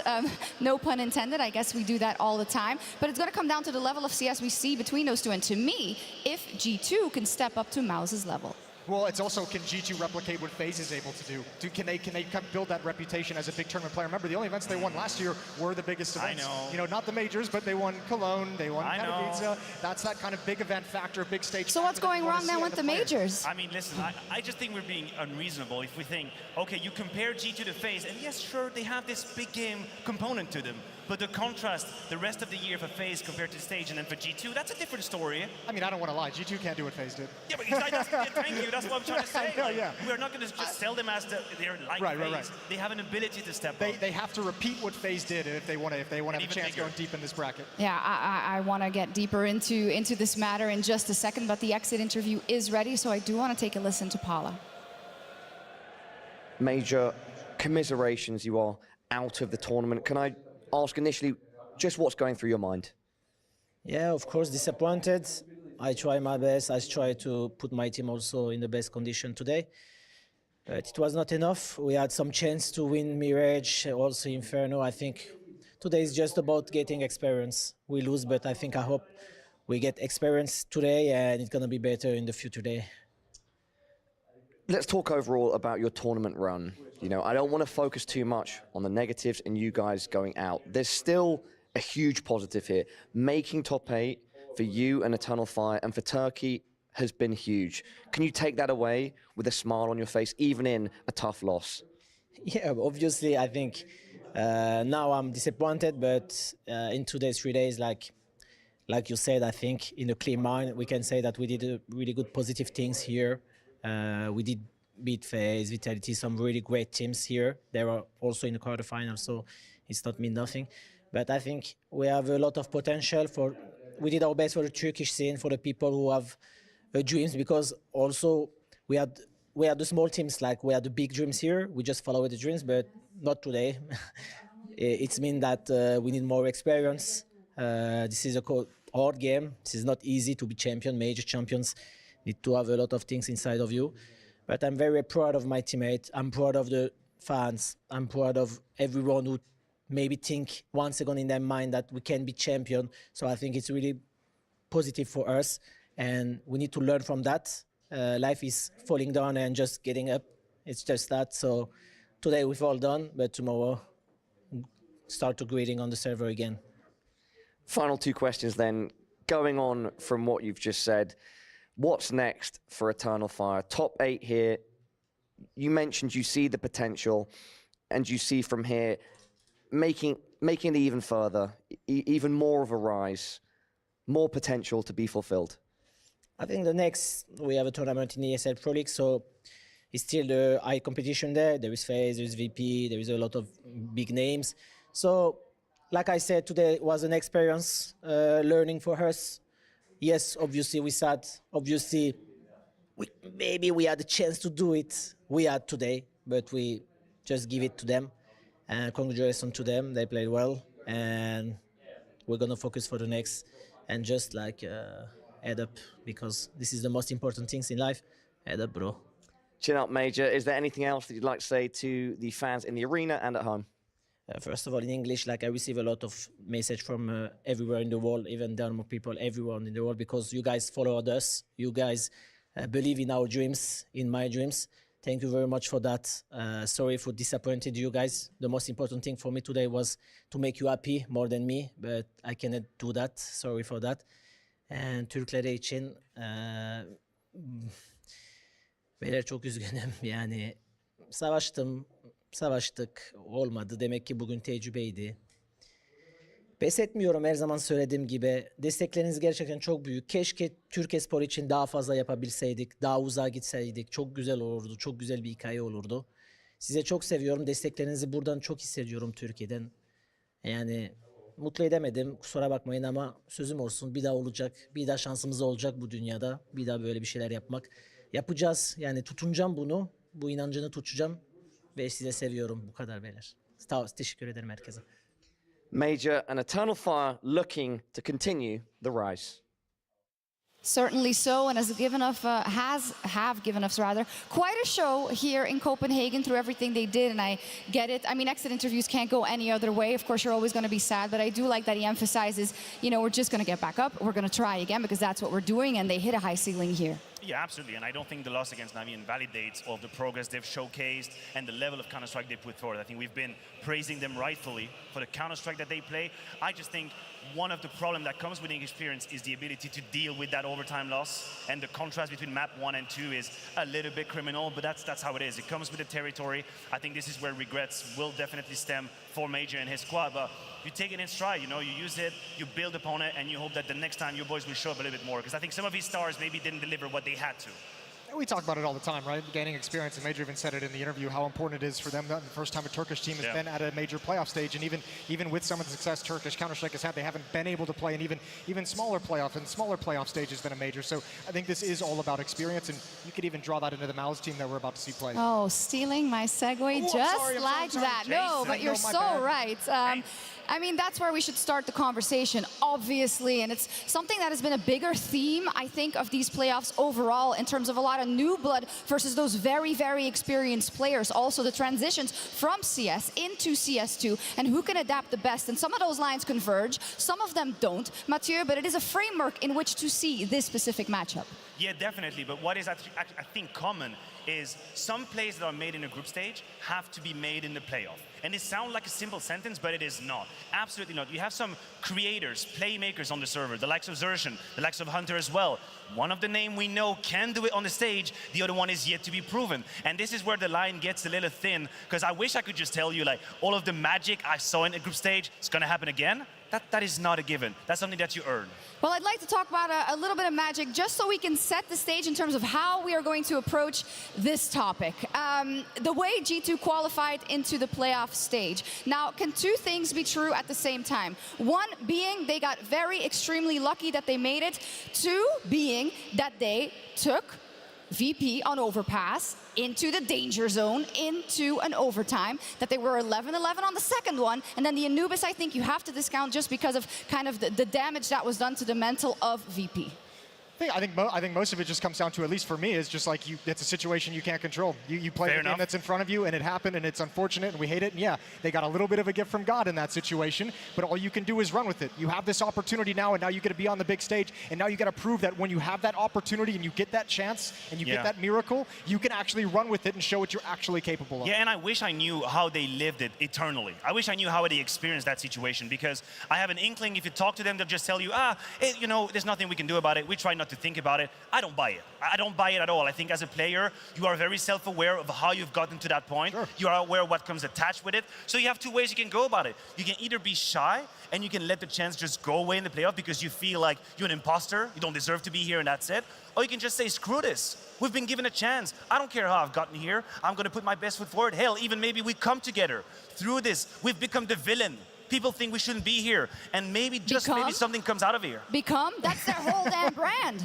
Well, look, I mean, you also got to say, this is championship mentalities on this team. They've won some big trophies. I think they're going to take whatever advantage they can get, no matter how it comes about. I think they're going to, like, you obviously, they know they got away with one. They know they got lucky, but you're still going to run with it. You're still going to put it in the back of your mind now that you're in the playoffs, and you're just going to roll forward as if you deserve to be here and you made it in the original way. I agree with you, but I do think that this is a little bit short-lived. Like, this mindset is short-lived up until the point where you're getting punched in the face. This is how I see it. You can't go on the stage and think, hey, you know what, we're a playoff team. Come on in, bump your chest, go ahead. But then suddenly you get a couple of rounds against you, and I feel like this bravado will disappear. So I think they really need to put their money where their mouth is early on. Yeah, otherwise it's just like nice quote for Twitter. It can go the other direction, right? They can come in and Nico pops off, gets 10 kills in 3 rounds. Hunter has some great plays, and all of a sudden they're off to the races. They're like, we're feeling like champions. That's what we're afraid of. That's what we're afraid of. Or MOUZ. excited for. Okay, you've picked your choice. You picked your camp. Biased against G2, biased for G2. All right, I see how it is. No, but it is what it is, quite literally, when you get into a stage like this. So let's start by telling the story of MOUZ then from the very start. And the reason why I think a lot of people are so excited about this, for me, MOUZ is the beacon in CS and perhaps in wider esports of nurturing talent, of having a good system around it, giving them all the tools to succeed. Unfortunately for them, that has often meant that some players have gotten picked away. But this roster, this is something to dream for. Yeah, definitely. I think they've come from being a team whose players are being stolen to now a team that attracts players. That's what's happening. You see Brolin being given a second lease on life and rebranding himself as this strong player once again. But I also think, Shui now, obviously Shui, his credit went already sky high in Gamer Legion, right? But I think that they were also ready to go through the growing pains of trusting the new generation. It's a matter of return on investment. When do you want to win? Do you want to win tomorrow with a short-lived project? Or do you want to win in a year with a team that is solid that you can bank on? We've had the disappointment with them. We've had the quarterfinals that look like, we've had ghosts of performances here and there, but now it feels like the work is finally come to fruition. They seem like it's the moment to take that step, Jason. Look, this needs to be the tournament where we stop calling this an academy team. We stop calling this it's done. It's already done. That needs to be done completely from everyone in the world. Obviously, this team has been able to just do such incredible stuff coming up through that system, and it's very, very impressive. But now that you bring the most promising IGL back, who's also the op whisperer, who's gotten Torji kind of back in shape as well, like, this is exactly what you want out of these guys, and there's no better moment than now against a G2 that looks weak. And no better feeling, I guess. Shuhei also said, it's so great that I'm with my friends who I started this journey with, you know, playing in We Play Academy just to get experience, just to get it. That's a trap. And now you're here. It's a trap? You think it's a trap? Look, that can be, but like how many, you mentioned, we've seen some disappointments. I know, At one point, do the disappointments get too much where you have to say, something's got to change, because we can't make it past a big stage game. I know. I don't think it's time to say that yet. Do you think it's time to say that yet? Do you think this match is indicating? I would say if there is a loss against G2 in quarterfinal now, knowing the level of MOUZ, then yes, it's definitely on the table. I think the conversation has to be had. All right. I mean, call me romantic, but I would love to think that when you have that healthier relationships within a team, this is supposed to bring you a level of safety net that would protect you from the tilt, protect you from the frustration, don't let you head down in the game, because you're more than just colleague. And I know there is the cynical point of view, and there is the romantic point of view. Cynical, I'll baby. fight. No, I won't be cynical, Jason. I won't be silenced. I will talk with my heart the way I love to do it in Counter-Strike. You be cynical. I mean, you are a Don Juan. We know that. But Fair let's enough. see how much love there is on the server. And I love how much it contrasts with the other side. Now I'm just going to say, this is just speculation, right? But we know the state of G2 right now. We know the rumors that are flying. We all together in the cinema watched the wonderful documentary about the early years of CSGO, and we saw time and time again about how at times teams that didn't look like they were functioning would go on to, out of nowhere, really make the run they, before that, did not see possible. I just want to speak the words so that when it comes true, I've said it. You can point back to it. Look, it's possible. You can't bank on that. I don't think it's ever a situation. It's not a situation you ever want to be in. I don't think if you're that team, you don't really realize it's happening until all of a sudden it does occur. But yeah, I think it's a great conversation because G2, in a sense, in this tournament, in this major, have to prove that they can still actually be a team that can reach. They have to prove to themselves. It doesn't matter to anyone else. You had Nico almost depart the team just earlier this year. That's you my have rumors swirling around Monacy, who's like being actively courted by others. Is G2 still a team? Is G2 still a team?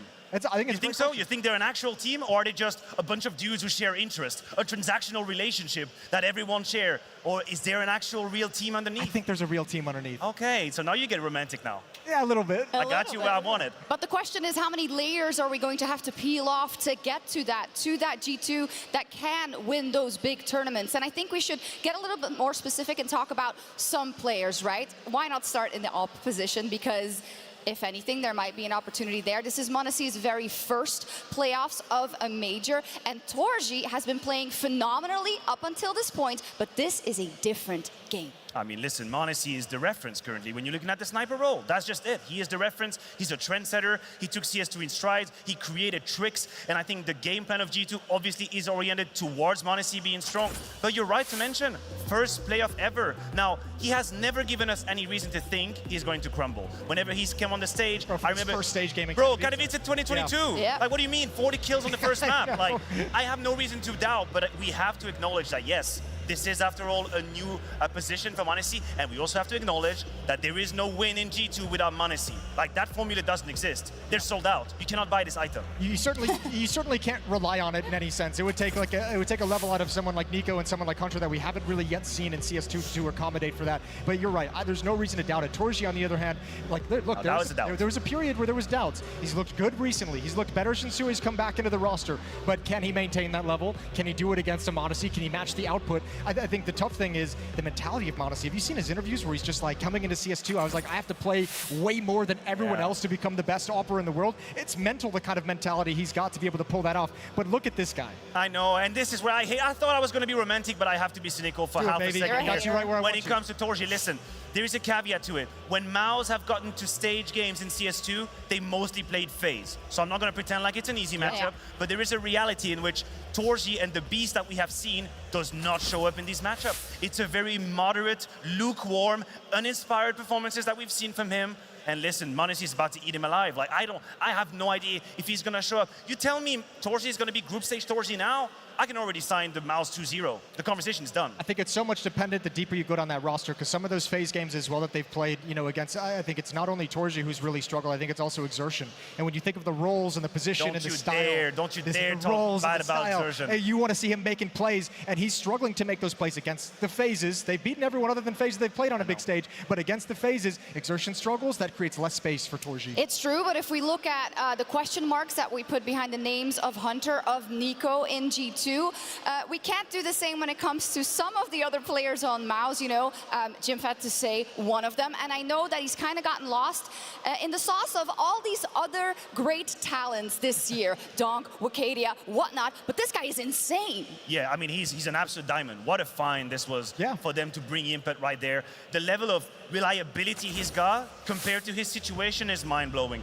I mean, I know what this guy is going to bring out. Granted, probably not 1.5 rating. I'm going to dial it down just a little bit. You're really maybe scooting a everyone tad. from MOUZ down Just a little bit. This is just a tad, Jason. But I really think he goes beyond what he's supposed to do. He's way more than just your typical anchor that does 1-for-1 in trades. I mean, he at times is brave, is aggressive. He'll go for the +1 as well when he's in this position. So I've been nothing but impressed with Yimpa. Yeah. The series where he disappears are far and few between, and he's already something and someone you can rely on. Remember, he was the MVP of the only tournament trophy that this MOUZ Pro League. The core Pro League, the last CSGO Dorsey right behind him as well. Sure, right there. So yeah, I mean, Jimpad's been a huge reason why this MOUZ team has been able to maintain that dangerous level that they've been able to have. They absolutely have. Let's talk about Kuroxy and Let's talk about versus Shuhei. Let's listen. Any Kuroxy fans? Oh, I like that. Oh, that's a bit of a Swiss reaction right there. It's like, yeah, we acknowledge him. No, actually, I think when you take into account kind of the rest of the conversation, and I know that a lot of objective or like global fans or whatever who came to travel here probably have taken that context in when deciding who they are supporting today, but he's from Denmark. Of course he's going to have people support him. I mean, that is fair, but if you're going to play the comparison game, if you're going to pitch Shuhei versus Kuroxy, I really think it doesn't go in his favor. Listen, you're talking about a leader, and one of your tasks is to make the most out of the lineup that you have. And now you're going to tell me what Shuhei's been able to do in Gamer Legion and now MOUZ. You compare that to the trophy or the lack of at the major. This is the first playoff for Kuroxy. Like, of course, there's a case to be made for Shuhei, and a lot of people have said, you know, there might have been a contract save in that very moment. Copenhagen Flames. Yeah? But in G2, I said. First player in G2. You didn't say I didn't say it. Good did you call me? Good did you call me? Technicality. Technicalities, but I will allow it. I will allow it in G2. Everybody calm down. Let's talk about Kuroxy. It is a huge job that he has. Like what a struggle it's got to be as the in-game leader of this team, because there is that kind of like chicken or the egg, like what comes first, chicken or the egg situation, where is the in-game leader that's supposed to be activating these players, or is it the tactics that the in-game leader are coming up with not effective because the players are having struggles? And I mean, that's only for G2 to really know on the internal side of things. Yeah, and I will grant that there is inspiration in G2's T side. Honestly, really. I think there are moments where you can definitely see his eye for like the calls to calls to calls, the logic that goes between I'm going to establish dominance over this part of the map. This is the timing I'm going to play with, and I know exactly how I'm going to trap you in round 3, 4, 5 behind. He's got it. I will never take that away from Kuroxy. But there is a point where your individual performance becomes a monster and a thing of its own that you cannot ignore. It's the dragon that's underneath the rug that becomes bigger and bigger until it eats out the house. Don't worry, there's no dragon over here. Oh, I mean, there is. That's definitely not something we talk about. Dragons eat houses? You don't know the metaphor? I'll talk about it after the broadcast. Don't worry about it. Well, look, we're kind of skirting around like some like really adjacent, adjacent subject to it that I want to touch on, just because we have the Nexa bring into this team, right? Right. That whole controversy around JKS out of the team Nexa coming in, the estimation that he's brought in to be kind of a safety net if they ever do want to remove Kuroxy and he can take over the in-game leadership. I don't know if I buy that, but just as a pure move, this event has to, like, that move has not yielded results that warrants the move in the first place. It hasn't made any tangible difference in the level of this team. I mean, yeah, because when you look at last World Final into Cologne victory, into Katowice victory, rather into Cologne victory, you're going to tell me JKS didn't matter in those? He mattered a ton, right? So it's all about kind of what have you got now, which G2, of course, thinks is something very, very valuable. But it's going to have to come down to everything, right? The atmosphere, the frags on the server, the clutches that you need. Yeah, there's give and takes when you bring a new player in, right? You might gain some in this area and lose some in this area. And I think that's kind of what happened here. What did we gain with Nexa? What did we gain? I think probably an atmosphere change in the team that they might appreciate a little bit more. Someone who's obviously familiar from the region. I think he's someone who's probably a little bit more proactive on the map and on the sides of the map, a little bit more aggressive. And I think at times when we've watched them play, I'll be honest with you, it seems like they really could have used a JKS who's just going to sit in a bomb site and get you 2 or 3 kills. But this is my point. Even if you gain some in those areas, I think you lose an equal amount in other areas to where they haven't actually gotten the step up in performance that they would have liked from a roster. But is that his fault? I mean, listen, sometimes you don't really know what you had until you lose it, right? Yeah, there's that's what's happening. Sometimes, you know, you think, oh man, I really hope JKS was a bit more aggressive. But then you start to take for granted that when someone's going to challenge him, it's going to be -2 before he dies. Or when the clutch comes in at 1v2, he's going to pull it off. You just take it for granted, right? You don't appreciate the efforts. He's waiting for you at home every time the dinner's ready. You don't appreciate it. That's what happened to them. And now they have Nexa, they just realize, wait a minute. No. Tough time at home, Matthew?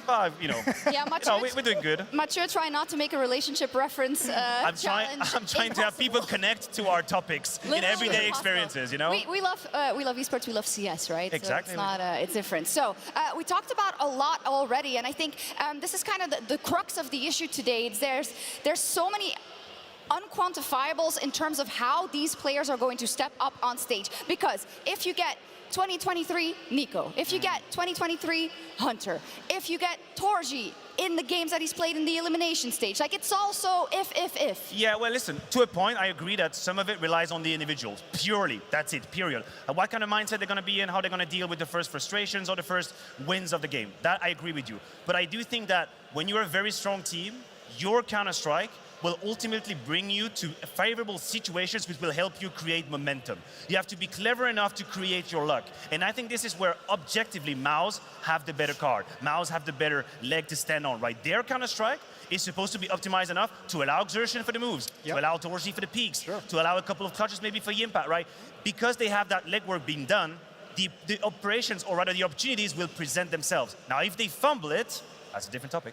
Well, I mean, also the contrast to a G2 where we just talked about the Nexa and JKS move. Like, if you look over on the MOUZ side, I mean, bringing in Yimpao towards, middle of last year looks obviously great. Then you bring in Shuhei. You have like a most promising in-game leader that we've seen in the scene in some time, still extremely young. Bring him back with the boys, back with his old teammates. And then you bring in Brolin from NIP and you reinvigorate this guy as well. Like, look at the difference in roster changes that come in. If you're MOUZ, strike while the iron's hot. This is your moment. This is your tournament for that deep run. This is your moment to go challenge one of the top 3 teams on the other side of the bracket. Did you imagine that Brolin would work the way it happened right there in MOUZ? I could not. Bro, I was ready to send him off into the sunset. Dignitas was waiting for him. Frozen as well. Bro, it's like, it's impossible. And somehow he delivers. He's been put in positions, and he proves everybody wrong that his career is far from being done, that he still has a lot of multi-kills potential. He can play the superstar roles. Oh, the hell. This is what the NIP jersey was doing to him? Maybe. Oh, I didn't say it. You did. But Jason, it does come kind of back to what we set up the segment with in terms of how kind of MOUZ have a great structure. You know, Cyclone and the crew over there. They got Zippix, of course, now as well.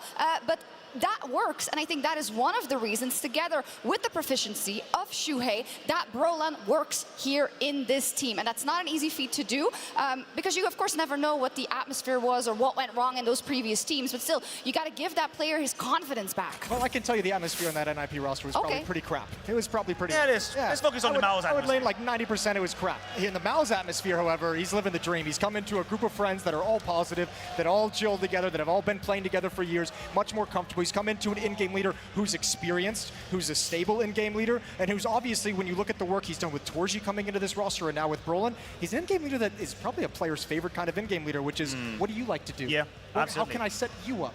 We don't have to play my way. I want to play your way. And the rest of the lineup that accommodates him as well. Exertion. I mean, how selfless how selfless you can be as a player when you have this quality. I've always thought Exertion is an extremely good playmaker. He's got multi-kill ability, but time and time again, you will see him take a step back to make sure that Brolin's got the space. It was the case with Frozen as well. So, and he's still providing. Like, this is your win-win. That's your Rain situation almost. The guy that's never going to eat away at the apple right there is just going to leave space to whoever's needed, and then he's going to strike anyway. So, pure value on Exertion. The Rain situation, that's kind of upping my expectation then when it comes to the stage games. You really set the bar high on wow. Oh, I'm on that MOUZ train. I'm on that MOUZ train. Okay, I'm yeah, not going down. Why is that small train or something, a MOUZ train or?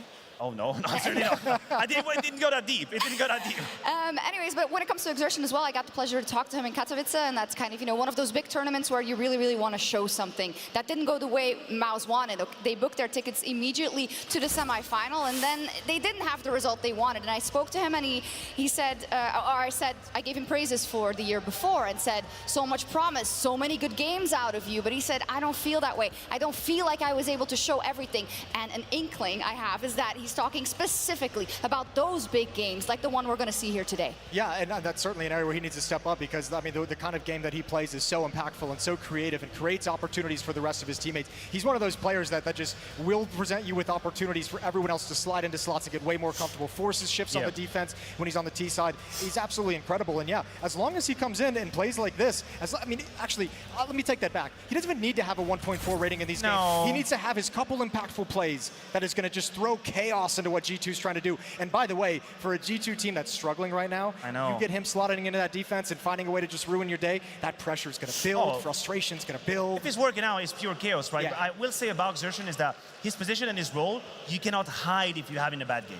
Some true. different positions, you can maybe fake it till you make it. You know, Yeah. you follow the pack, you get a trade here and there, maybe you get a favorable clutch, and then suddenly the game starts feeling smoother and easier. When you're Xerxon, baby, if you're 0-6 in scoreline, nobody's going to make the move for you.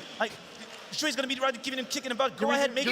You're either a god or you're awful. Yeah, that's pretty much it. That's Like, when you what watch do you do if you're awful then? How do you work your way back into the game? That is one of the hardest part when you are a playmaker, an aggressive, a creator?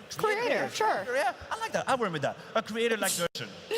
I see. We're getting closer to getting our teams on stage, and I hear the fans, they're starting to warm up for it as well, and that allows us to take a little bit of a bigger picture before we can narrow it down again after that, right? A G2 who has been struggling this year. I think for me, one of their highlights has been the RMR campaign, maybe, where they, of course, beat FaZe very convincingly. They also got to the playoffs of Katowice, I know.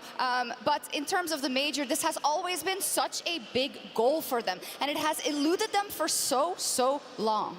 It's eluded a lot of the individual players as well. The one in specific with Nico, right? I know. mean, he's going to be thinking about Boston for a long time. And Stockholm. And Stockholm, those missed opportunities there. Not about Rio, but for the same reasons. Right.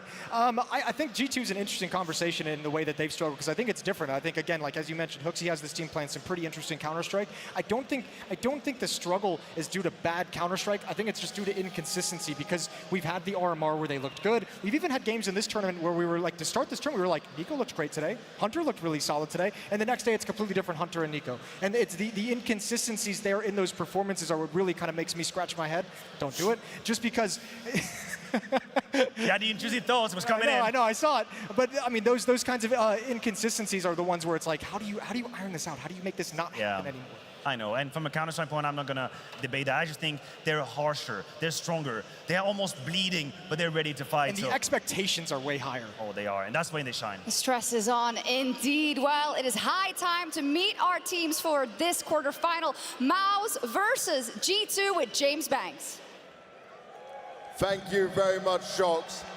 I heard there's over 9,000 of us here in the Royal Arena right now. Let me hear you. Already, this feels special, and it's certainly going to be that way with these two teams clashing. It's the time to find out who is going to be the last team making it to the semi-final. Are you guys ready? I don't think that was loud enough, guys. Let me hear you! That's more like it. Our first team. They've been masterfully put together piece by piece, coming from the academy leagues and working their way up to this stage, and now they are looking so strong. Make some noise for MOUZ!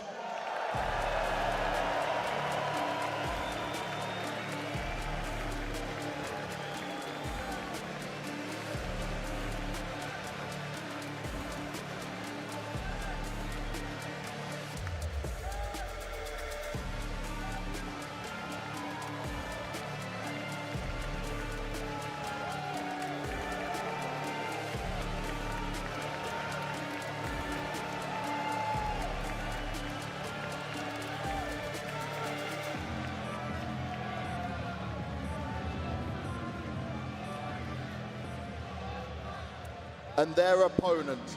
They've seen the highs and the lows when it comes to the majors, but they also have lifted some of the biggest trophies that Counter-Strike has to offer.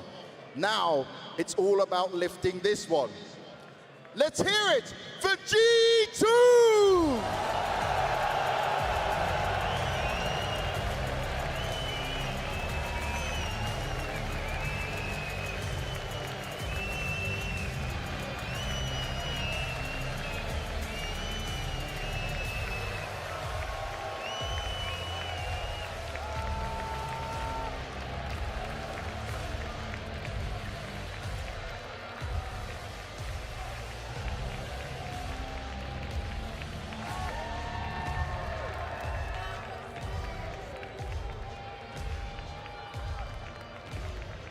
The teams are on the stage. Hooksy, come on over here. You got the home crowd advantage. Chorzy, you're with me.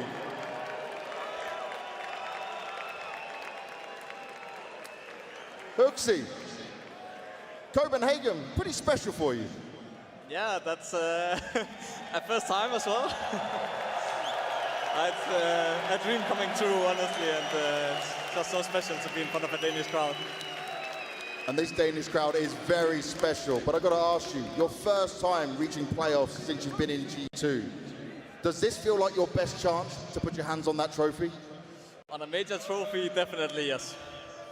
And how ready are you for this battle against MOUZ? Because this is what it all comes down to, right? People are putting them as the favorites right now, especially after what they saw from you. Yeah, I think that it suits us fine to not be the favorites, and they have been playing really well lately. So, but we feel comfortable in our own game and confident as well. So we're ready. And are we ready for some G2 big stage players? Huh? Some big G2 stage plays? Yeah, that's you know how we normally do things here. So yeah. All right, I'm looking forward to seeing it. Now, Chorzy, MOUZ right now, looking hot. Does it feel good to come in as the favorites? Yeah, we feel really confident to play, and also, you know, coming to the stage, we are really excited. We are young and we are really hot, and yeah, we are just excited to play here. So yeah, it's gonna be a banger game. Now, I know you're excited, but the stage sometimes, you guys have been honest with it, that it can be difficult. So what have you done? What have you tried to achieve here to make sure that doesn't happen again? Nothing special. You always have to give your 100%. It's just another game. You don't have to do anything special. So we just prepared as the same as any games. So yeah, we will see. And what do you think of this G2 right now? Do you feel they stand a chance against you? I think they are a good team, but yeah, we are really confident in our game style and gameplay. So we will see. We will see. Guys, the fist bumps are done. You can go and take your seats and prepare for this battle. And it's going to be one hell of a battle. Are you guys ready? Now, who's going to win this game? Is it MOUZ? What about G2? Ooh, this seems very split. Let me try this again. MOUZ! G2! MOUZ! G2! Let's kick this game off! Yeah, or let's go back to the analyst desk. Wow, thank you, Banks.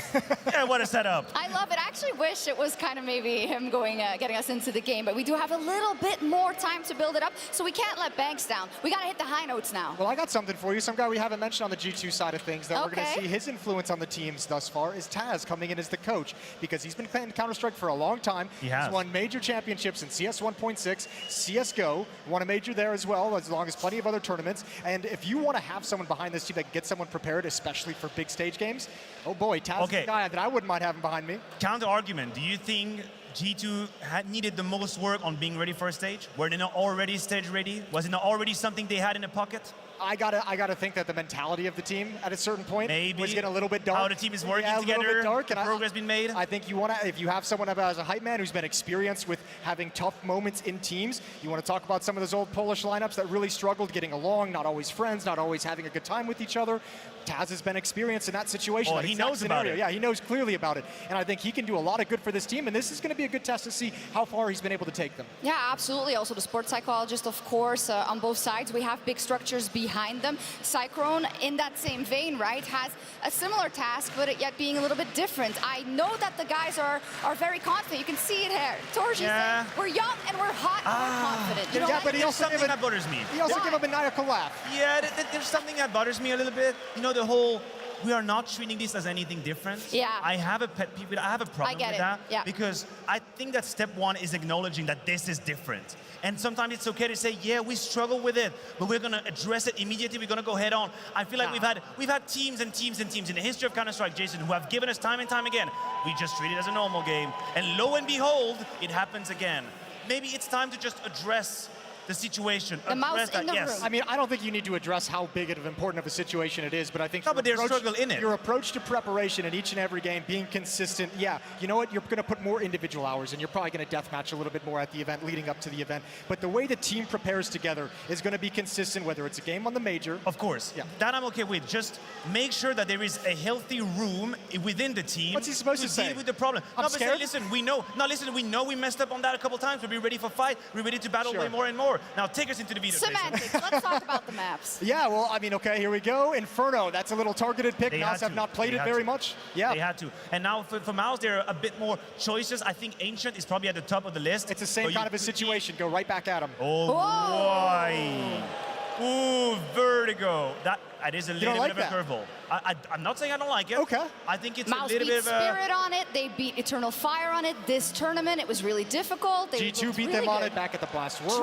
And Overpass has the last. time ago. Now that is good. This is good for MOUZ if you end up on Overpass, if you go to map 3. And this is where, when you're the team that currently has the deepest playbook, the best map pool, then you cash in. You hit the casino, you hit the roulette, and on the third map, that's it. You go home. Because that is a map where MOUZ, I would give him a heavy advantage if we're going to 3. Overpass right there. I don't know. They took VP to OT, to overtime on that map as well. VP's a scary overpass. I know you don't like to think about that game. But No, it's okay. I'll take it. I accept it. I accept it. Look, I think G2's going to be exactly fine with this kind of a veto as well. Their Vertigo's no slouch at all, so I think they're going to be okay with the Wait, map. what are you telling me about? Vertigo is the one map. It's the one map that first started to make Nico look like a human. That was a while. And then it kind of propagated into all of the other maps. It was like the drop of water that was breaking the wall. It all started with Vertigo. That's an old curse that we don't need to get back into.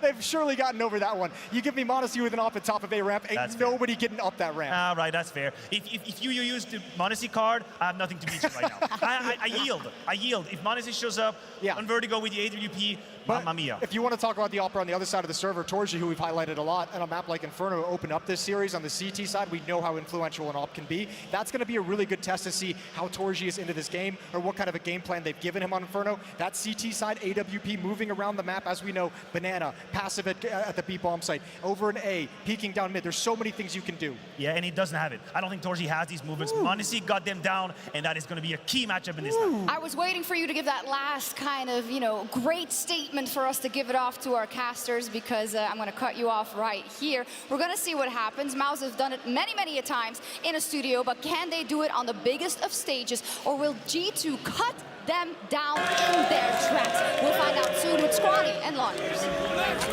Thank you so much, Shots. And it is a monumental stage.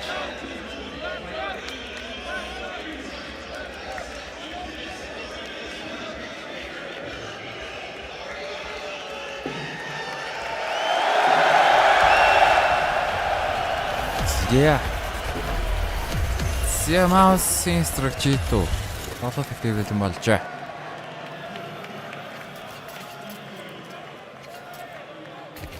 Сахны map Inferno гарч ирсэн. G2-ийн сонгосон map.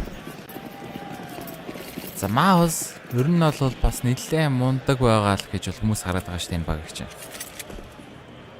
Ер нь бол нэлээд олон хүмүүсийн бас пикми аваргаар тодорсон байгаа байх гэж бодож байна.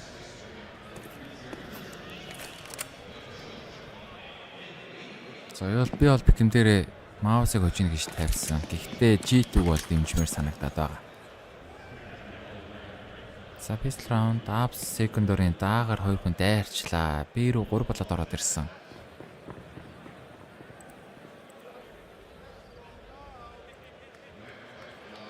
За удаа тусам эвгүрх гэдэг энэ G-Infantry дөраа бүр. За голоор энэ шиви бас дайраа гараад ирж байгаа.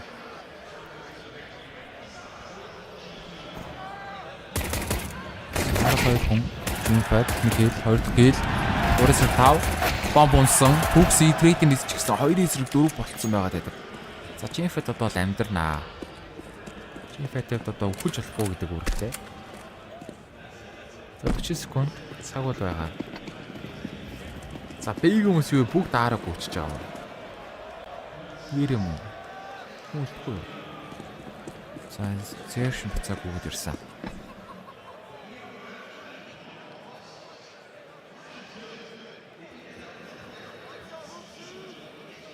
За 20 секунд бэйг толгоорох нь ойлгомжтой. За тоошоо бас өрөөд ирж байгаа. Нико баригцсан. Баунтад авч Kuroxy. Тантиж мөнгө авах гэж үзсэн. За нэг хэл 2 хэл Kuroxy.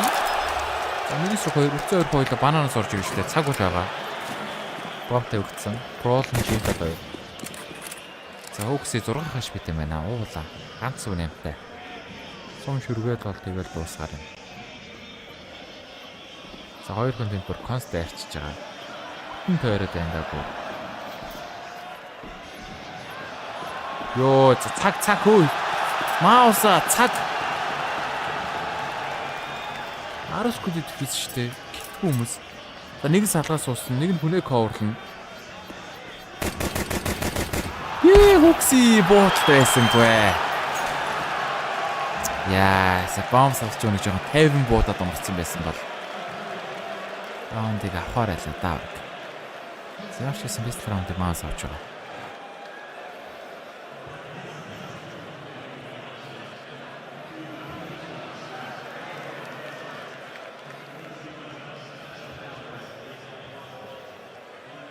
За мапфэйто бол хин мап инферно чийдэг юм аа. MOUZ араас нь overpass авш. MOUZ-ын пик болохоор Vertigo, Decipher-аар overpass үлдсэн байгаа. За энэ хоёр багийн хоцсон нь маргааш semi-final дээр Nav-гийн эсрэг тоглоно шүү дээ. Жигсэн баг нь шууд гэрлүүгээ харна.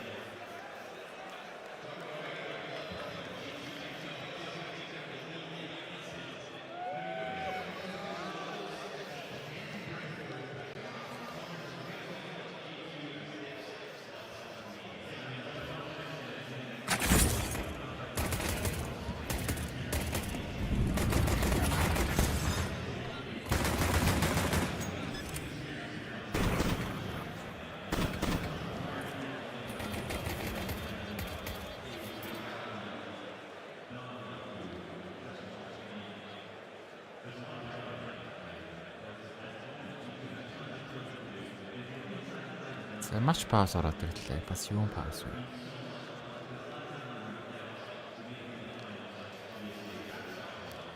За бомб тавигдсан. Форс бай гараад ирэх баха. Чидүүс.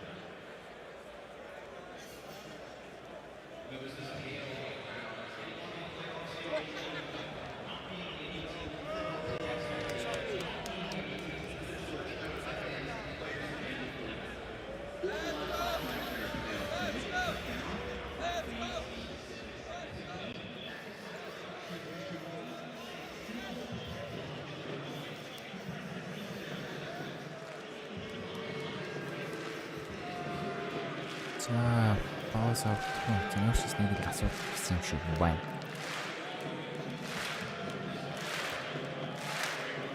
За тоглох Kuroxy нэ.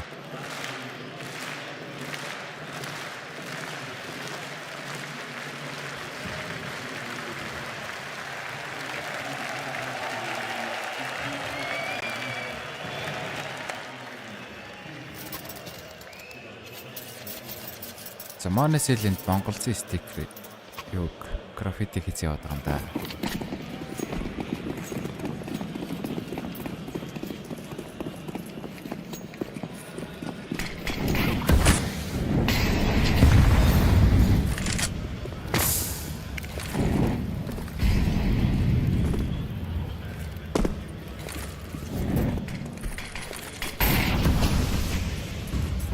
First by round Monesel-ийн хэрэг гараад ирсэн. 2 минут. За бананыг орчоос MOUZ-аас эзэлчихэж байгаа. За энэ гол дээр бүүст гараад ирсэн байна бас. Энд дээр орж зүгсэн. Хүү. Смокер гарч ирээл. За голын гүйл антер. Зэрэг гарч ирсэн. Бүүстний хүн шууд омж байгаа. Хоёрын сүлдүүд. За чин фатиг дораад ганцаар огчтой. Эхний хэл сум дуусчих гарбуу гараад ирсэн байсангүй. Рол 1-3 үлдсэн. Би 80-тай. За нэг тоо дийгтэй чиж байгаа. Чи түүний форс ба. Нэг болж байгаа.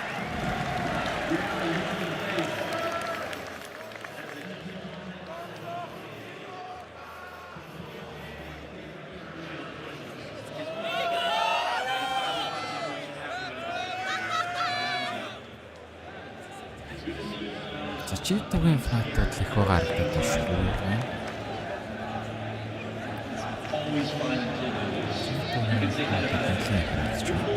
Сүлжгүй камер зүрийг харлаад байна.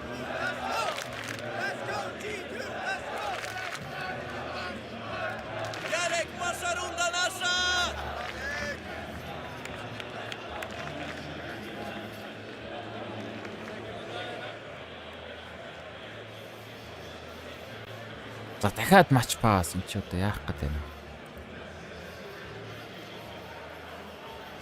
Game crash-сан гинэ. Ямар асуудалтай юм бэ? Game crash-сан баас цааш гэж байна юм байна.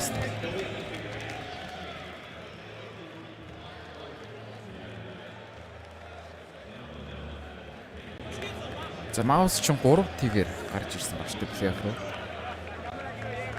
MOUZ-ийн хатсан багт ч юу байлаа.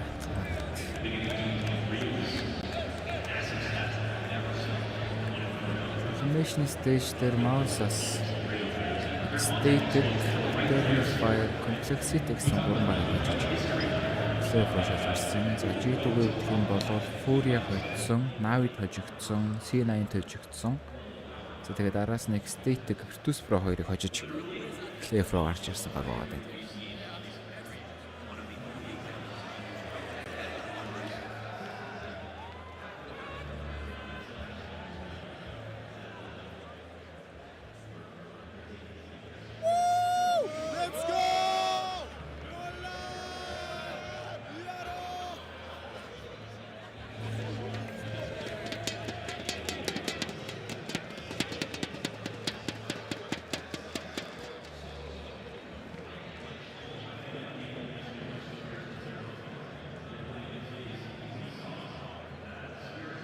За ямар зураатай эхэлж байна гэх юм бодож байна. Зураатай эхэлж шүү.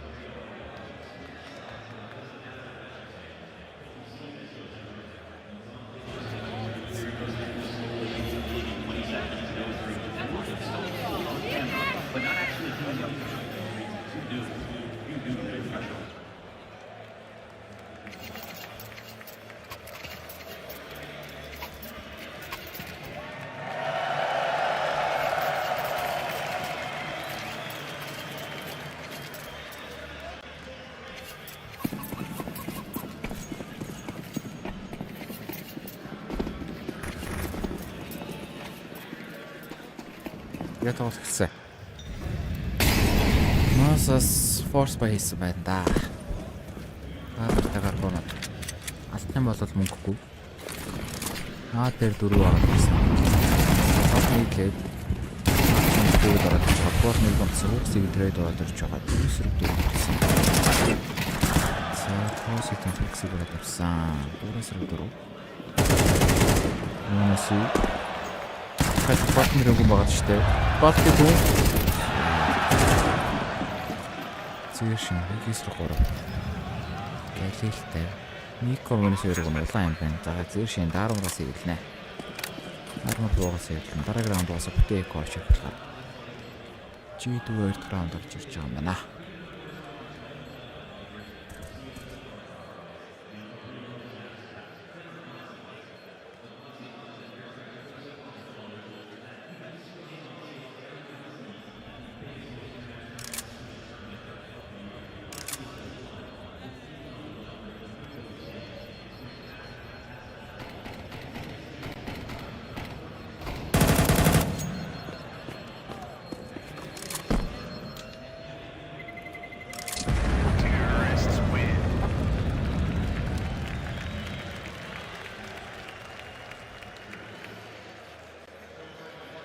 Background.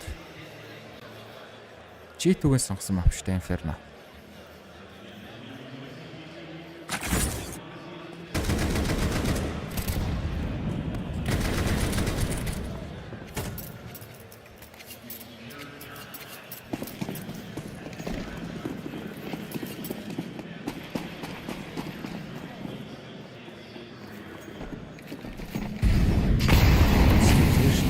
Апсууд болчихж байгаа. Тэр дөрөв бетер ганц хүн. Зэр шиг галил юм хийх гэж үзсэндээ одоо.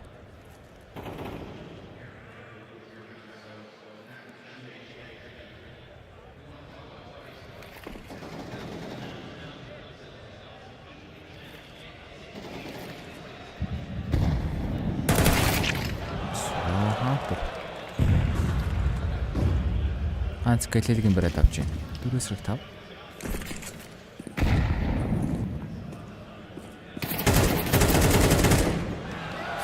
Нэг сажин фото гаргасан.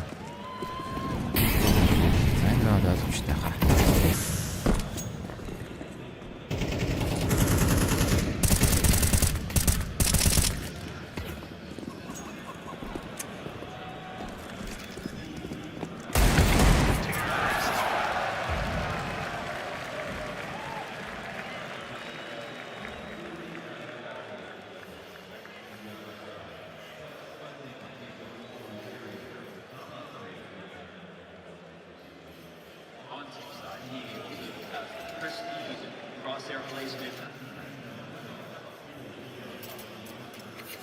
Mouse by around 5-4. Монгол авах юм байна. 5-4 гараад ирсэн.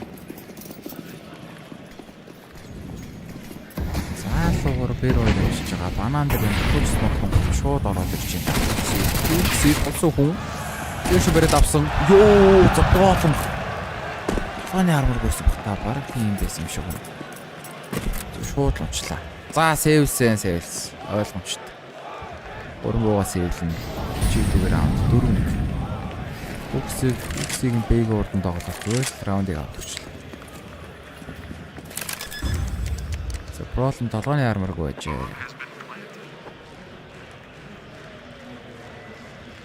Самонысын давс дээр сэвэлж байгаа бөөнөрийг нь барих гал ирсэн байна да.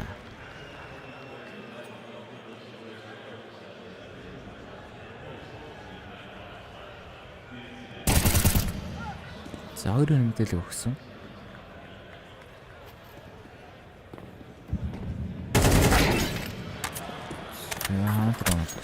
За сүүн бонусаа сэвэлж байгаа юм байна.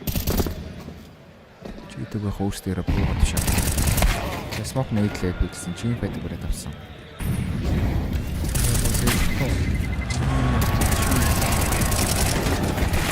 За сэвэлсэн байсан. Дөрөн богон 3-1 болчихжээ. Эний анхаарахгүй сайн мэдээлэлтэй. Одоо ингээд 3000-тай нэг гарбуунууд авах. Аргатай гарбуунууд гараад. Ингэж унгаад энэ шууд. 4-1 за бараг 5-1 болж байгаа.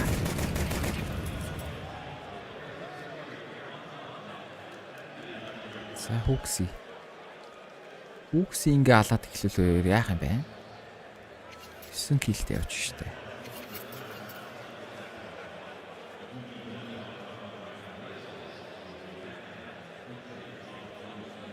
Сямасасеко армор тал армортай гарбон.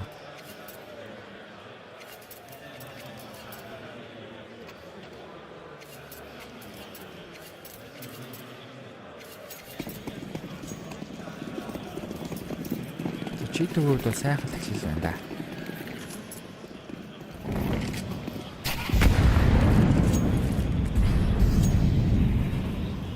Сабиро хамгаалтаар 4 ороод ирж байгаа. Тийм байна.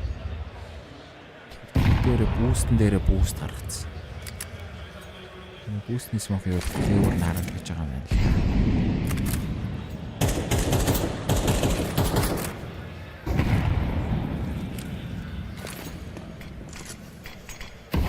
Дөрөвчтэй. Ар орчин болго нүнгүүл саятай ганц. Smoke бол оноо боллоо. Зөв харагт бол.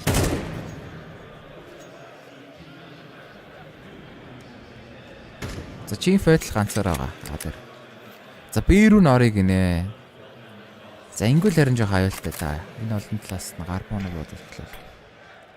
За нөгөөний бүүстийг бутдаг смок. За гэрэн дээгүүр нь харах уу? Ваа, харахаар юм байна. Яа, бролны байрлал аюултай харагдчих шүү. 2 кил, баг 3 кил хийхээр л харагдчих. За буцааг үүсээ. Яг л мэдэрч ийн өгөлтэй шууд ааруу гүчиж байгаа.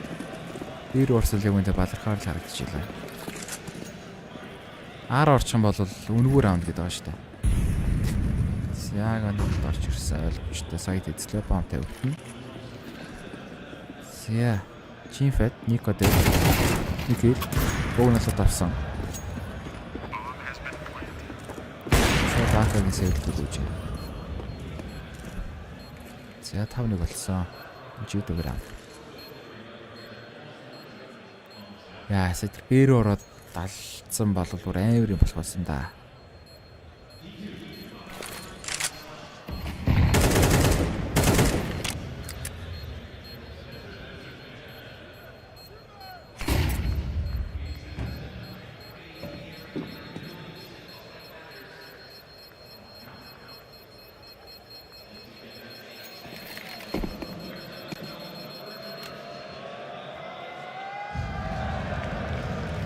Дамаусаас одоо бай.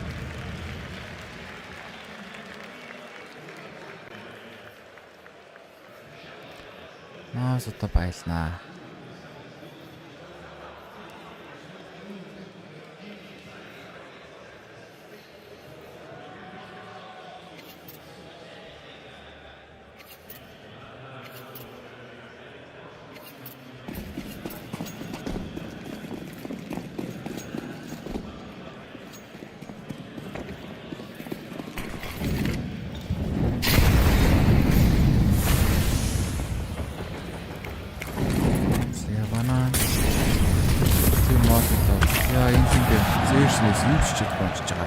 Нэг сабс дээр тоос яваад өгсөн. Ирээсэр дөрөв.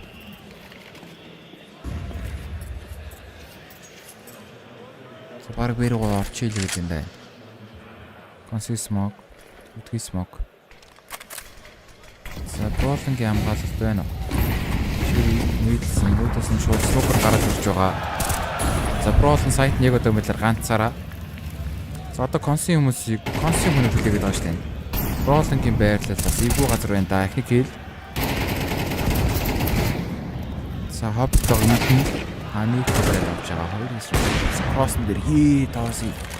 Саяны кросны бодолт маш хүлээлээ да. За банан ирж байгаа нэг вонс яг л бариад авсан. Сүүлөөний мэдээлэл байгаа. Тоосын чинс буугаас явуулах нь ойлгомжтой. 6-1. G2-гээр аа.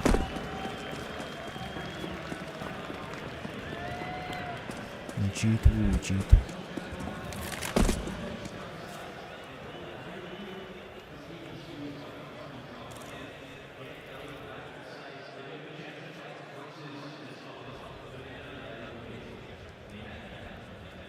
За бас эвгүй раундуудыг аваад л шүү. Раундын зэрэг бол гаргаад ирсэн.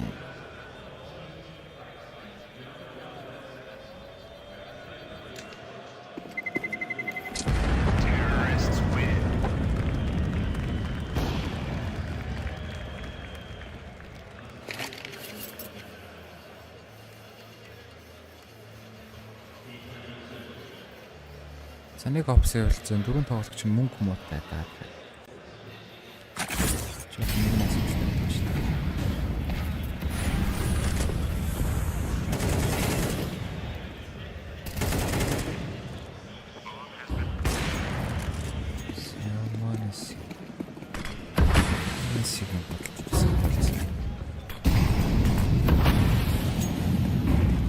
За байлчжээ лос бонус болсон. Тэгээд энэ факт ирсэн.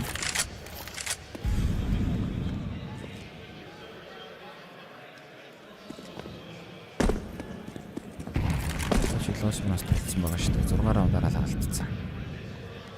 За тоосыг ап энэ удаа тэгээд ноолыг болчих байгаа.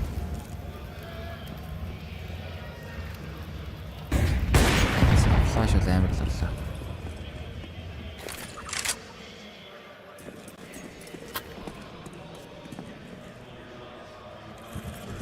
би тэр автны чимээгээ онготлоо шууд гол руу өрөөд ирсэн. Агийн хамгаалт нар 3 тоглогч. За голыг бол оруулсан байна. Моосос.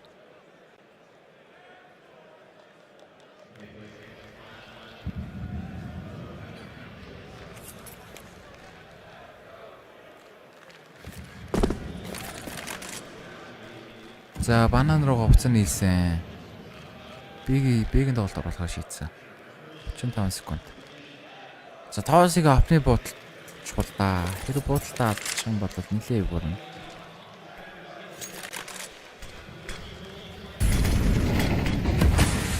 За смак тоосыг гаргаж ирээд хэлээ. За одоо ингэж эхлүүлээр гайгүй. Боолно. За боолно гэдэг нэмэлт чадсан байна. За тоосыг смак болцсон.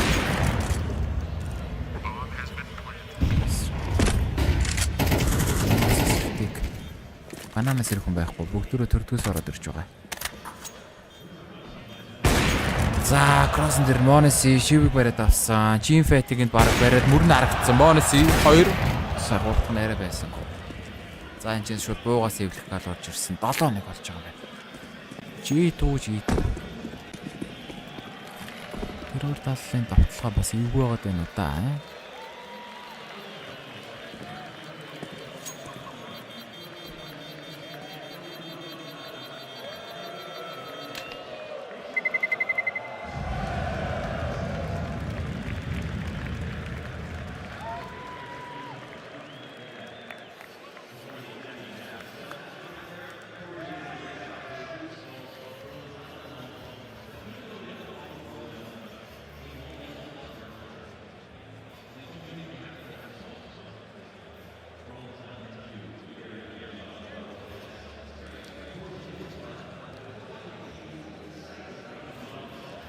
За MOUZ-ийн 2 дахь тайм аут. За ямар ч хэлсэн мөнгө төгрөг нэлээд өгөө болж байгаа даа дахиад.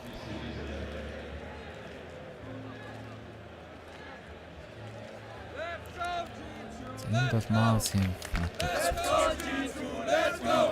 ордоор нь видео.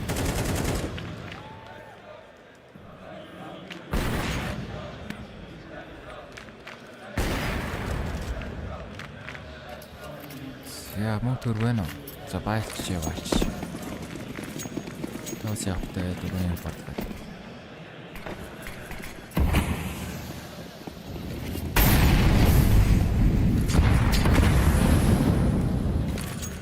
За Peter гураад тэр хоёр. Тоосыг Peter төхөөрөд ирсэн. За нэг юм байна. Энийг нь бол байнга л молидод байсан да. Чигтгээс энэ байртай байнга сандтай хамт ер нь 2 мол хийгээд байсан.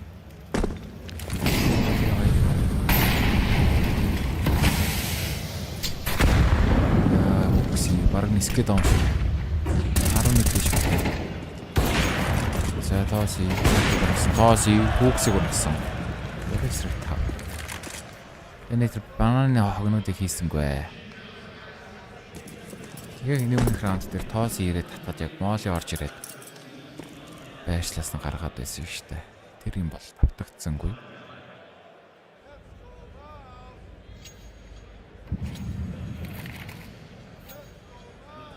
Ямар эсрэг тав. MOUZ хүний илүүтэй.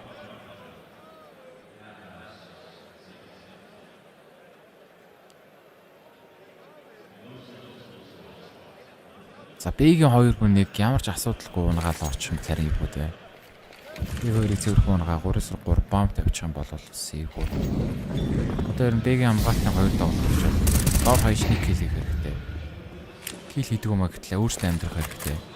За смок нээдлээ. Тэгсэн смокон дээр. За хаатрыг нэлээд оноод авч байгаа. За зэр шинэд энэ смокоор шахах гэдэг нь флашцсан. Авсан дээр авраа хөл алдаад байдаг. Смокоор гараад ирсэн. Бомб хийж байгаа нэг. За нэг сар унсан. Монеси бэй. Nice. Татаа.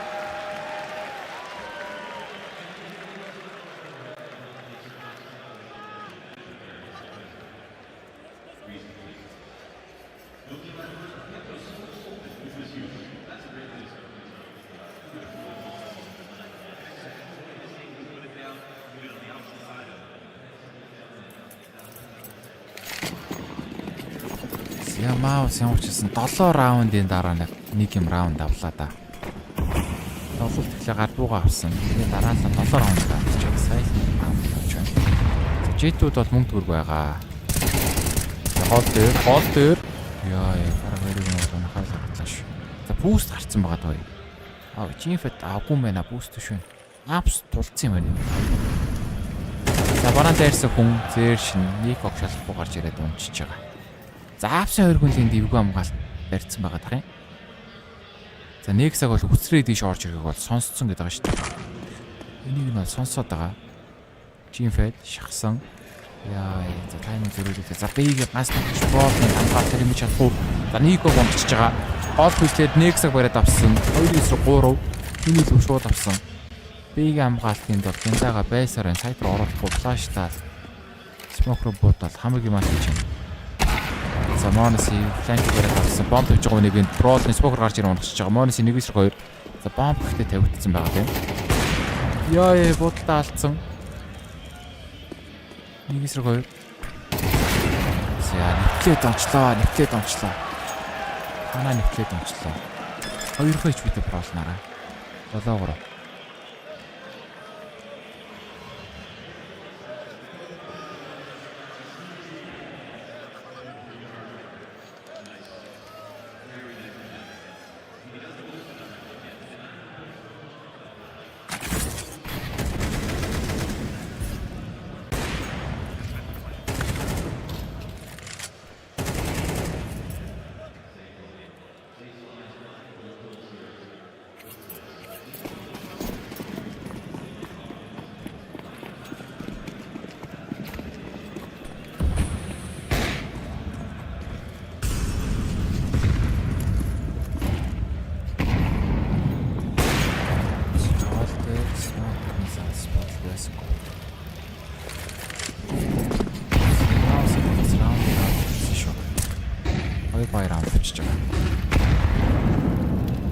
Долоо тавар версч бас дэжгүй л.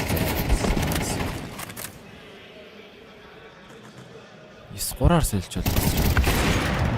Хаантыг ургаад тоош шүү трейдинг удаан гэдэг мэдээлэлээр гадуу гараж ирээ хадгалж байгаа юм байна.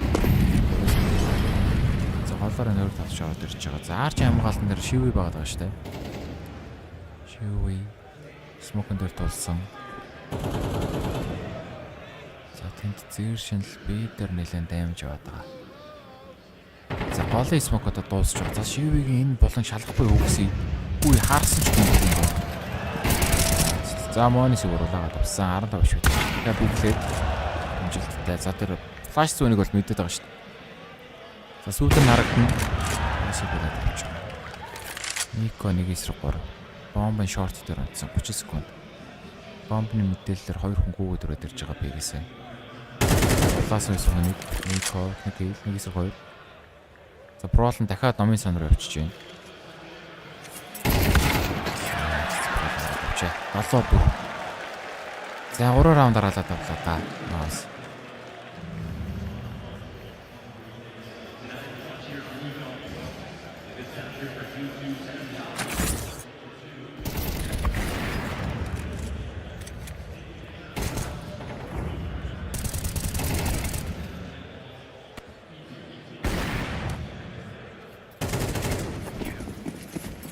Сэхний ахсан сүүлээр аа.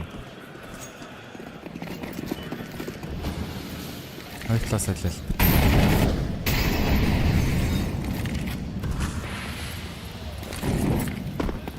Начс нөгөө нэг бананы моолны одоо болж байна. Энэ одоо лоптой хүн бийдэр байхгүй. Хоёр таавт хийсэн Нико суманд оногдсонгүй штэ бүр. Ганц л оногдсон юм аа шин. Гэтэ ямар ч зүйл оногдохгүй юм шиг л харагдав. Сабиг хэлсэн смок нээдэлж байгаа. Явчихсан хүүхсийг бариад авсан. Бомб одоо тавьдаг байгаа. Одоо л гүйж ирж байна. За смокер гарыг нэ шивгүй. Плант хийж байгаа. За харагдчихлаа. Смокны завсраар. За Никой. Консорч ирэх хүнийг харцсан. За тоос энэ болон шалгарч байх ба. Гэсэн бай.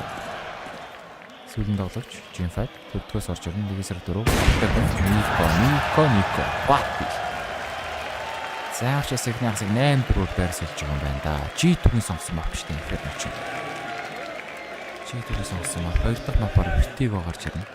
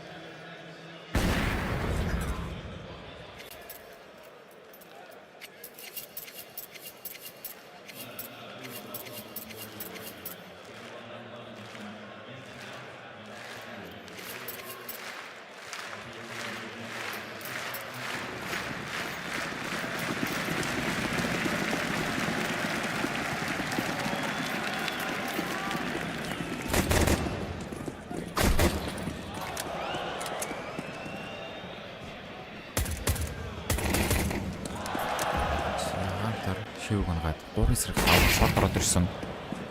Хантер хөлтөөр дээр шимургаад 2 хүн тоос явж нэг хүн гасан. Нэг сайн битэнд амьдраад та гэсэн. За удаан байсан хөшгөл унаад өгч байгаа.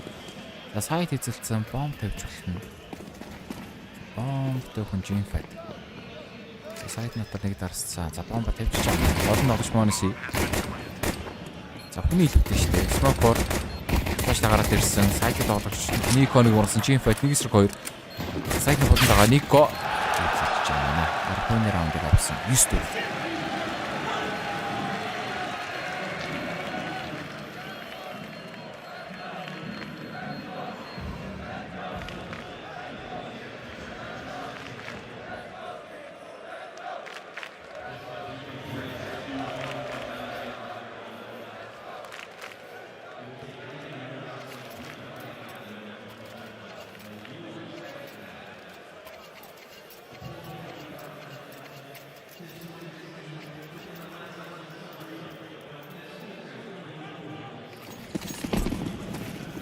Яа, бомб тавигдсан. Force by round.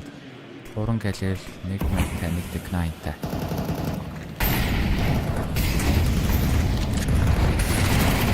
За банан дайрж байгаа маань шууд. Зөрөгтэй 2 хүн дээр гараад ирсэн. Гоолон урагчиж байгаа. Нэг даваг авсан. Бананаа тусгачтай буцаад ааруугаа гүгээд ирэх бах. Нэг хүн үлдээ өнгөтэй.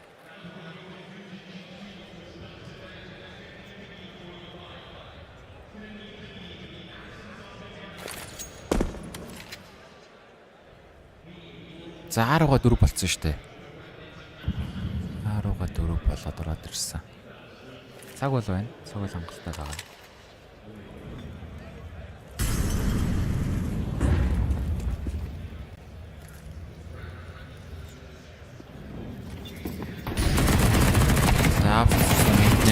Nexa хоёрыг унагч байгаа. Short дээр гоо нэг хаантны спрейт байдгүй дээ. За флаш тагараад ирсэн. Моноси бариад авч байна. Сүүлэн тоглогч Тооси хаапсаар орж ирнэ. Бомб нь short дээр унтсан. Гадны тоглогч Kuroxy үзээжсэн. 14 first by round-ыг авчиж байгаа. Бомб тавилаад байна. За мөнгөний асуудалтай.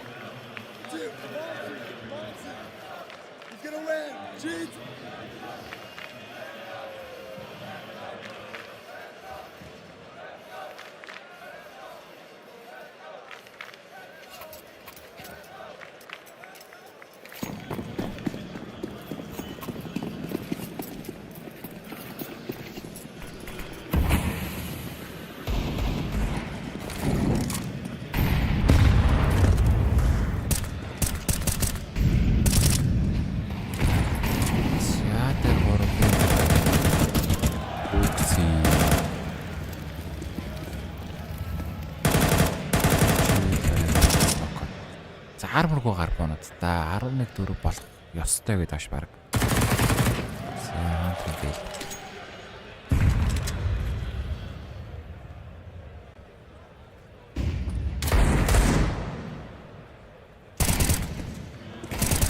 Моноси. За болчих. За MOUZ одоо бай. Энэ бай раундаа алдвал ер нь тоглолт дуусах гэдэг.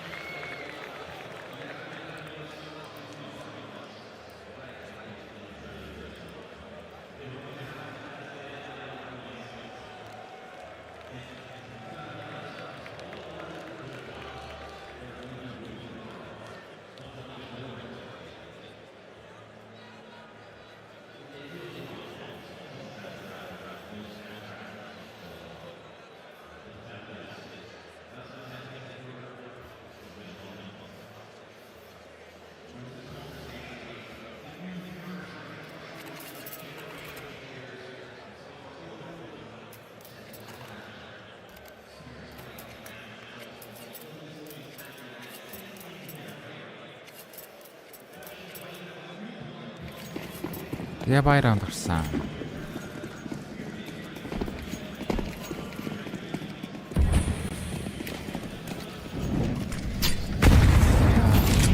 Eeroo банаалууд маш гол муу байгаа гэж байна.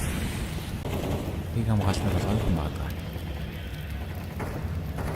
За MOUZ-д бол нэр маш чухал бай раунд шүү дээ. Алдах юм бол ер нь л эхний мап дуусах гэдэг. За энэ хооронд ч шууд дээр хоёр хүнийг үүсчих гэж юу гэж байна. За энэ үүсчих хэрэггүй. За нэг нас монтаж дагаад ирсэн Kuroxy шивг онцож байгаа. За одоо амьдрах Nico нэлээд өндөр дэмэж авцсан байна. 20-ыг ч хөдөлгдсөн. Спорт. За буцаад 12 ирэх юм бол энд голд нэг 3 хүн бүүст хийгээд бүр сони юм болцсон шүү дээ.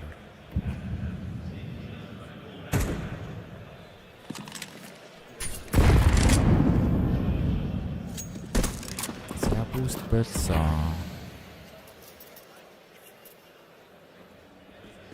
За нэг тоглогч Монис Бэрүүгээ сүнжээр яваад өгч байгаа. За ер нь бол Бэрүүл арах гэдэг юм л да.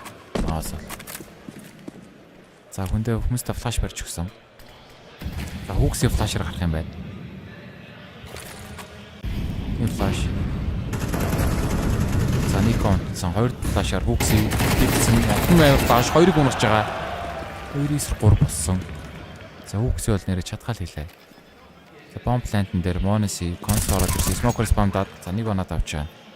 Bomb явуулчихсан тавигцсан. За хүмүүсээ хүлээн хүний илүүтэй. Kit бол байгаа юм байна. Monisi kitтэй. MESA kitтэй.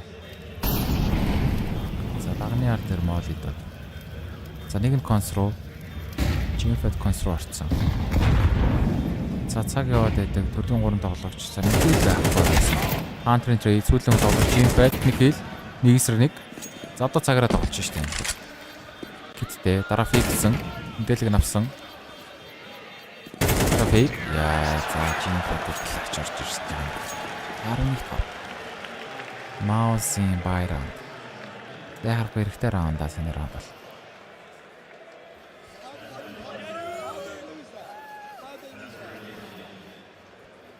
MOUZ-д бол эрхтэй раунд.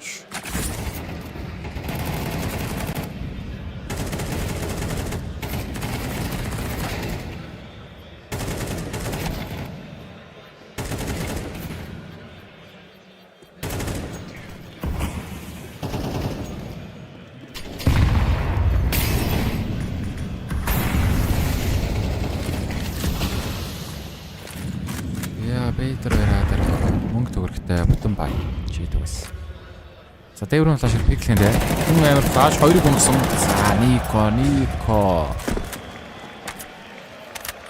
2 килийг хийлээ дээ.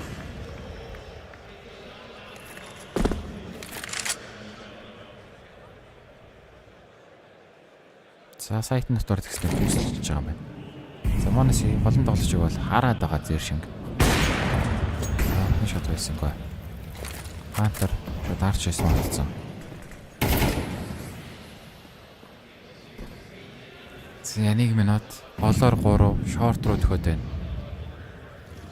Monisi шорт хатар авах хүн буудалтаа шууд унчиж байгаа. За Smoker-ын буудалд тоошиг нэлээд бодлогод авсан. Nexa фитнес амьдрын сайт ороод ирсэн флаштаар хийхээр бэсэнгүй. За Hunter-ын унч батарсан чинь өөрийнхөө нэг унчлаа зэр шин тэнд. Тоосыг унагцсан байна. За Gymfed дахиад клач хийх хэрэгтэй болж таа. Энэ өмнөх раунд дээр 1-2 авсан. Одоо дахиад 1-2. Jinfet 17 настай. Багийн хамгийн залуу тоглогч. 28-ын швэтэй. За сайт руугаа суудсан. Кит. За байгаа мэнэ Kuroxy киттэй.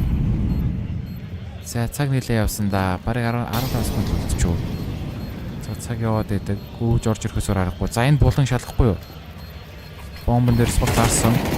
Нико. Нэг эсрэг нэг. Унагсан. Кит байхгүй. Гатлаач хийчлээ. Яа. Ямар удаан гүйж ирд юм бэ гэдэг санааг бодсон. Өөртөө цаггүй болчлоо. Гүйж ирэхсээр л цаг яах. За, Jinfet-ийн 2 клач раундаар MOUZ-ийн амьдраад байна. Энэ камер юу вэ? Толгой өргөчч. За толгой өргөдөө шүү. Ямар амар сонин камер. Житогийн. Амар турсан.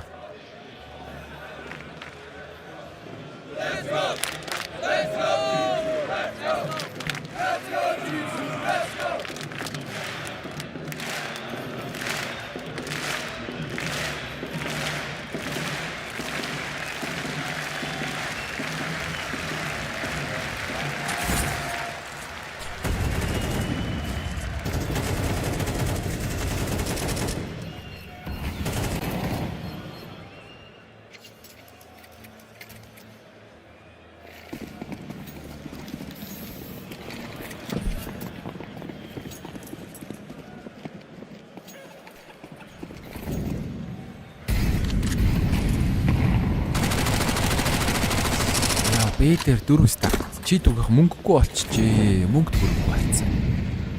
За 11-4 сте. Тэгээ 2 раунд алцаг. 11-4-өөс ойртоод байна шүү. Энийг алаад 11-7. Дараагийн баяа алдвал 11-9. 2 бая раунд алдвал би бараг тэнцээд ирэх юм байна шүү.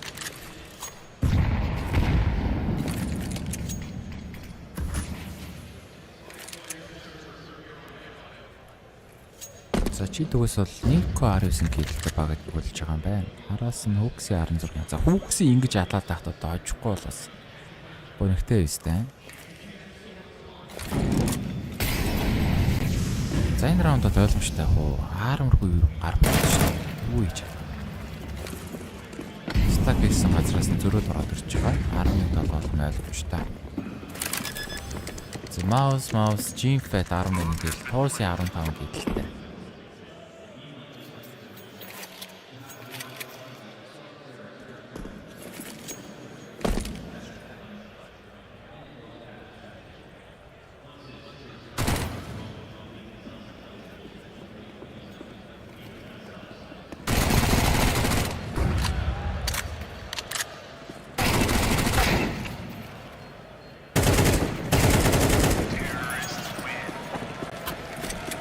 Яа житүү одоо баялна да. За дуусгаж чадах нь уу чи одоо. Уун алс нэлээд зөрүүтэй явж байсан шүү дээ. 2 клач раунд алдаал эвгүүрхэд байна да. Нэг эсрэг 2-оос раундуудыг алдсан. Тэр хоёрыг авсан байс бол одоо ялт энэ тоглолт дууссан байна.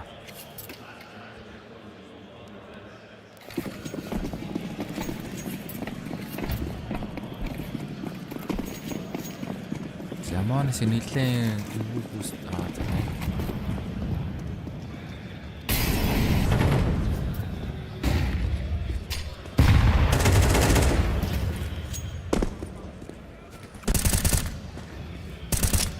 Чит энэ раундыг алдвал дахиад мөнгөний асуудалтай та.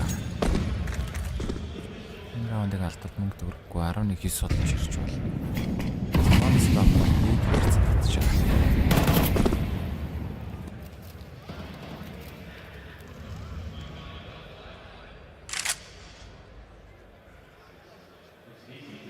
За пролн банан нэгтэл авчихж байгаа. 15 хаш швэтэй. За хан руу буудах юм бол унах гад байна даа. Бас хан буудалтай байхгүй. За хуцаа яваад өглөө. За агийн тоглолт шүү дээ. Агийн тоглолт. Үндэ үндсэн тоглолт дараа байхгүй. Шорт давсар бүгд авчихсан. Хогч чанд нэгсээсэн байна. Хогч шидэж байгаа юм шиг. За Blind Archie Smoker орж ирээд хоёр барих авч да болно. Улаан байсан тоглогч тийм нүг банан дээр бигдүүлсэн тоглогч чинь дээр л хоёрыг авчих. За 2-2. Жимфэт амд уу. За Жимфэт амд байгаа л тэгэл баг клач хийцэн дээ. Ер нь арга Жимфэтийн клач харагдаж байна да guys. Түү. За сэвэлччээ. Үүшээ 11 нэ. Хоёр буугаас ийсэн. За пас хийсэн. 11 болчлоо. Яа, юу бол. Дөрөлт гадаг юм шүү.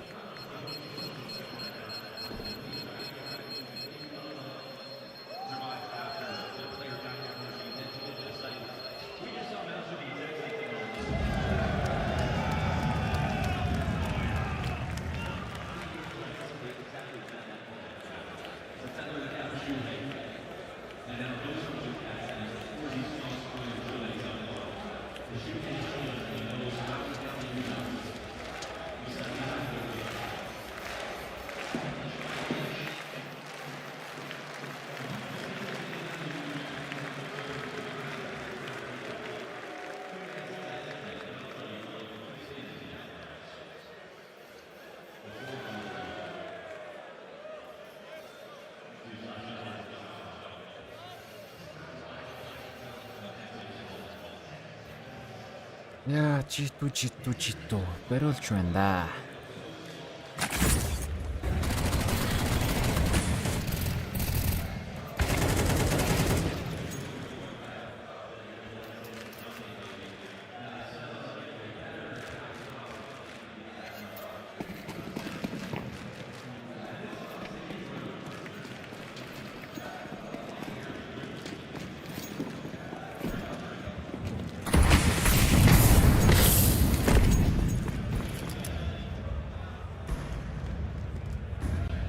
Өмнөх раундын сэвэсэн 2 буутай, нөгөө 3 тоглогч нь гар буутайгаа гараад ирж байгаа.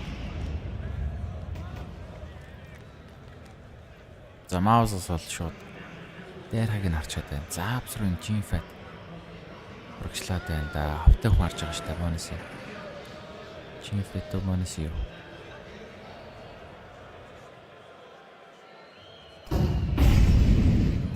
Ямарчсан бананаг эзлэхээ орж ирсэн. Монис апстер. За хөл харагдаад байгаа. Хөл харагдсан. Хиймэлчиг. Хөлтөд авуудаа. Улаалгач чинь 13 биш үү? Цэцэн боллоо. Нүүрстэй 6 за гол дээр зэвшин унаад. Бролн тэнд бэ дээр смокер хүүгсийг унцсан. Бийг хатгаас ганц унцсан байна. За энэ шот байсан бай. Бийг харж ирсэн ганц хүнийг смокер алдсан байна шүү дээ. За смокер дотор тулаад байгаа. Үуй Jimfat хараагүй. Юусаа смок ингээд толгой харагдаагүй юу? За смок нээдээ нэг бомб хийж байгаа нэг онох гэж. За бомб хийж байгаа нэг оноод байна. Бүүс гарч ирсэн. Бүүстэн дээр. За бомбтой үнийг бариад авлаа. 2-3 үе. Рол нь бомбоо тавих хэрэгтэй. За смокнд дууссан. Бомб тавих нэлээд хэцүү болоод ирж байна даа. За шивээ хүндэл зүлхөө хөргөлөө хийсэн. 2 нэмтэл ирсэн. За дефолтер бомбо дарах хэрэгтэй. Шивээ унаад өгсөн байна. Брол 1-3 үлдсэн. Кос гараад ирж байгаа. Хаан тэр бариад авсан. Житүү 3 гар пут раундыг авчиж байна өө. Ямар юу раунд алдчих та MOUZ. За тэр бомб тавих гэж одоо юу ч болоод байгаа. 1000 жилийн боллоо. Урдгаш шиг бомбо тавь нууцч болоогүй юм бах та. Бомбо эрт тавиад нууцсан байсан. Цэний раунд ийм болохоор байсан. Энэ тараа ингээ харагдаад байгаа шүү дээ. Гүү юу? Ямар сайн. Смокер гараад ирж байгаа шүү дээ. За, бомбонд гэж хэлсэн. Зэвчүүд бол бүтэн баяртай шүү дээ. Энэ үйл мобайлаар авчиж байгаа. За, гол тэгээд таантаар зүрлээ трейд амжилттай. Смок нийлээд табелт гэсэн нээдээ алдчихж байгаа юм. Топ хүүхэд ороод ирсэн. Агийн амгаалтны хүн байхгүй. Сайт бит тоосон. Бомбтэй өвлөн G2 эсрэгтэй хийх юм байна. Гэтэ өнөөд бол байгаа. Хүний илүүтэй. За шивээ шортын дүүл маш чухал гэсэн чинь хүүгсэн шүү. Апс руу орчиж байгаа.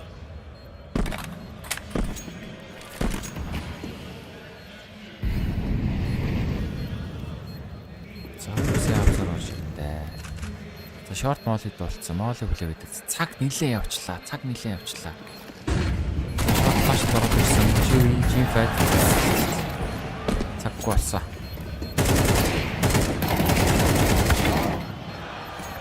Эсрэг хоёр сүүлийн тоглож апсаар ирнэ. Монеси апсаарахгүй. Апсаар хийжтэй.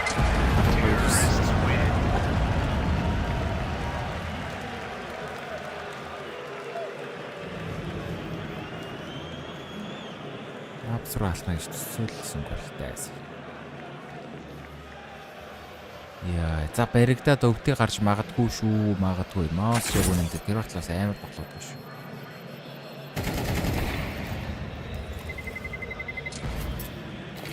Сая шорт гарч ирж байгаа л мэдрээл апс гарсан бол яах вэ? Тэгэл дуслаа шүү.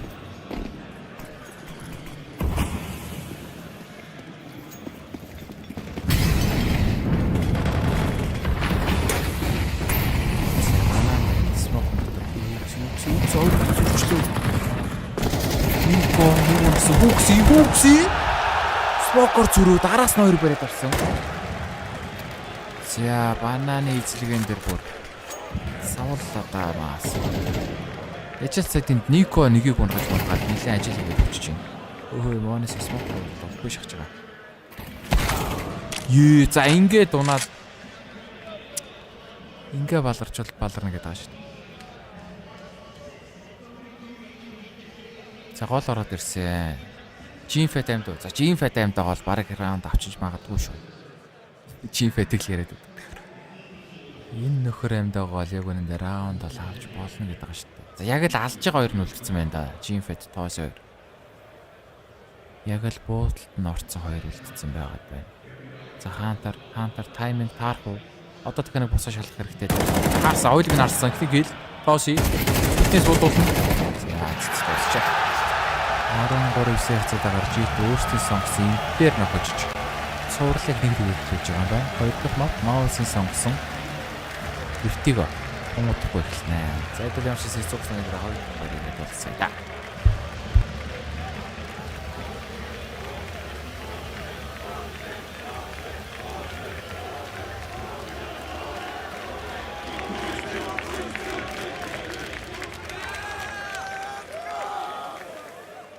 Watch the second box and first box. It's dark, dead! Just the second box is clear. 4v4. I'm top points, okay? I'm top points, guys. I'm top points, I wait for it to fade. I'm taking the fade of the banana, guys. Watch the second box and first box. It's dark, dead! Just the second box is clear. 4v4. I'm top utility, okay? I'm top points, guys. I'm top points, I wait for it to fade. I'm taking the fade of the banana, guys. I don't see banana, guys. Chill, let us shoot. Careful, you're all by yourself, Roger. I can take banana if you wanna play. Take. I'm peeking with you, Nima, okay?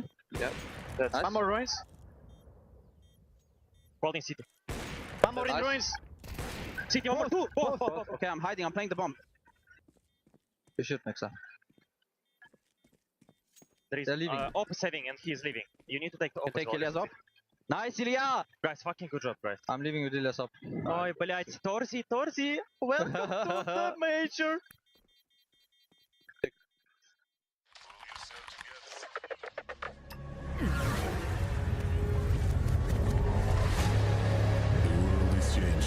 Quickly. To clear. Shoot it.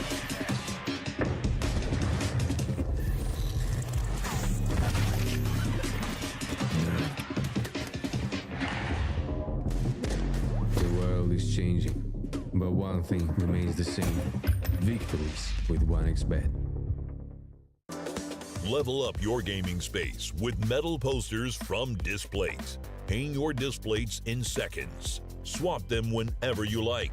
Get official art from your favorite games on a uniquely designed metal canvas and choose from thousands of posters. Join over 3 million collectors now. Your wall upgrade is here. Shop now at display.com.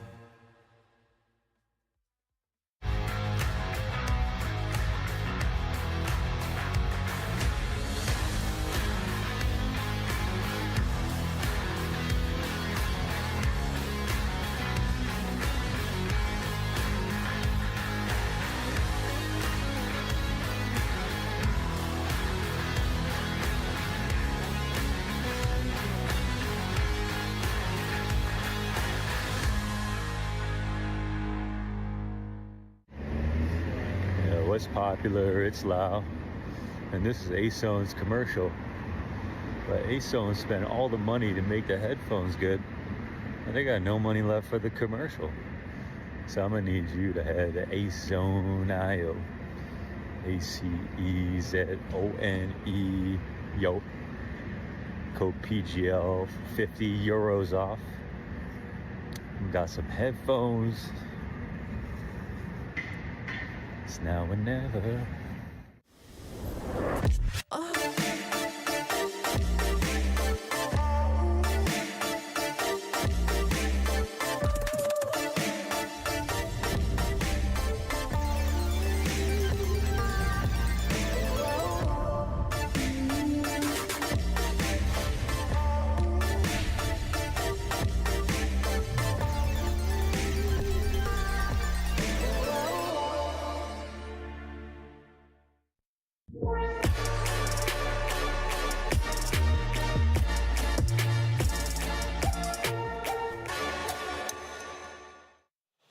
Well, G2 may have limped their way into the playoffs, but they're standing on their own 2 feet so far on this stage, shellacking MOUZ and giving them something to think about going into Vertigo.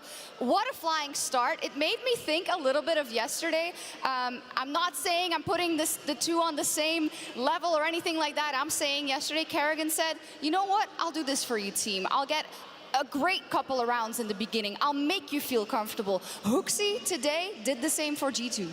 Definitely stunning work on Banana. Absolutely stunning from Kuroxy.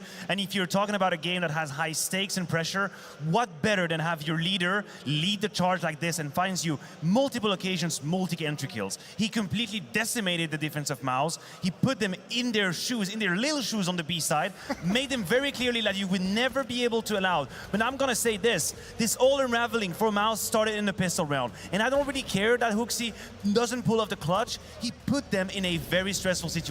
Yeah, and then he built upon it, right? They responded to win round 2, but not just that. The first gun round, he's double killing with the MAC-10 coming through that smoke and Banana. So both sides of the map, Kuroxy's actually defending Banana as well. Him and Nico were monumentally aggressive down Banana in the second half as well. That entire map, we talk always with Inferno how important Banana is just in terms of controlling it for the CT side. Dude, G2 owned Banana on both sides of the map. I mean, listen, for MOUZ, there was nowhere to be. Like, I have to say, not only was the utility plan from G2 close to perfection, and anytime MOUZ tried to be a little bit aggressive, they got blocked between mollies, nade on top of that, were forced to commit to fight they had nothing to do with. And when they tried to play by the rules, you had flying Kuroxy through smokes, you had Nico being pushed over by his flashes. It was impossible to play. An absolute display. Look at the scoreline, 43 kills. Look, if Kuroxy was supposed to ruin Nico's stream at a major, right there, he's up with him, building that dream. Also, isn't this kind of a dream scoreboard? Of course, you would love m0NESY also to be up there, but I really don't care about that if you're G2 probably, right? Nobody caring about m0NESY's scoreline when you got Nico and Kuroxy fragging. Holy hell. Because look at the game plan. Right out of the gate, G2 made this a recovery mission for MOUZ. They went up so big, so fast, that it was all about trying to just scrape together what you could. And I want to take a look at round 1 more in depth and into the psychology of this one, Maniac. Yeah, I think this was a very important moment for G2. You look at the start of it, and it's MOUZ being on the offense, on the aggression, assertiveness. They take the space and they take the kills. The issue is, when you're supposed to close that 4v1 and you're supposed to be comfortable into the matchup, you give away these 2 kills, absolutely laughable kills, and then you create a 1v2 where everyone is stressed. You were supposed to be comfortable, and then you allow Kuroxy to stress the shit out of you, and that's what happened in this first gun round, and they paid the price. You were saying, the second round after that, that's an immediate punish from MOUZ. Yeah, and then you have the economic advantage, and then you can maintain, you can actually call that fast, aggressive game plan, getting up Banana with the MAC-10 coming through a smoke. You're punishing the low economy so early on, you're able to stack up those rounds really, really quickly. That wasn't supposed to happen. And remember, we even heard it in the little listen-in before we came back in of m0NESY going, ooh, Torji, it's a major. And he knows, like, that the pressure you put on them in this situation with that kind of a lead and that aggressively that early on is monumental. Yeah, I mean, it's rarely that you can read so far into a single round and extrapolate so much in terms of everything, but that's because of everything we've said before this this match even started,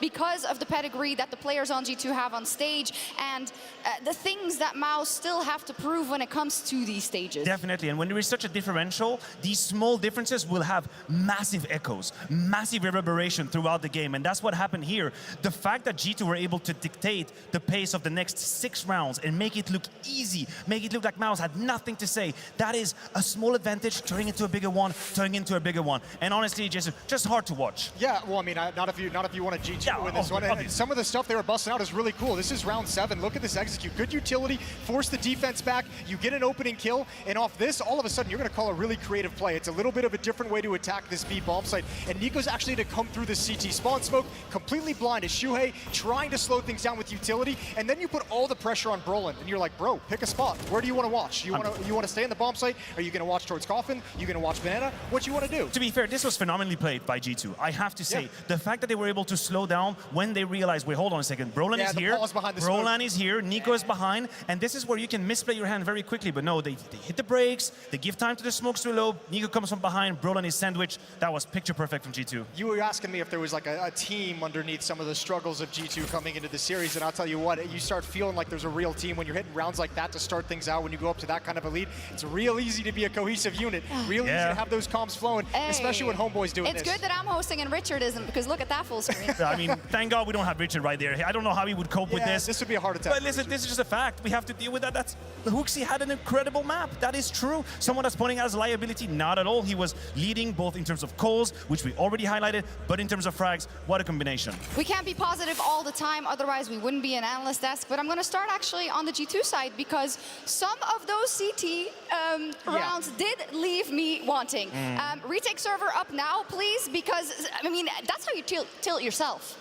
I mean, they allowed MOUZ the right to dream. They allowed MOUZ the right to come back into the game, at least mentally. Yimpat's going to deserve a whole lot of praises, because, hell, anytime he was presented, listen, he's the truth. Like, that player, he's the truth. Legit.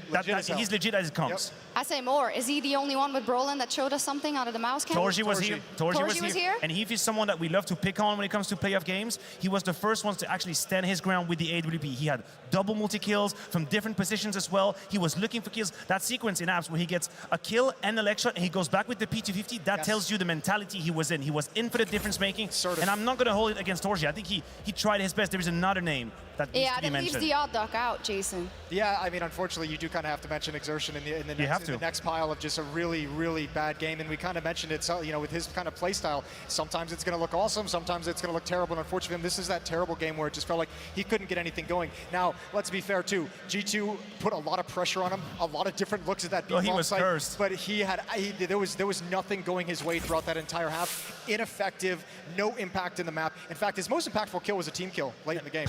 Oh, Jason. So I'm sorry. I mean, you had to, but you're right. Yeah. Like, just imagine. Add insult to injury. Imagine where you're at mentally when you're at 4 kills and you finally have a way into a bomb site, and then in your trade, you decimate your teammates. Yep. And you're just like, well, I'm cursed. And then the next round, Kuroxy crosses the smoke, and they have this little mixed match situation. And he's the one that dies on that smoke. I mean, listen, he could never get it going. No. And we said maybe a little bit of selfishness would have helped him, but you cannot fault him. Whenever he needs to cross situations, he does it, and he gave his life a couple times. Is that what Xerxen is supposed to do now? Just smile? Smile through the pain, man. That's what you need to do. This is a display, of course, very high quality metal posters, all kinds of cool stuff you can put on it. But what I need to tell you specifically is that Display just launched a new product called, or a new finish almost, called Textra, which is a premium finish available on hundreds of displays that make them look really, really dope. This adds an extra texture to them, and you can click the banner down below and type Textra in the search bar to see all of the available designs. There you go. So, such a good segue after we talk about Xerxen's demise and Smiley on the desk. That just works perfect. Yeah, I have a way with things. Is it also going to be a smile for Vertigo up next? Woo. Well, you want to take that one? Yeah, it's problematic because the segue is supposed to be, hey, it's a map where Xerxen has a whole lot of playmaking potential, and he's done it time and time again. He's done it against Eternal Fire. He's done it against Spirit. They won both these maps. So now I'm going to have to make a Buddhist sort of effort to say that he can leave that map behind and let all that comes with it, go extremely zen into this and move into map 2. I have to make this claim. And I mean, you have to expect, too, that he's got the experience in this kind of a role and position to have been through this in the past in series. You think he's got it? You're going to have some bad maps. You know what? I would say no, but I think it's possible. Thanks, Jason. What are you doing? Look, I tried. If you're gonna do it, I mean, Vertigo. Let's see what they've got. G2 did beat them on this map back just last year, but then they also G2 lost this map to Ecstatic earlier on in this tournament as well. So a little bit of weakness there. But remember that first map Inferno is the kind of weakness that's targeted by G2. So I think you have to be feeling much more comfortable, much more confident if you're any player on MOUZ heading into Vertigo. And if anything, if you want to make a statement about your growth as a team for MOUZ, then this is the perfect setup. You've been handed a backhand in your face on Inferno. We knew that was happening. We knew that could be a punish. Well, show us the stability. Show us the resilience. Play your map, play your game, push us to 3. You had to know it was possible, right? Definitely. And Vertigo, they played a very, very close Vertigo versus, well, close. It was close until it wasn't, let me put it that way. Versus Eternal Fire earlier on in the tournament, where Eternal Fire got off to a fiery start, but they got it together. Torsi was really, really good on that map. You know, taking a shot, falling back, leaving some space then for Exertion to play off him. And that's kind of what we want to see. We want to see the MOUZ as a team, right? But then every single person needs to do what they need to do. Yeah, listen, from a team perspective, I'm not going to say that Inferno was extremely bad. I mean, we know this is not the highest quality. It was pretty but, bad. Yeah, but I didn't think it's not like they were super exposed as a team. It's more like some individuals were completely wrecked. The banana defense wasn't great. But this is where we have an issue. There's going to be some playmaking needed, but I do think that they have the quality within the game to create these plays. Like, they're a team that know how to utilize middle, right? It's notoriously a part of the map where most people usually ignore, don't really know how to play. I think MOUZ can have rounds that depend solely on these moves and different timings. They have a little bit of diversity that not everybody can bring to the table on the map. And you want to talk about another win condition that we kind of laid out in the pregame as well, as I think Shuhei called a really pretty good T side on Inferno to get them back into the game. All these clutches he called from Yimpads, that was just... Yeah, I mean, it was like, Yimpad, just do your thing. Yeah, exactly. 1v2. So I mean, I think you know, coming into Vertigo, I think you have some good things going your way. Obviously, you need Exertion to be stepping up in his level. I think Brolin is someone you're going to want more out of on this map as well. He was part of that B defense that just got absolutely broken down and shattered. But they've got a fighting chance. They absolutely do, more than a fighting chance. I think if you put all the factors together, right, the fact that you know, they were shook on that first map, but still from G2 they have some homework for their CT side specifically. The fact that when you look at the recent record, MOUZ should have the upper hand on Vertigo. The fact that I don't think Exertion plays a map like that or a game like that twice in a row, hopefully. But then the whipped cream on the cake, as you may say, that this is now your elimination game. Yeah. The next one you lose, you're going home. Yeah, and you now have to play with that knowledge in the back of your head. Like that hits you as you stand up out of your seat after losing Inferno, and that's something that you talk through between the maps and try and get over. I'll tell you what, though, I mean, you say Exertion's not going to play a map like that twice in a row. Someone who can play a map like that twice in a row is Nico. And I love the kind of aggressiveness and assertiveness and just the initiative that we saw G2 take in that first map. And if you come into Vertigo with that same kind of a philosophy in a situation where aggressively fighting for A ramp can be effective if you're winning those battles, aggressively taking Beast Air's control, like, man, there's some cool things G2 could do if they come with that same kind of energy. If Nico finds that kind of vibe he had on Inferno, the game is over, because Vertigo has been his kryptonite for a long, long time. As I said in the pre-show, I'm going to maintain that once again. So you have to imagine. Major, yeah, I mean, listen, if that's going to happen here, then what am I to say? Well, how am I going to debate if Nico actually finds groove here? I don't think that's going to be the case, at least for MOUZ. But what I will say, though, is the beginning of this map is going to be extremely important. If we were looking at a FaZe versus G2 game, I could make the argument that it's okay. FaZe have the backbone, they have the experience. Even if things go south at the beginning, they're going to come back into this. That's what we're trying to discover. Exactly, and I feel that's not the case quite yet for MOUZ. So you rely a little bit on that good start of the game that makes you feel a little better, ease off the nerves, gives you that confidence that we're on our map pick. Things are going to be fine, guys. Everybody is bringing together. Now, imagine it's an 0-4-0-5 start.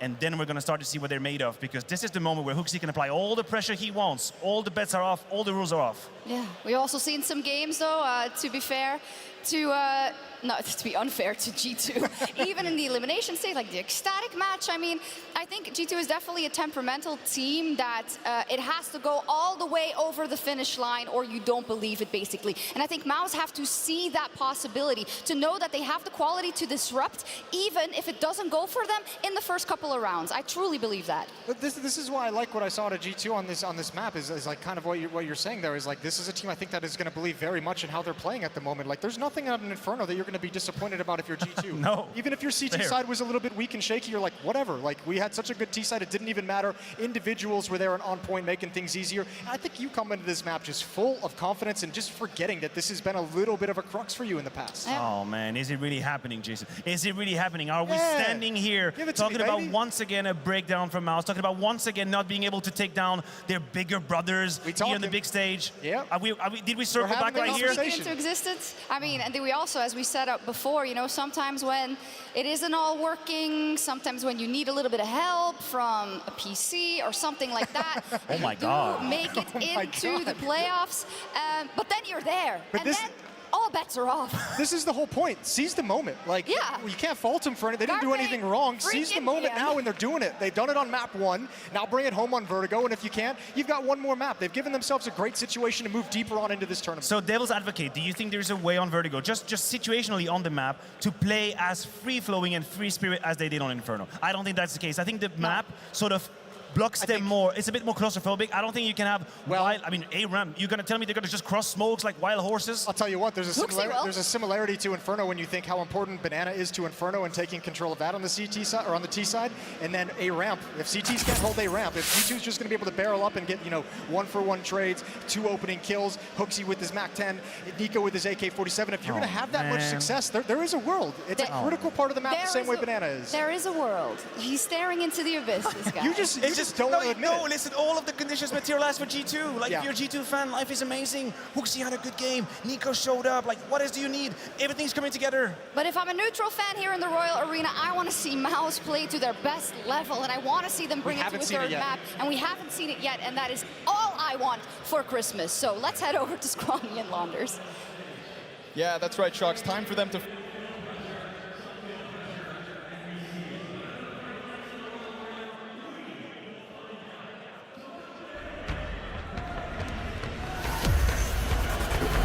За, хоёрдугаар хол эхэлж бай.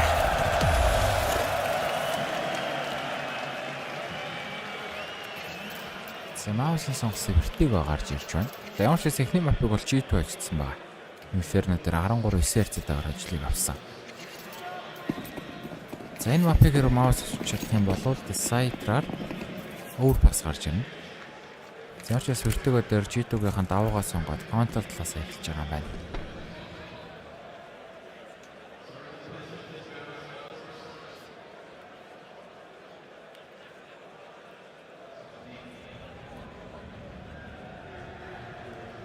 Голын хамгаалт нэр 3 тоглогч байна. Нэг контентын түүснээс харагдсан. За, MOUZ-аас бол 3 тоглолт хийхгүй байна. За, гэхдээ орчилсан 10 гад төхөд байгаа. Рамп руу дөрвөл орох гэдэг. Энэ хамгаалт дээр бонусын ганцаараа штэ.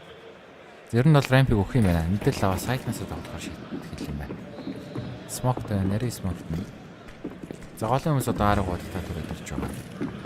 Энэ бол мэдлүүр. За, нэг смок.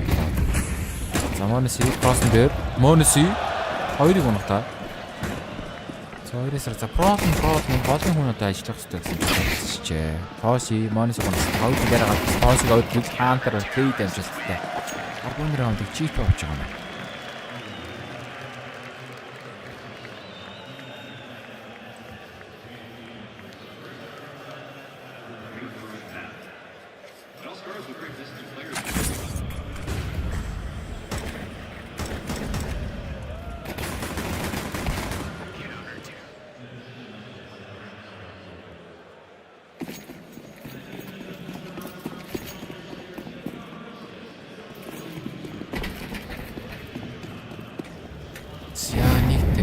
MOUZ бомб тавьж чадаагүй эко раунд. Армор гоглоокод гараад ирсэн. За, Vertigo гэдэг мап дээр баг үзүүлэлтээр харагдаа.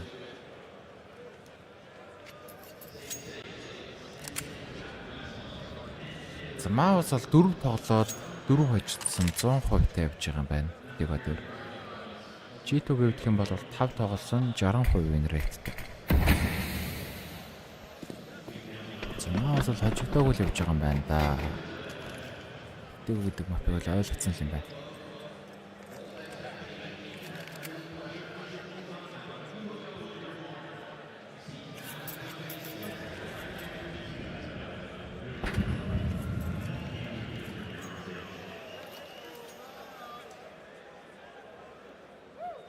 Яа 40 секунд. За клокууд одоо тэгэхэд юу хийж чадах вэ нэрээ. 2-3 буул унаг бол их юм болох байх та.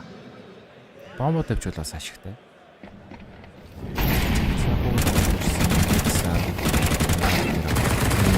Орсон бүсэхэд нэг чуулаа.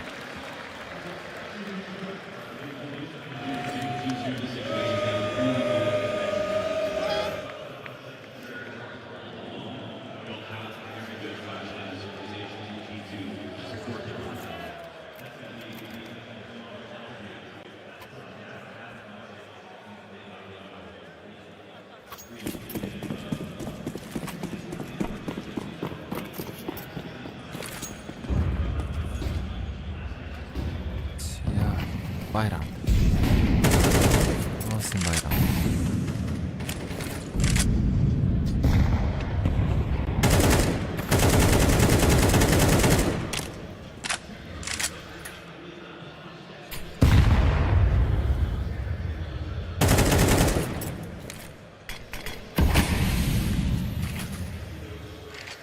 За бимэн дээр бүүс гаргаад ирж байгаа.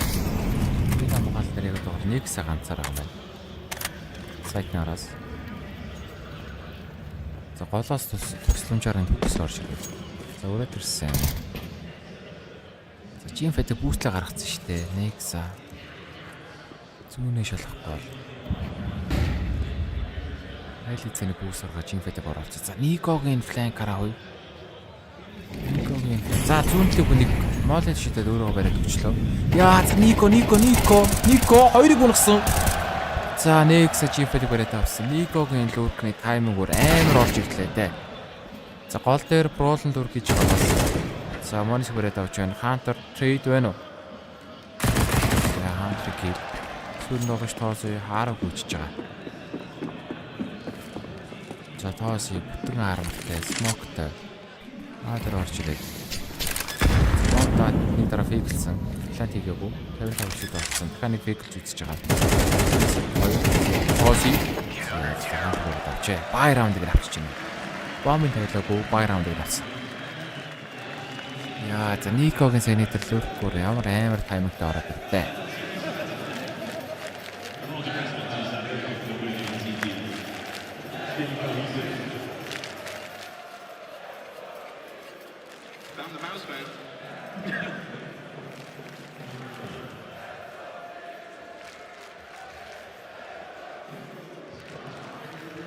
Siamo sikne timeout.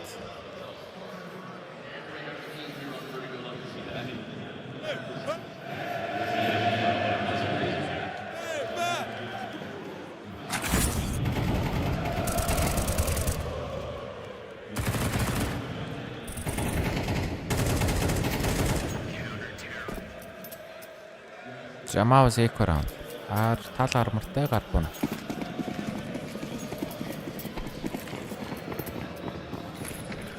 MOUZ ер нь алтласан байдаг.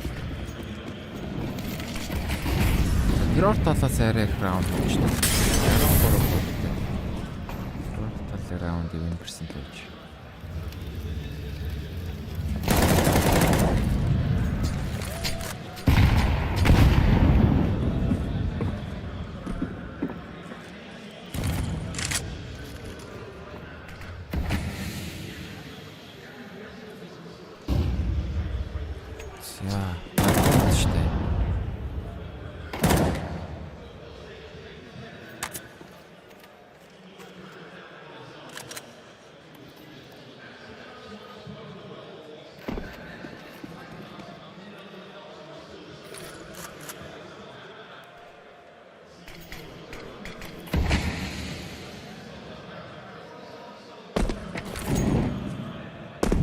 хамгаалалт реализацийн 3 ороод ирсэн.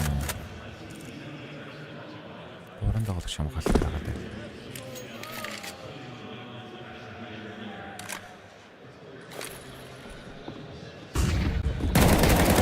За флашер гарч ирээд Нико зэшин барьсан 3-5.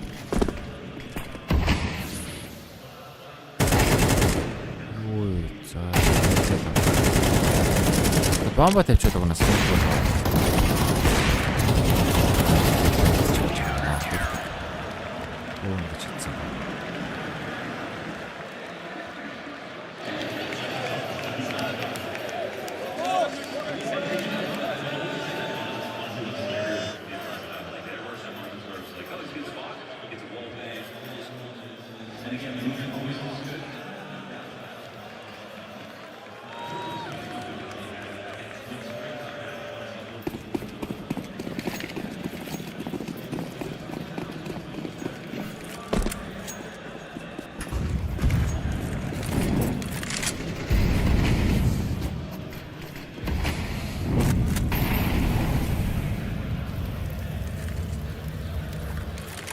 Гараад ирсэн. Флашер хийсэн Нико. Спортны хийж харах. Нарийн дээр Нико зэршин урагч байгаа. Өдөөс нар трейд хийсэн шүү. Монис яриг нь бариад авсан. За гол нь өөрөө сандаас гарч ирсэн. Смоктод моодод Флокс юу за чинь бодгоо. Ролн тоос өрөлцсөн. За хаатрын смокод гараад ирсэн байгаад байдаг. За смок арилгах юм бол тоосыг баг барих гэдэг юм да. За хоёлоо бараг давхар нь хавчих. Гол нь 1-3.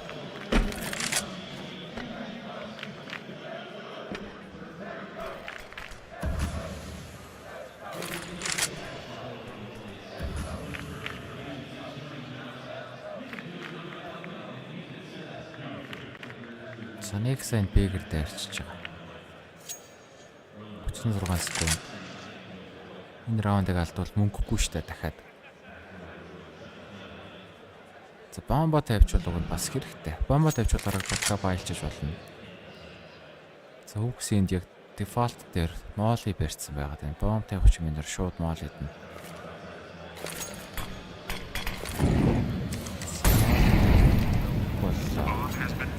Смокт жоод лайж байгаа.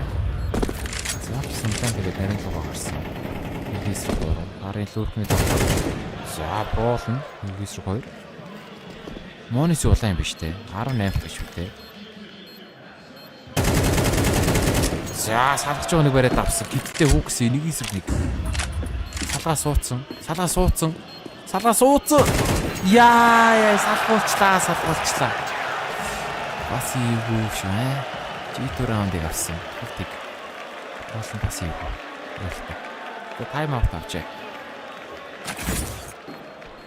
Яа, баг клач хичүүл гэж харлаасаа.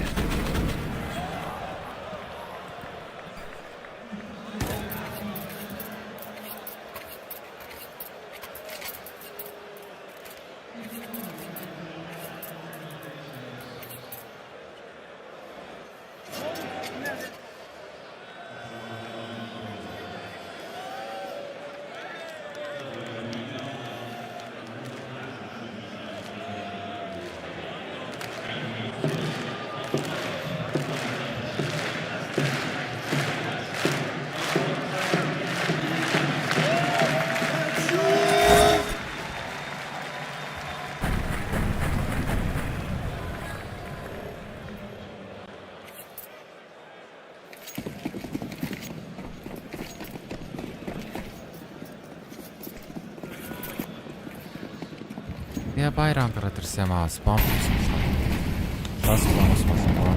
Бомб нэм.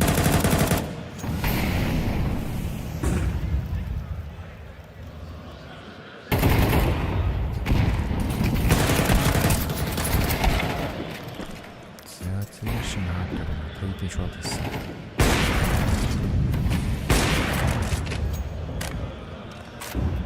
За голын тоглолт Kuroxy боолон гоногчч байна. 3-4. Цаг бол хангалттай. 3 тоглолт шууд нийлээ дээр рүүгээ алхчихж байгаа. Бэгийн хамгаалтан дээр тэнд MESA байгаад байгаа шүү дээ. Сайтны араас.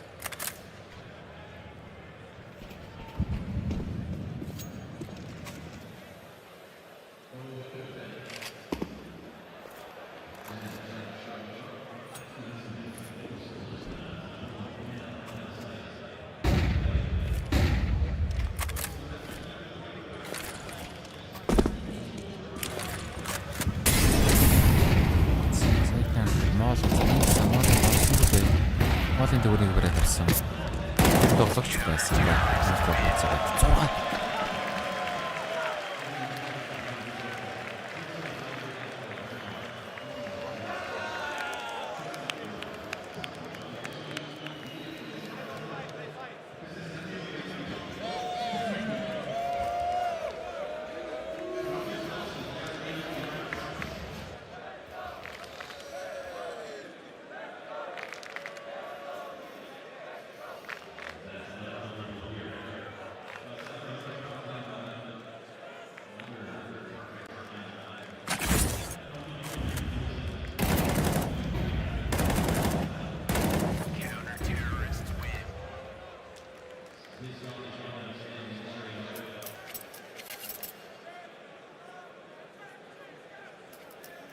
За, MOUZ дахиад баялсан. Одоо лос онос тулцаа. Шахаа баялаад байгаа.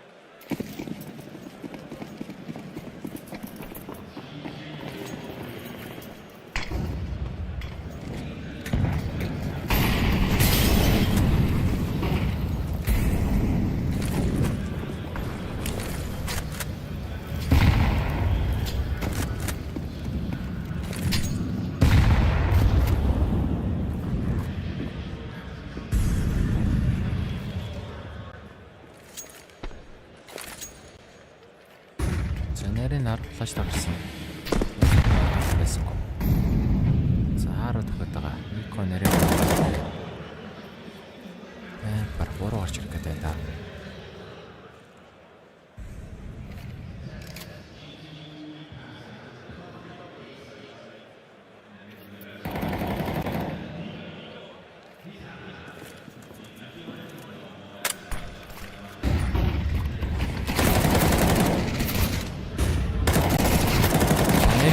Нико нэр нь харахгүй. За, Jimfet хаантлаг аим утчлаа. Малтимали. За, бомб хийсэн юм байна шүү. 2-3. За, пас хийж, за, луугаас хийж байна. MOUZ-ийнхаа баяр раундыг авсан 6-1.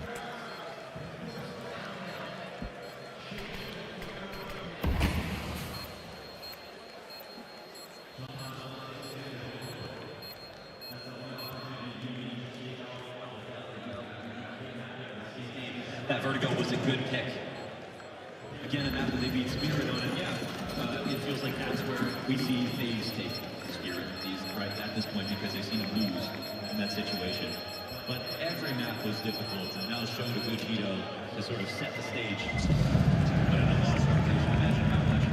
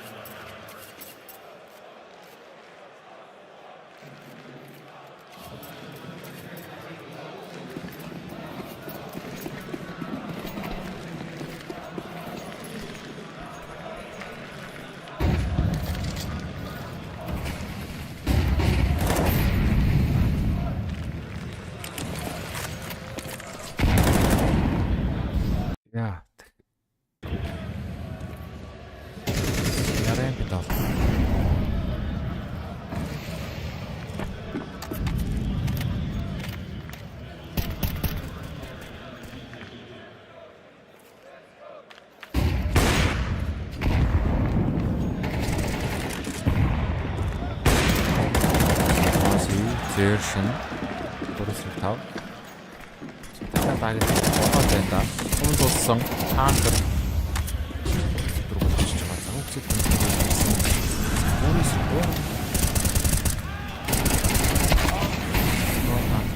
Kuroxy смоконтер болсон. Bomb plant хийгдэж байгаа.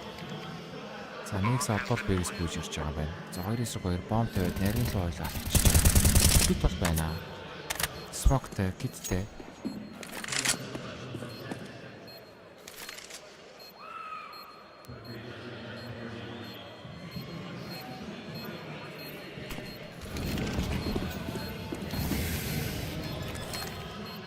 Смок.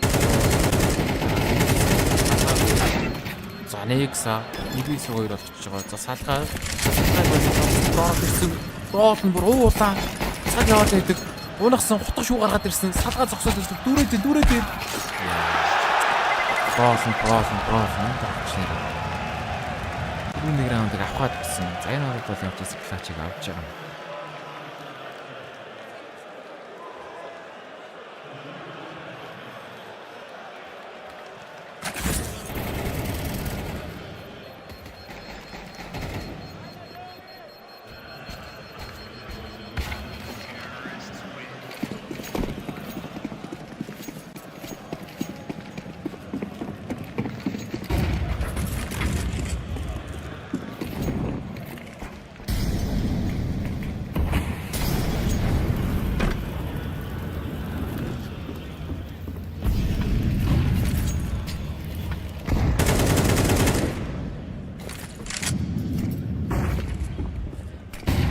Flash.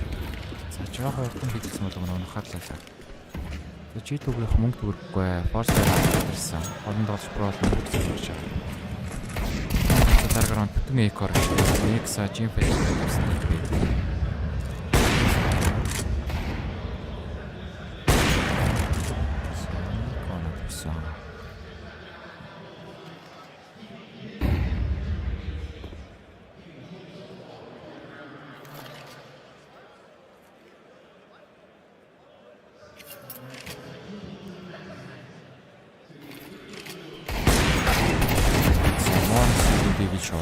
Супер давлаа. 3-3 болох юм. Гол авах гэдэг юм да. Тэгээ хоёр давхар центр байсан. Уулаа болсон. Нарийн хамгаалтан дээр антримич чадсангүй. Завчсан сайт өгөөд ороод ирсэн. Монос смокон дотор. Сайт руу явж байгаа шиг дэш нэг юм болоод. Наасаа.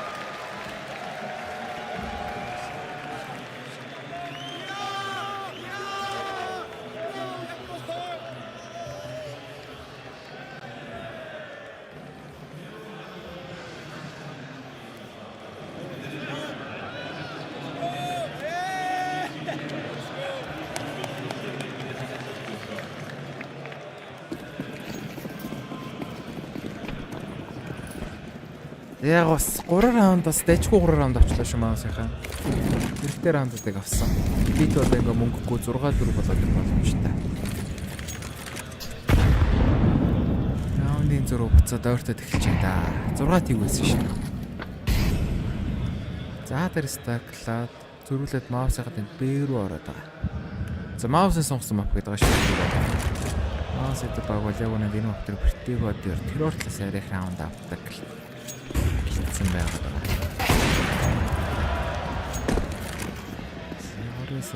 За энэ бол ойлгомжтой хаа. Арморгүй USB.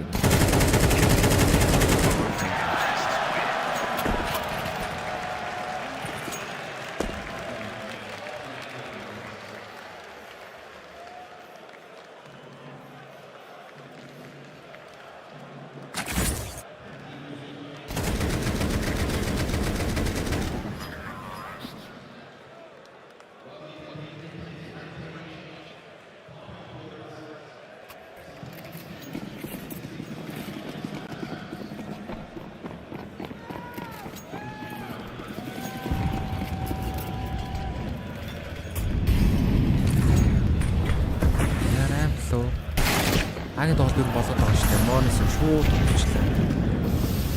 Агийн доол болоод байгаа. Тоос нийлөө болсон.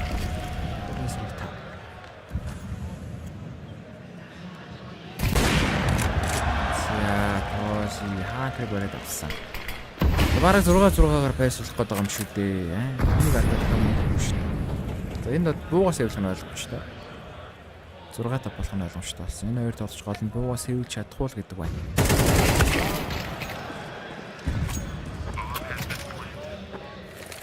Нэг савлаацсан АК-гаас сэвэл гэж үзсэн. Сэвлээ дараагийн раунд дээр үнэн аргу багтаа гарна да.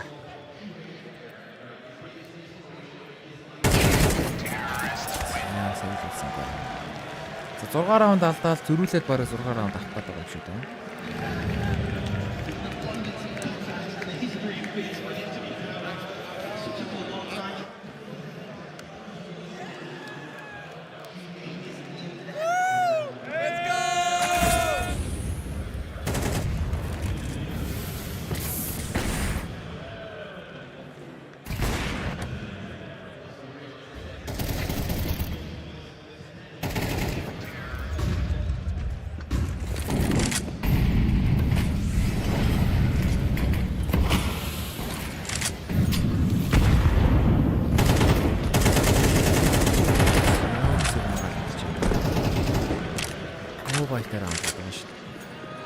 Ladies and gentlemen, from MESA-гийн хүрэлцээ. За энэ мапыг MOUZ очих юм бол 3 дахь decider өөр бас гарч ирнэ. Энэ хоёр багийн тоглолт хожигдсан баг нь хасагдаж хотсон баг нь маргааш semi final дээр Навиг эсрэг. Энэ аваргын төлөө гарч ирэх вэ гэдэг тоглолтыг хийх гээд байгаа.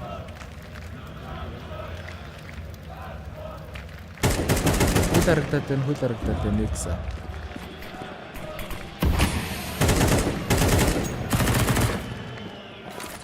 Олон тоглож байсан юм харагдаад байгаа. Нарийн хамгаалтан дээр сонссон.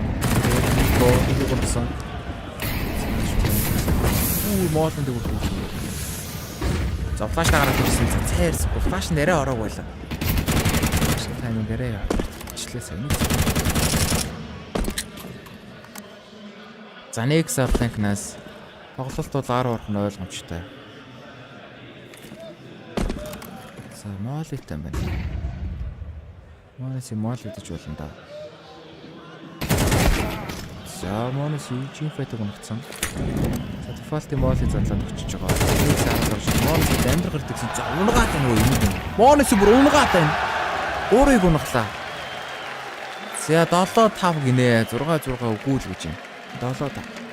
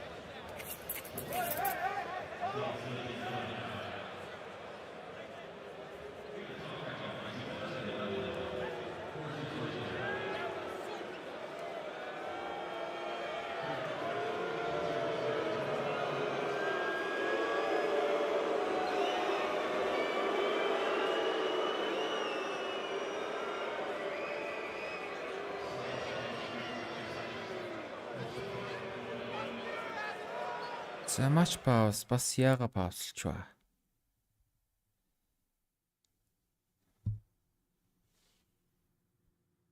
За мэдгүй орчис паузлаа утцсан.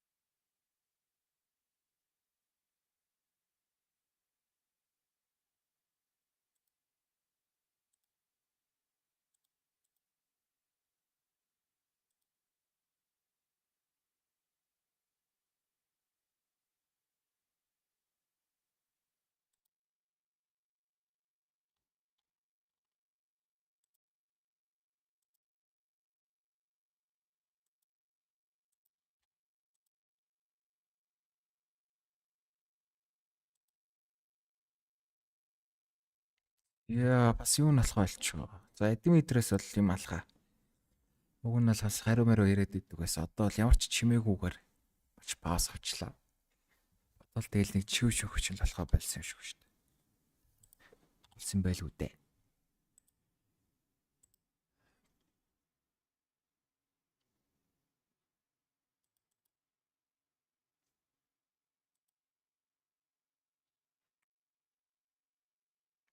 За бүр тэр тайзан дээр интервью видео явуулсан байна хөөе.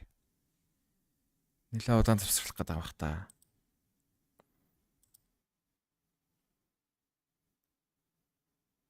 За what's going on л гэж. Хүмүүс гайхаад эхэлсэн. Юу бол харин юу болчих вэ? Эдвэнээс хариу байдгүй хамгийн гол. Яагаад тайм аут авчих вэ? Уг нь бол ингэж завсралтгүй юм да. Тоглолтын дондор.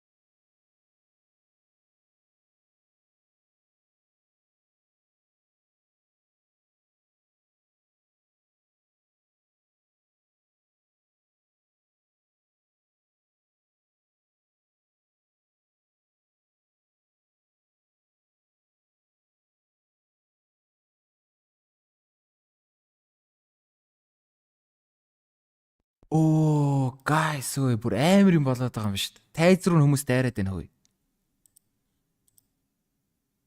Тоглогчдын тайз руу үзэж байгаа үзэгчд нь дайрч маяраад байна. Twitter дээр бичлэг явж байна.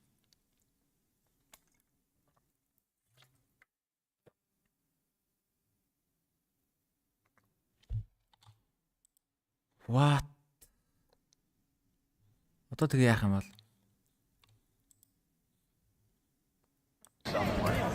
But keep it at 75. I think it's still a dignified now. What's going on?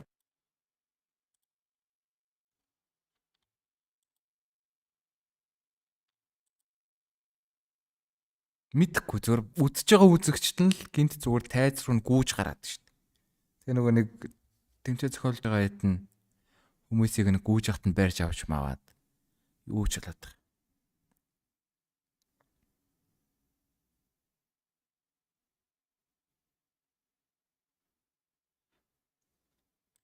Оо ямар сонин гараад вэ? Тоглолт үзүүлэхгүй бүр гай олж шүү. Яа, хадуунаас юм бичиж юм да. Хизээх юм бол доо.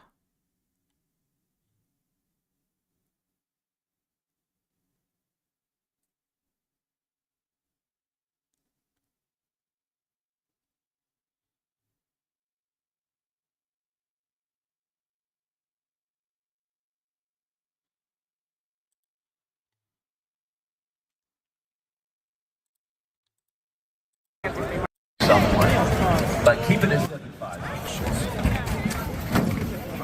I think it's still a dignified now. What's going on? We have the top ranking Monacy, but not an indomitable. Kuroxy is right there. Critical territory now.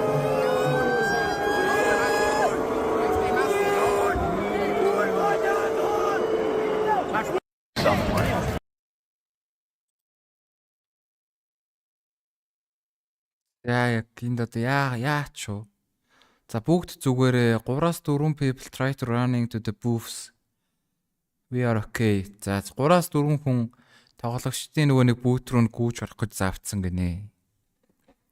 Security хамгаалагчид болон зарим PGL-ийн ажилчид зогсоогоод асуудлыг шийдсэн. Ямар нэгэн тийм гэмтэл бэртэл бол гараагүй. Удахгүй тоглолт эхэлнэ л гэж байна. Тэгээ дээр дайрсан хүмүүсийг амарч яасан барьж авсан энэ дээрэл гэж байна да. Эдэн пионда халсан нөхдүүд л жоохон асуудал гаргаад их шүү байна.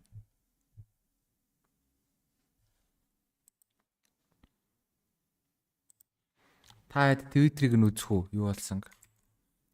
Нэг ийм бичлэг байна.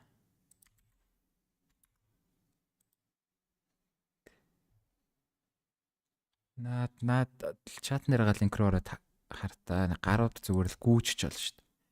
Ясалж маслаач шиг. За half of productions was also on the floor, some still are. Famous pause timer incoming. Оо 10 минутын завсралгаа орж ирнэ гинэ. Оо чи ямар зуураатай юм бэ?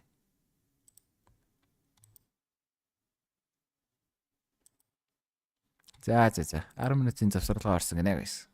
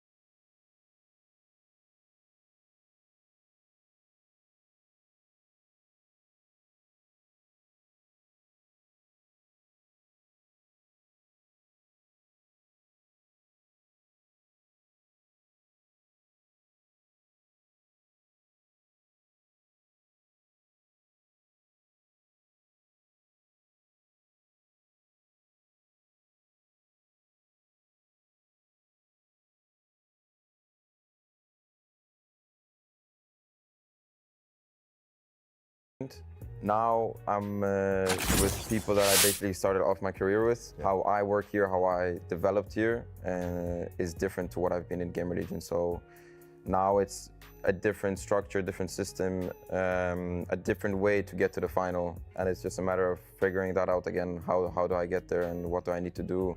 How can I piece my pieces together in game? So I'm on a different journey now and I'm very excited for it. I'm excited to see it all go down as well. Best of luck to you both. Thank you very much. Thank you.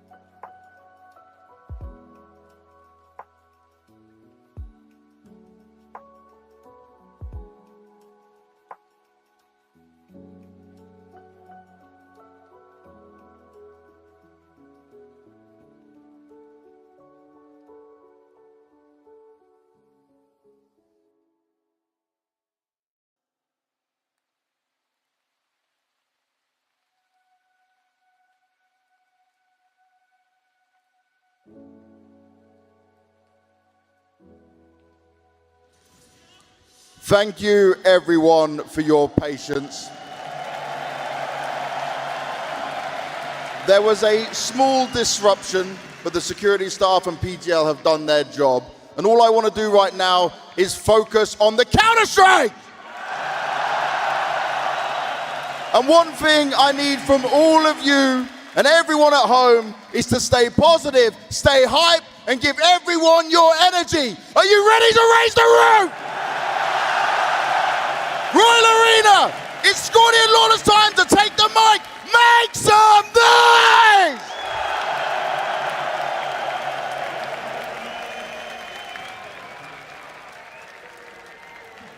Яа, за тоглолт эхэлж байгаа юм байна. За сая бас нэг жоох асуудал гарч ирлээ. Тейз руу хүмүүс дайрч мараад бас жоох үзээтэй юм боллоо.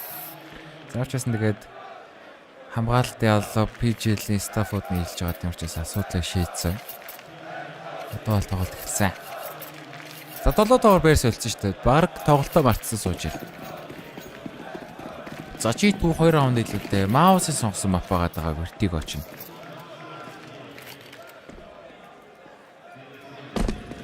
За энийг хожигдох юм бол хот суурал 2 дэгээр дуусгаад байгаа шүү дээ. MOUZ хожиж decider map гарч ирнэ. Гарантийн гүйлэн дээр Toshi, Proln, MESA, trade дамжуулалттай. За гэхдээ 2-4 үлдсэн. Ингийн хэцүү болоод ороод ирж байна да.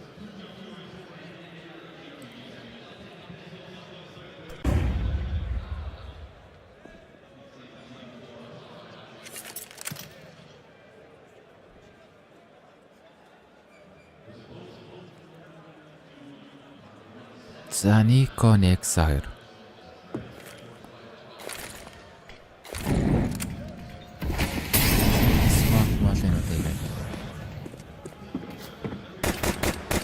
За тэртээ давсан гүйц ичж байгаа Proln 2-3. Цаг хангалттай тэмцгүй. Сордока сайтын смог хийсэн. За араас зээрш нэрж байгаа юм байна штэ. Арын зээршний мэдээлэл байхгүй. За нэрээр Nico сайт руу next ороод ирсэн. Бомб нэг дараа фейк хийж байгаа. За одоо зээрш нь араас ажиллаж байгаа. За зээршийн лейн раунд дээр их микстэй хүндээ энэ нөхөр. Nexa энэ байдлаар баг араас онсон. Nico байсан ба чимпэд шууд онсон. Карбоны раунд MOUZ хавд 7-6 болж байгаа байна.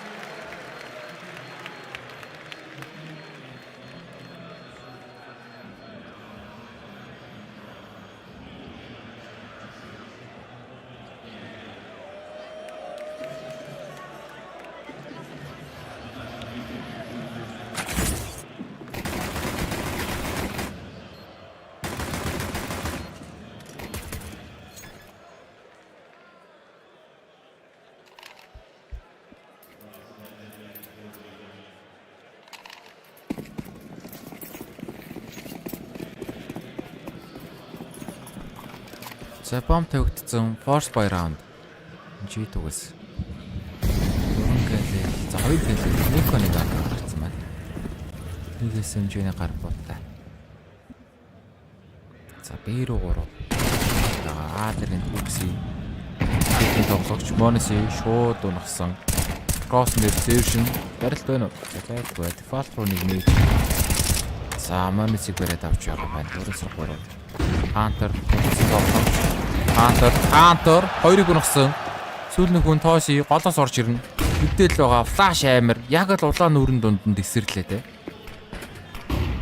Флайстсан. Toshi кит байхгүй мэн. Яг double pick хийгээд бараг авсан. G2-гийн force by round амжилттай 8-6. G2. Эхний мапыг хожсон штэ. 13-7-оор атсан.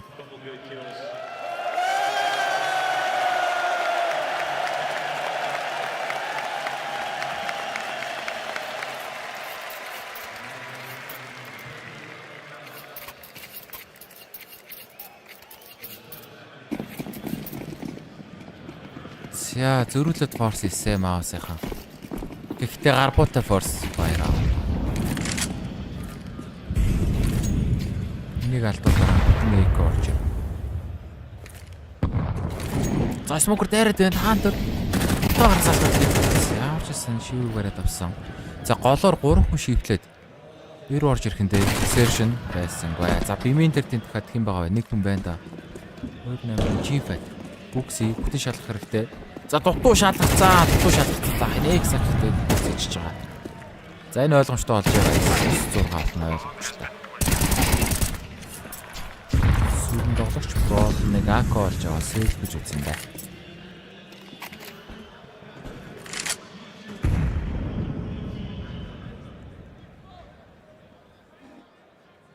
За Proln-д Nico хүлээгээ суугаад байгаа. Улаан тоглогч Nico яг л барьсан байх гараад ирлээ. 9-6. За одоо MOUZ-аас eco round. Armor-гоо гарбуунууд гарч ирнэ. 16 болох боломжтой.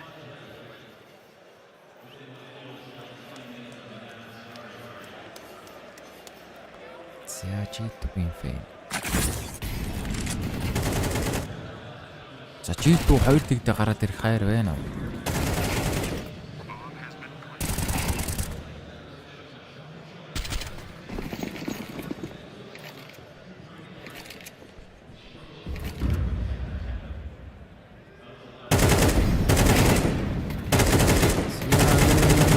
Nexa юу болоод байна? Мэгсийн сумар шүүшээ ганцхан алж байгаа юм. Тэр оронд лагийн тоглолт орж ирж байгаа. Цагаан хамгаалалт зөөршин суудсан л байна. За голоос хүмүүс нүрээд ирлээ. Сайтны смог модлог тэгээд нүрээ бүүстээр харсан. Нико тэгээд хоёр хүнсэн баруун хөвгтөнд мэдээлэл байгаа. Нико хүүксийн юм болж байгаа. Сүүлийн тоглож тоос. Смокон дээр.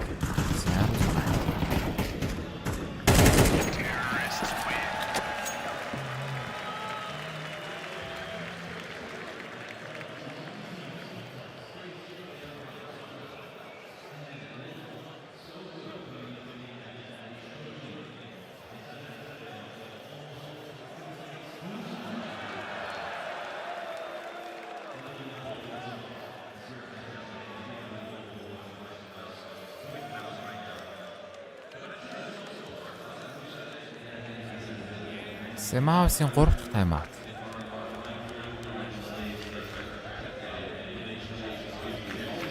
За MOUZ одоо баялан. За энэ бай раунд чухал та MOUZ-ийн. Энэ бай раундыг алдчих юм бол бас иймгүй шүү яа. Бараг 11 6 12 6 бургаа болоо. Ер нь баг тоглолт дуусчих магадгүй юм байна. MOUZ-ийн хувьд бол маш чухал бай раунд.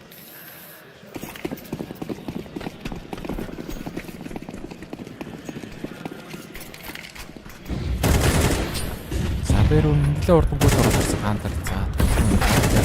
Юу яа гинэ блоклоод. Рол монс гонх чи хин бэ тэр гинэ блоклсон.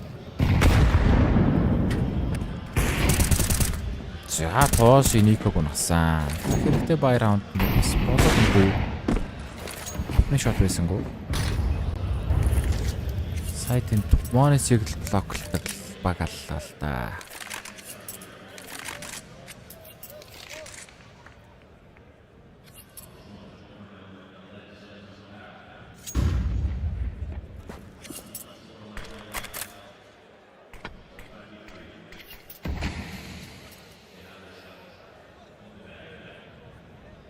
За 3-5 G2 яах вэ? MOUZ энэ бай раундыг авчулууг амархан очиж болох гээд байдаг. Энэ раундыг алдчих юм бол буцаага бариулчих магадгүй болох гээд байдаг. Самонесиг авахгүй. Simply стикертэй, өөрийнх нь стикертэй. Тэгснэ 2 навигийн стикертэй биш үү? Монеси нави фэн боём биш үү? Өөрөдөлтөө навид орно морно гэж ярьсан юм шиг.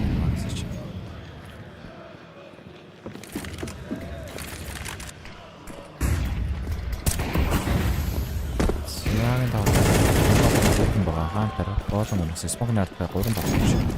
Модтой. Дээрээс казахгүй. Сайт хантар хэлтэн. Самбаас 3 болчихлоо. Kuroxy тэнд улаацсан байгаа тийм. Нэлээд л өндөр дэмжиж байгаа. Kuroxy-г авсан шот. За. Шив бараад авлаа. Jinfet Zation 2. Буугаас эвлж байгаа мó? За, эвгүүрж ин да. 3-5 зүгээр 10 орж ирснээр раунд авчиж идвүү. MOUZ-ос буунуудаас эвлсэн. За, кит байхгүй яхаарахгүй. Тэгээ хоёулаа улаацсан болохоор хутлаа гэж үзээд 2 буугаас эвлээд 11-6. G2 раунд. G2. За, Kuroxy бол бүр тэнд. Жинхэнэ л орилдог дээрээ тавьсан байна. За MOUZ байлгоо. За байлж яна дахиад байлаа гараад ирсэн. Яа ямар амар эвгүй раунд яа. Уг нь ихтэл гоё хийсэн шүү дээ дараа ингээд. Хоёр хүнийг маш гоё унгаа 3-5 байсан. Зүгээр л сайтаа өгөө тоглосон буруутсан байдаг нас уу.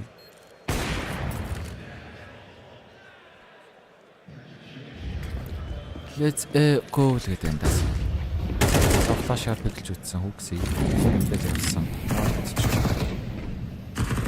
Наасаас явж байгаа байтай. Яриг гэсэн дээр апын шот байсангүй. Өдөөсөн флаш дээрээд байна. Бролн.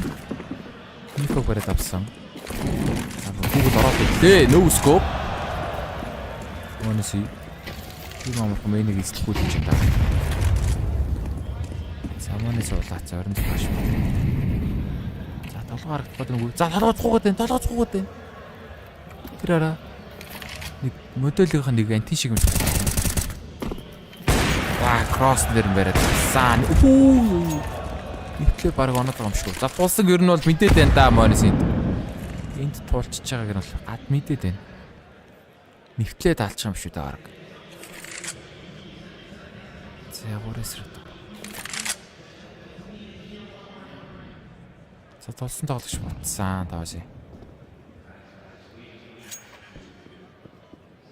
Яа, за жоохон 2-3 секундын өмнө л ингэ барьж ийсэн бол тоосыг буцаж яхад нь барьж явж болохоор байсан байна. MOUZ маш хэрэгтэй баяр ам гэдэг байна шүү дээ. Алдвал тэгэл матч point-ыг алдаад өөрсдөө мөнгө өгөх юм шиг. За нарийн мол ийдсэн. Нэг сая голын дүүр хийж байгаа. 20 секунд бэр гүчлээ. 20 секундээр шууд бэр бичгэнцэн. Бэг амгаалт нэр жинфэт байгаа. За сайт өгсөөс буцсан. Флаш нь бүтэн цайрцсан. За Jini арт дээрс байлна. Jimfed нэг хил, Jimfed 200 байна уу? 100 гараад Monisi барьсан байгаа гэдэг. Яа, 4 секундээр бомб тэрэ дамжина. Амтлыг цаг бол байгаа. За сүүлд тоглогч тоос нэг эсрэг 2 үлдсэн байна. Хит уганд байгаа. За Monisi бариад авсан. Match point G2. MOUZ-ийн 100% win rate-тэй байгаа Vertigo дээр match point-ыг авчлаа.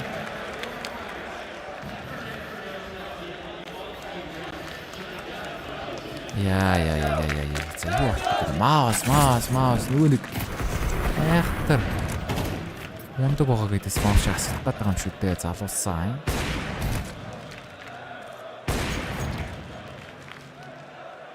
Яа, за Monisi ч гэсэн өөртөө итгэхгүй л чинь яа нэр ингээ хожиж болж байгаа юм бэ? Йоо, за буудалтаа өөрөө нэлээд мууцтай болчлоо. За гэхдээ яг үндэ ийм цустай явсараа раундыг авчаад байгаа. Сүүлийн 2 раунд Хантер бинэн дайрсан сэмжит өгөн дээр за бариад авсан араас тэгээ Jimfed дайрах гэдэг. Ramp дээр ёо тайминг дээр бүр яа игээд байгаа юм бэ? За нэрэн смокн дээр Nico хараад байна өгөн. Оноод байна. Сая сонсоогүй юмс үнэ. Энд тайминг амир. За энд смок ёо Monisi смок руу скоп таалж байгаа юм уу? За дуусчаа guys. GG Jimfed нэг эсрэг 5. Юу хийж чадах юм бэ энд? Юу ч хийж чадахгүй шүү дээ. За G2 маргааш Navi эсрэг semi final дээр тоглохоор болж байгаа юм байна. Яа, за дууссан. G2. Semi final руу шалгарч байгаа юм байна. Ой, Monisi Nico ч үнсэлцээд байна уу? Яа. Ингээл юм шүү нэ гэж. За амар тоглолтыг гаргалаа да G2. Хоёр тэгдээд MOUZ-ыг хасчихж байгаа. За пикэн бол яг үүндээ худал юм байна guys. Та нарт ер нь зөв таасан хүмүүс байгаа мó? За ямар ч байсан өнөөдрийн тоглолтууд дууссан. Маргаашнаас эхлээ semi final-ын тоглолтууд гарч ирнэ. За тэгээд маргаашийн тоглолтууд тэг цагаас энэ учраас Face Vitality араас нь 3 цагаас Navi G2 гэсэн тоглолтууд гарч ирэх юм байна. За өнөөдрийн тоглолт дууссан. За тэгээд ямар ч байсан тоглогчдын яриаг сонсоод хэдүүлээ стримээ дуусгая да.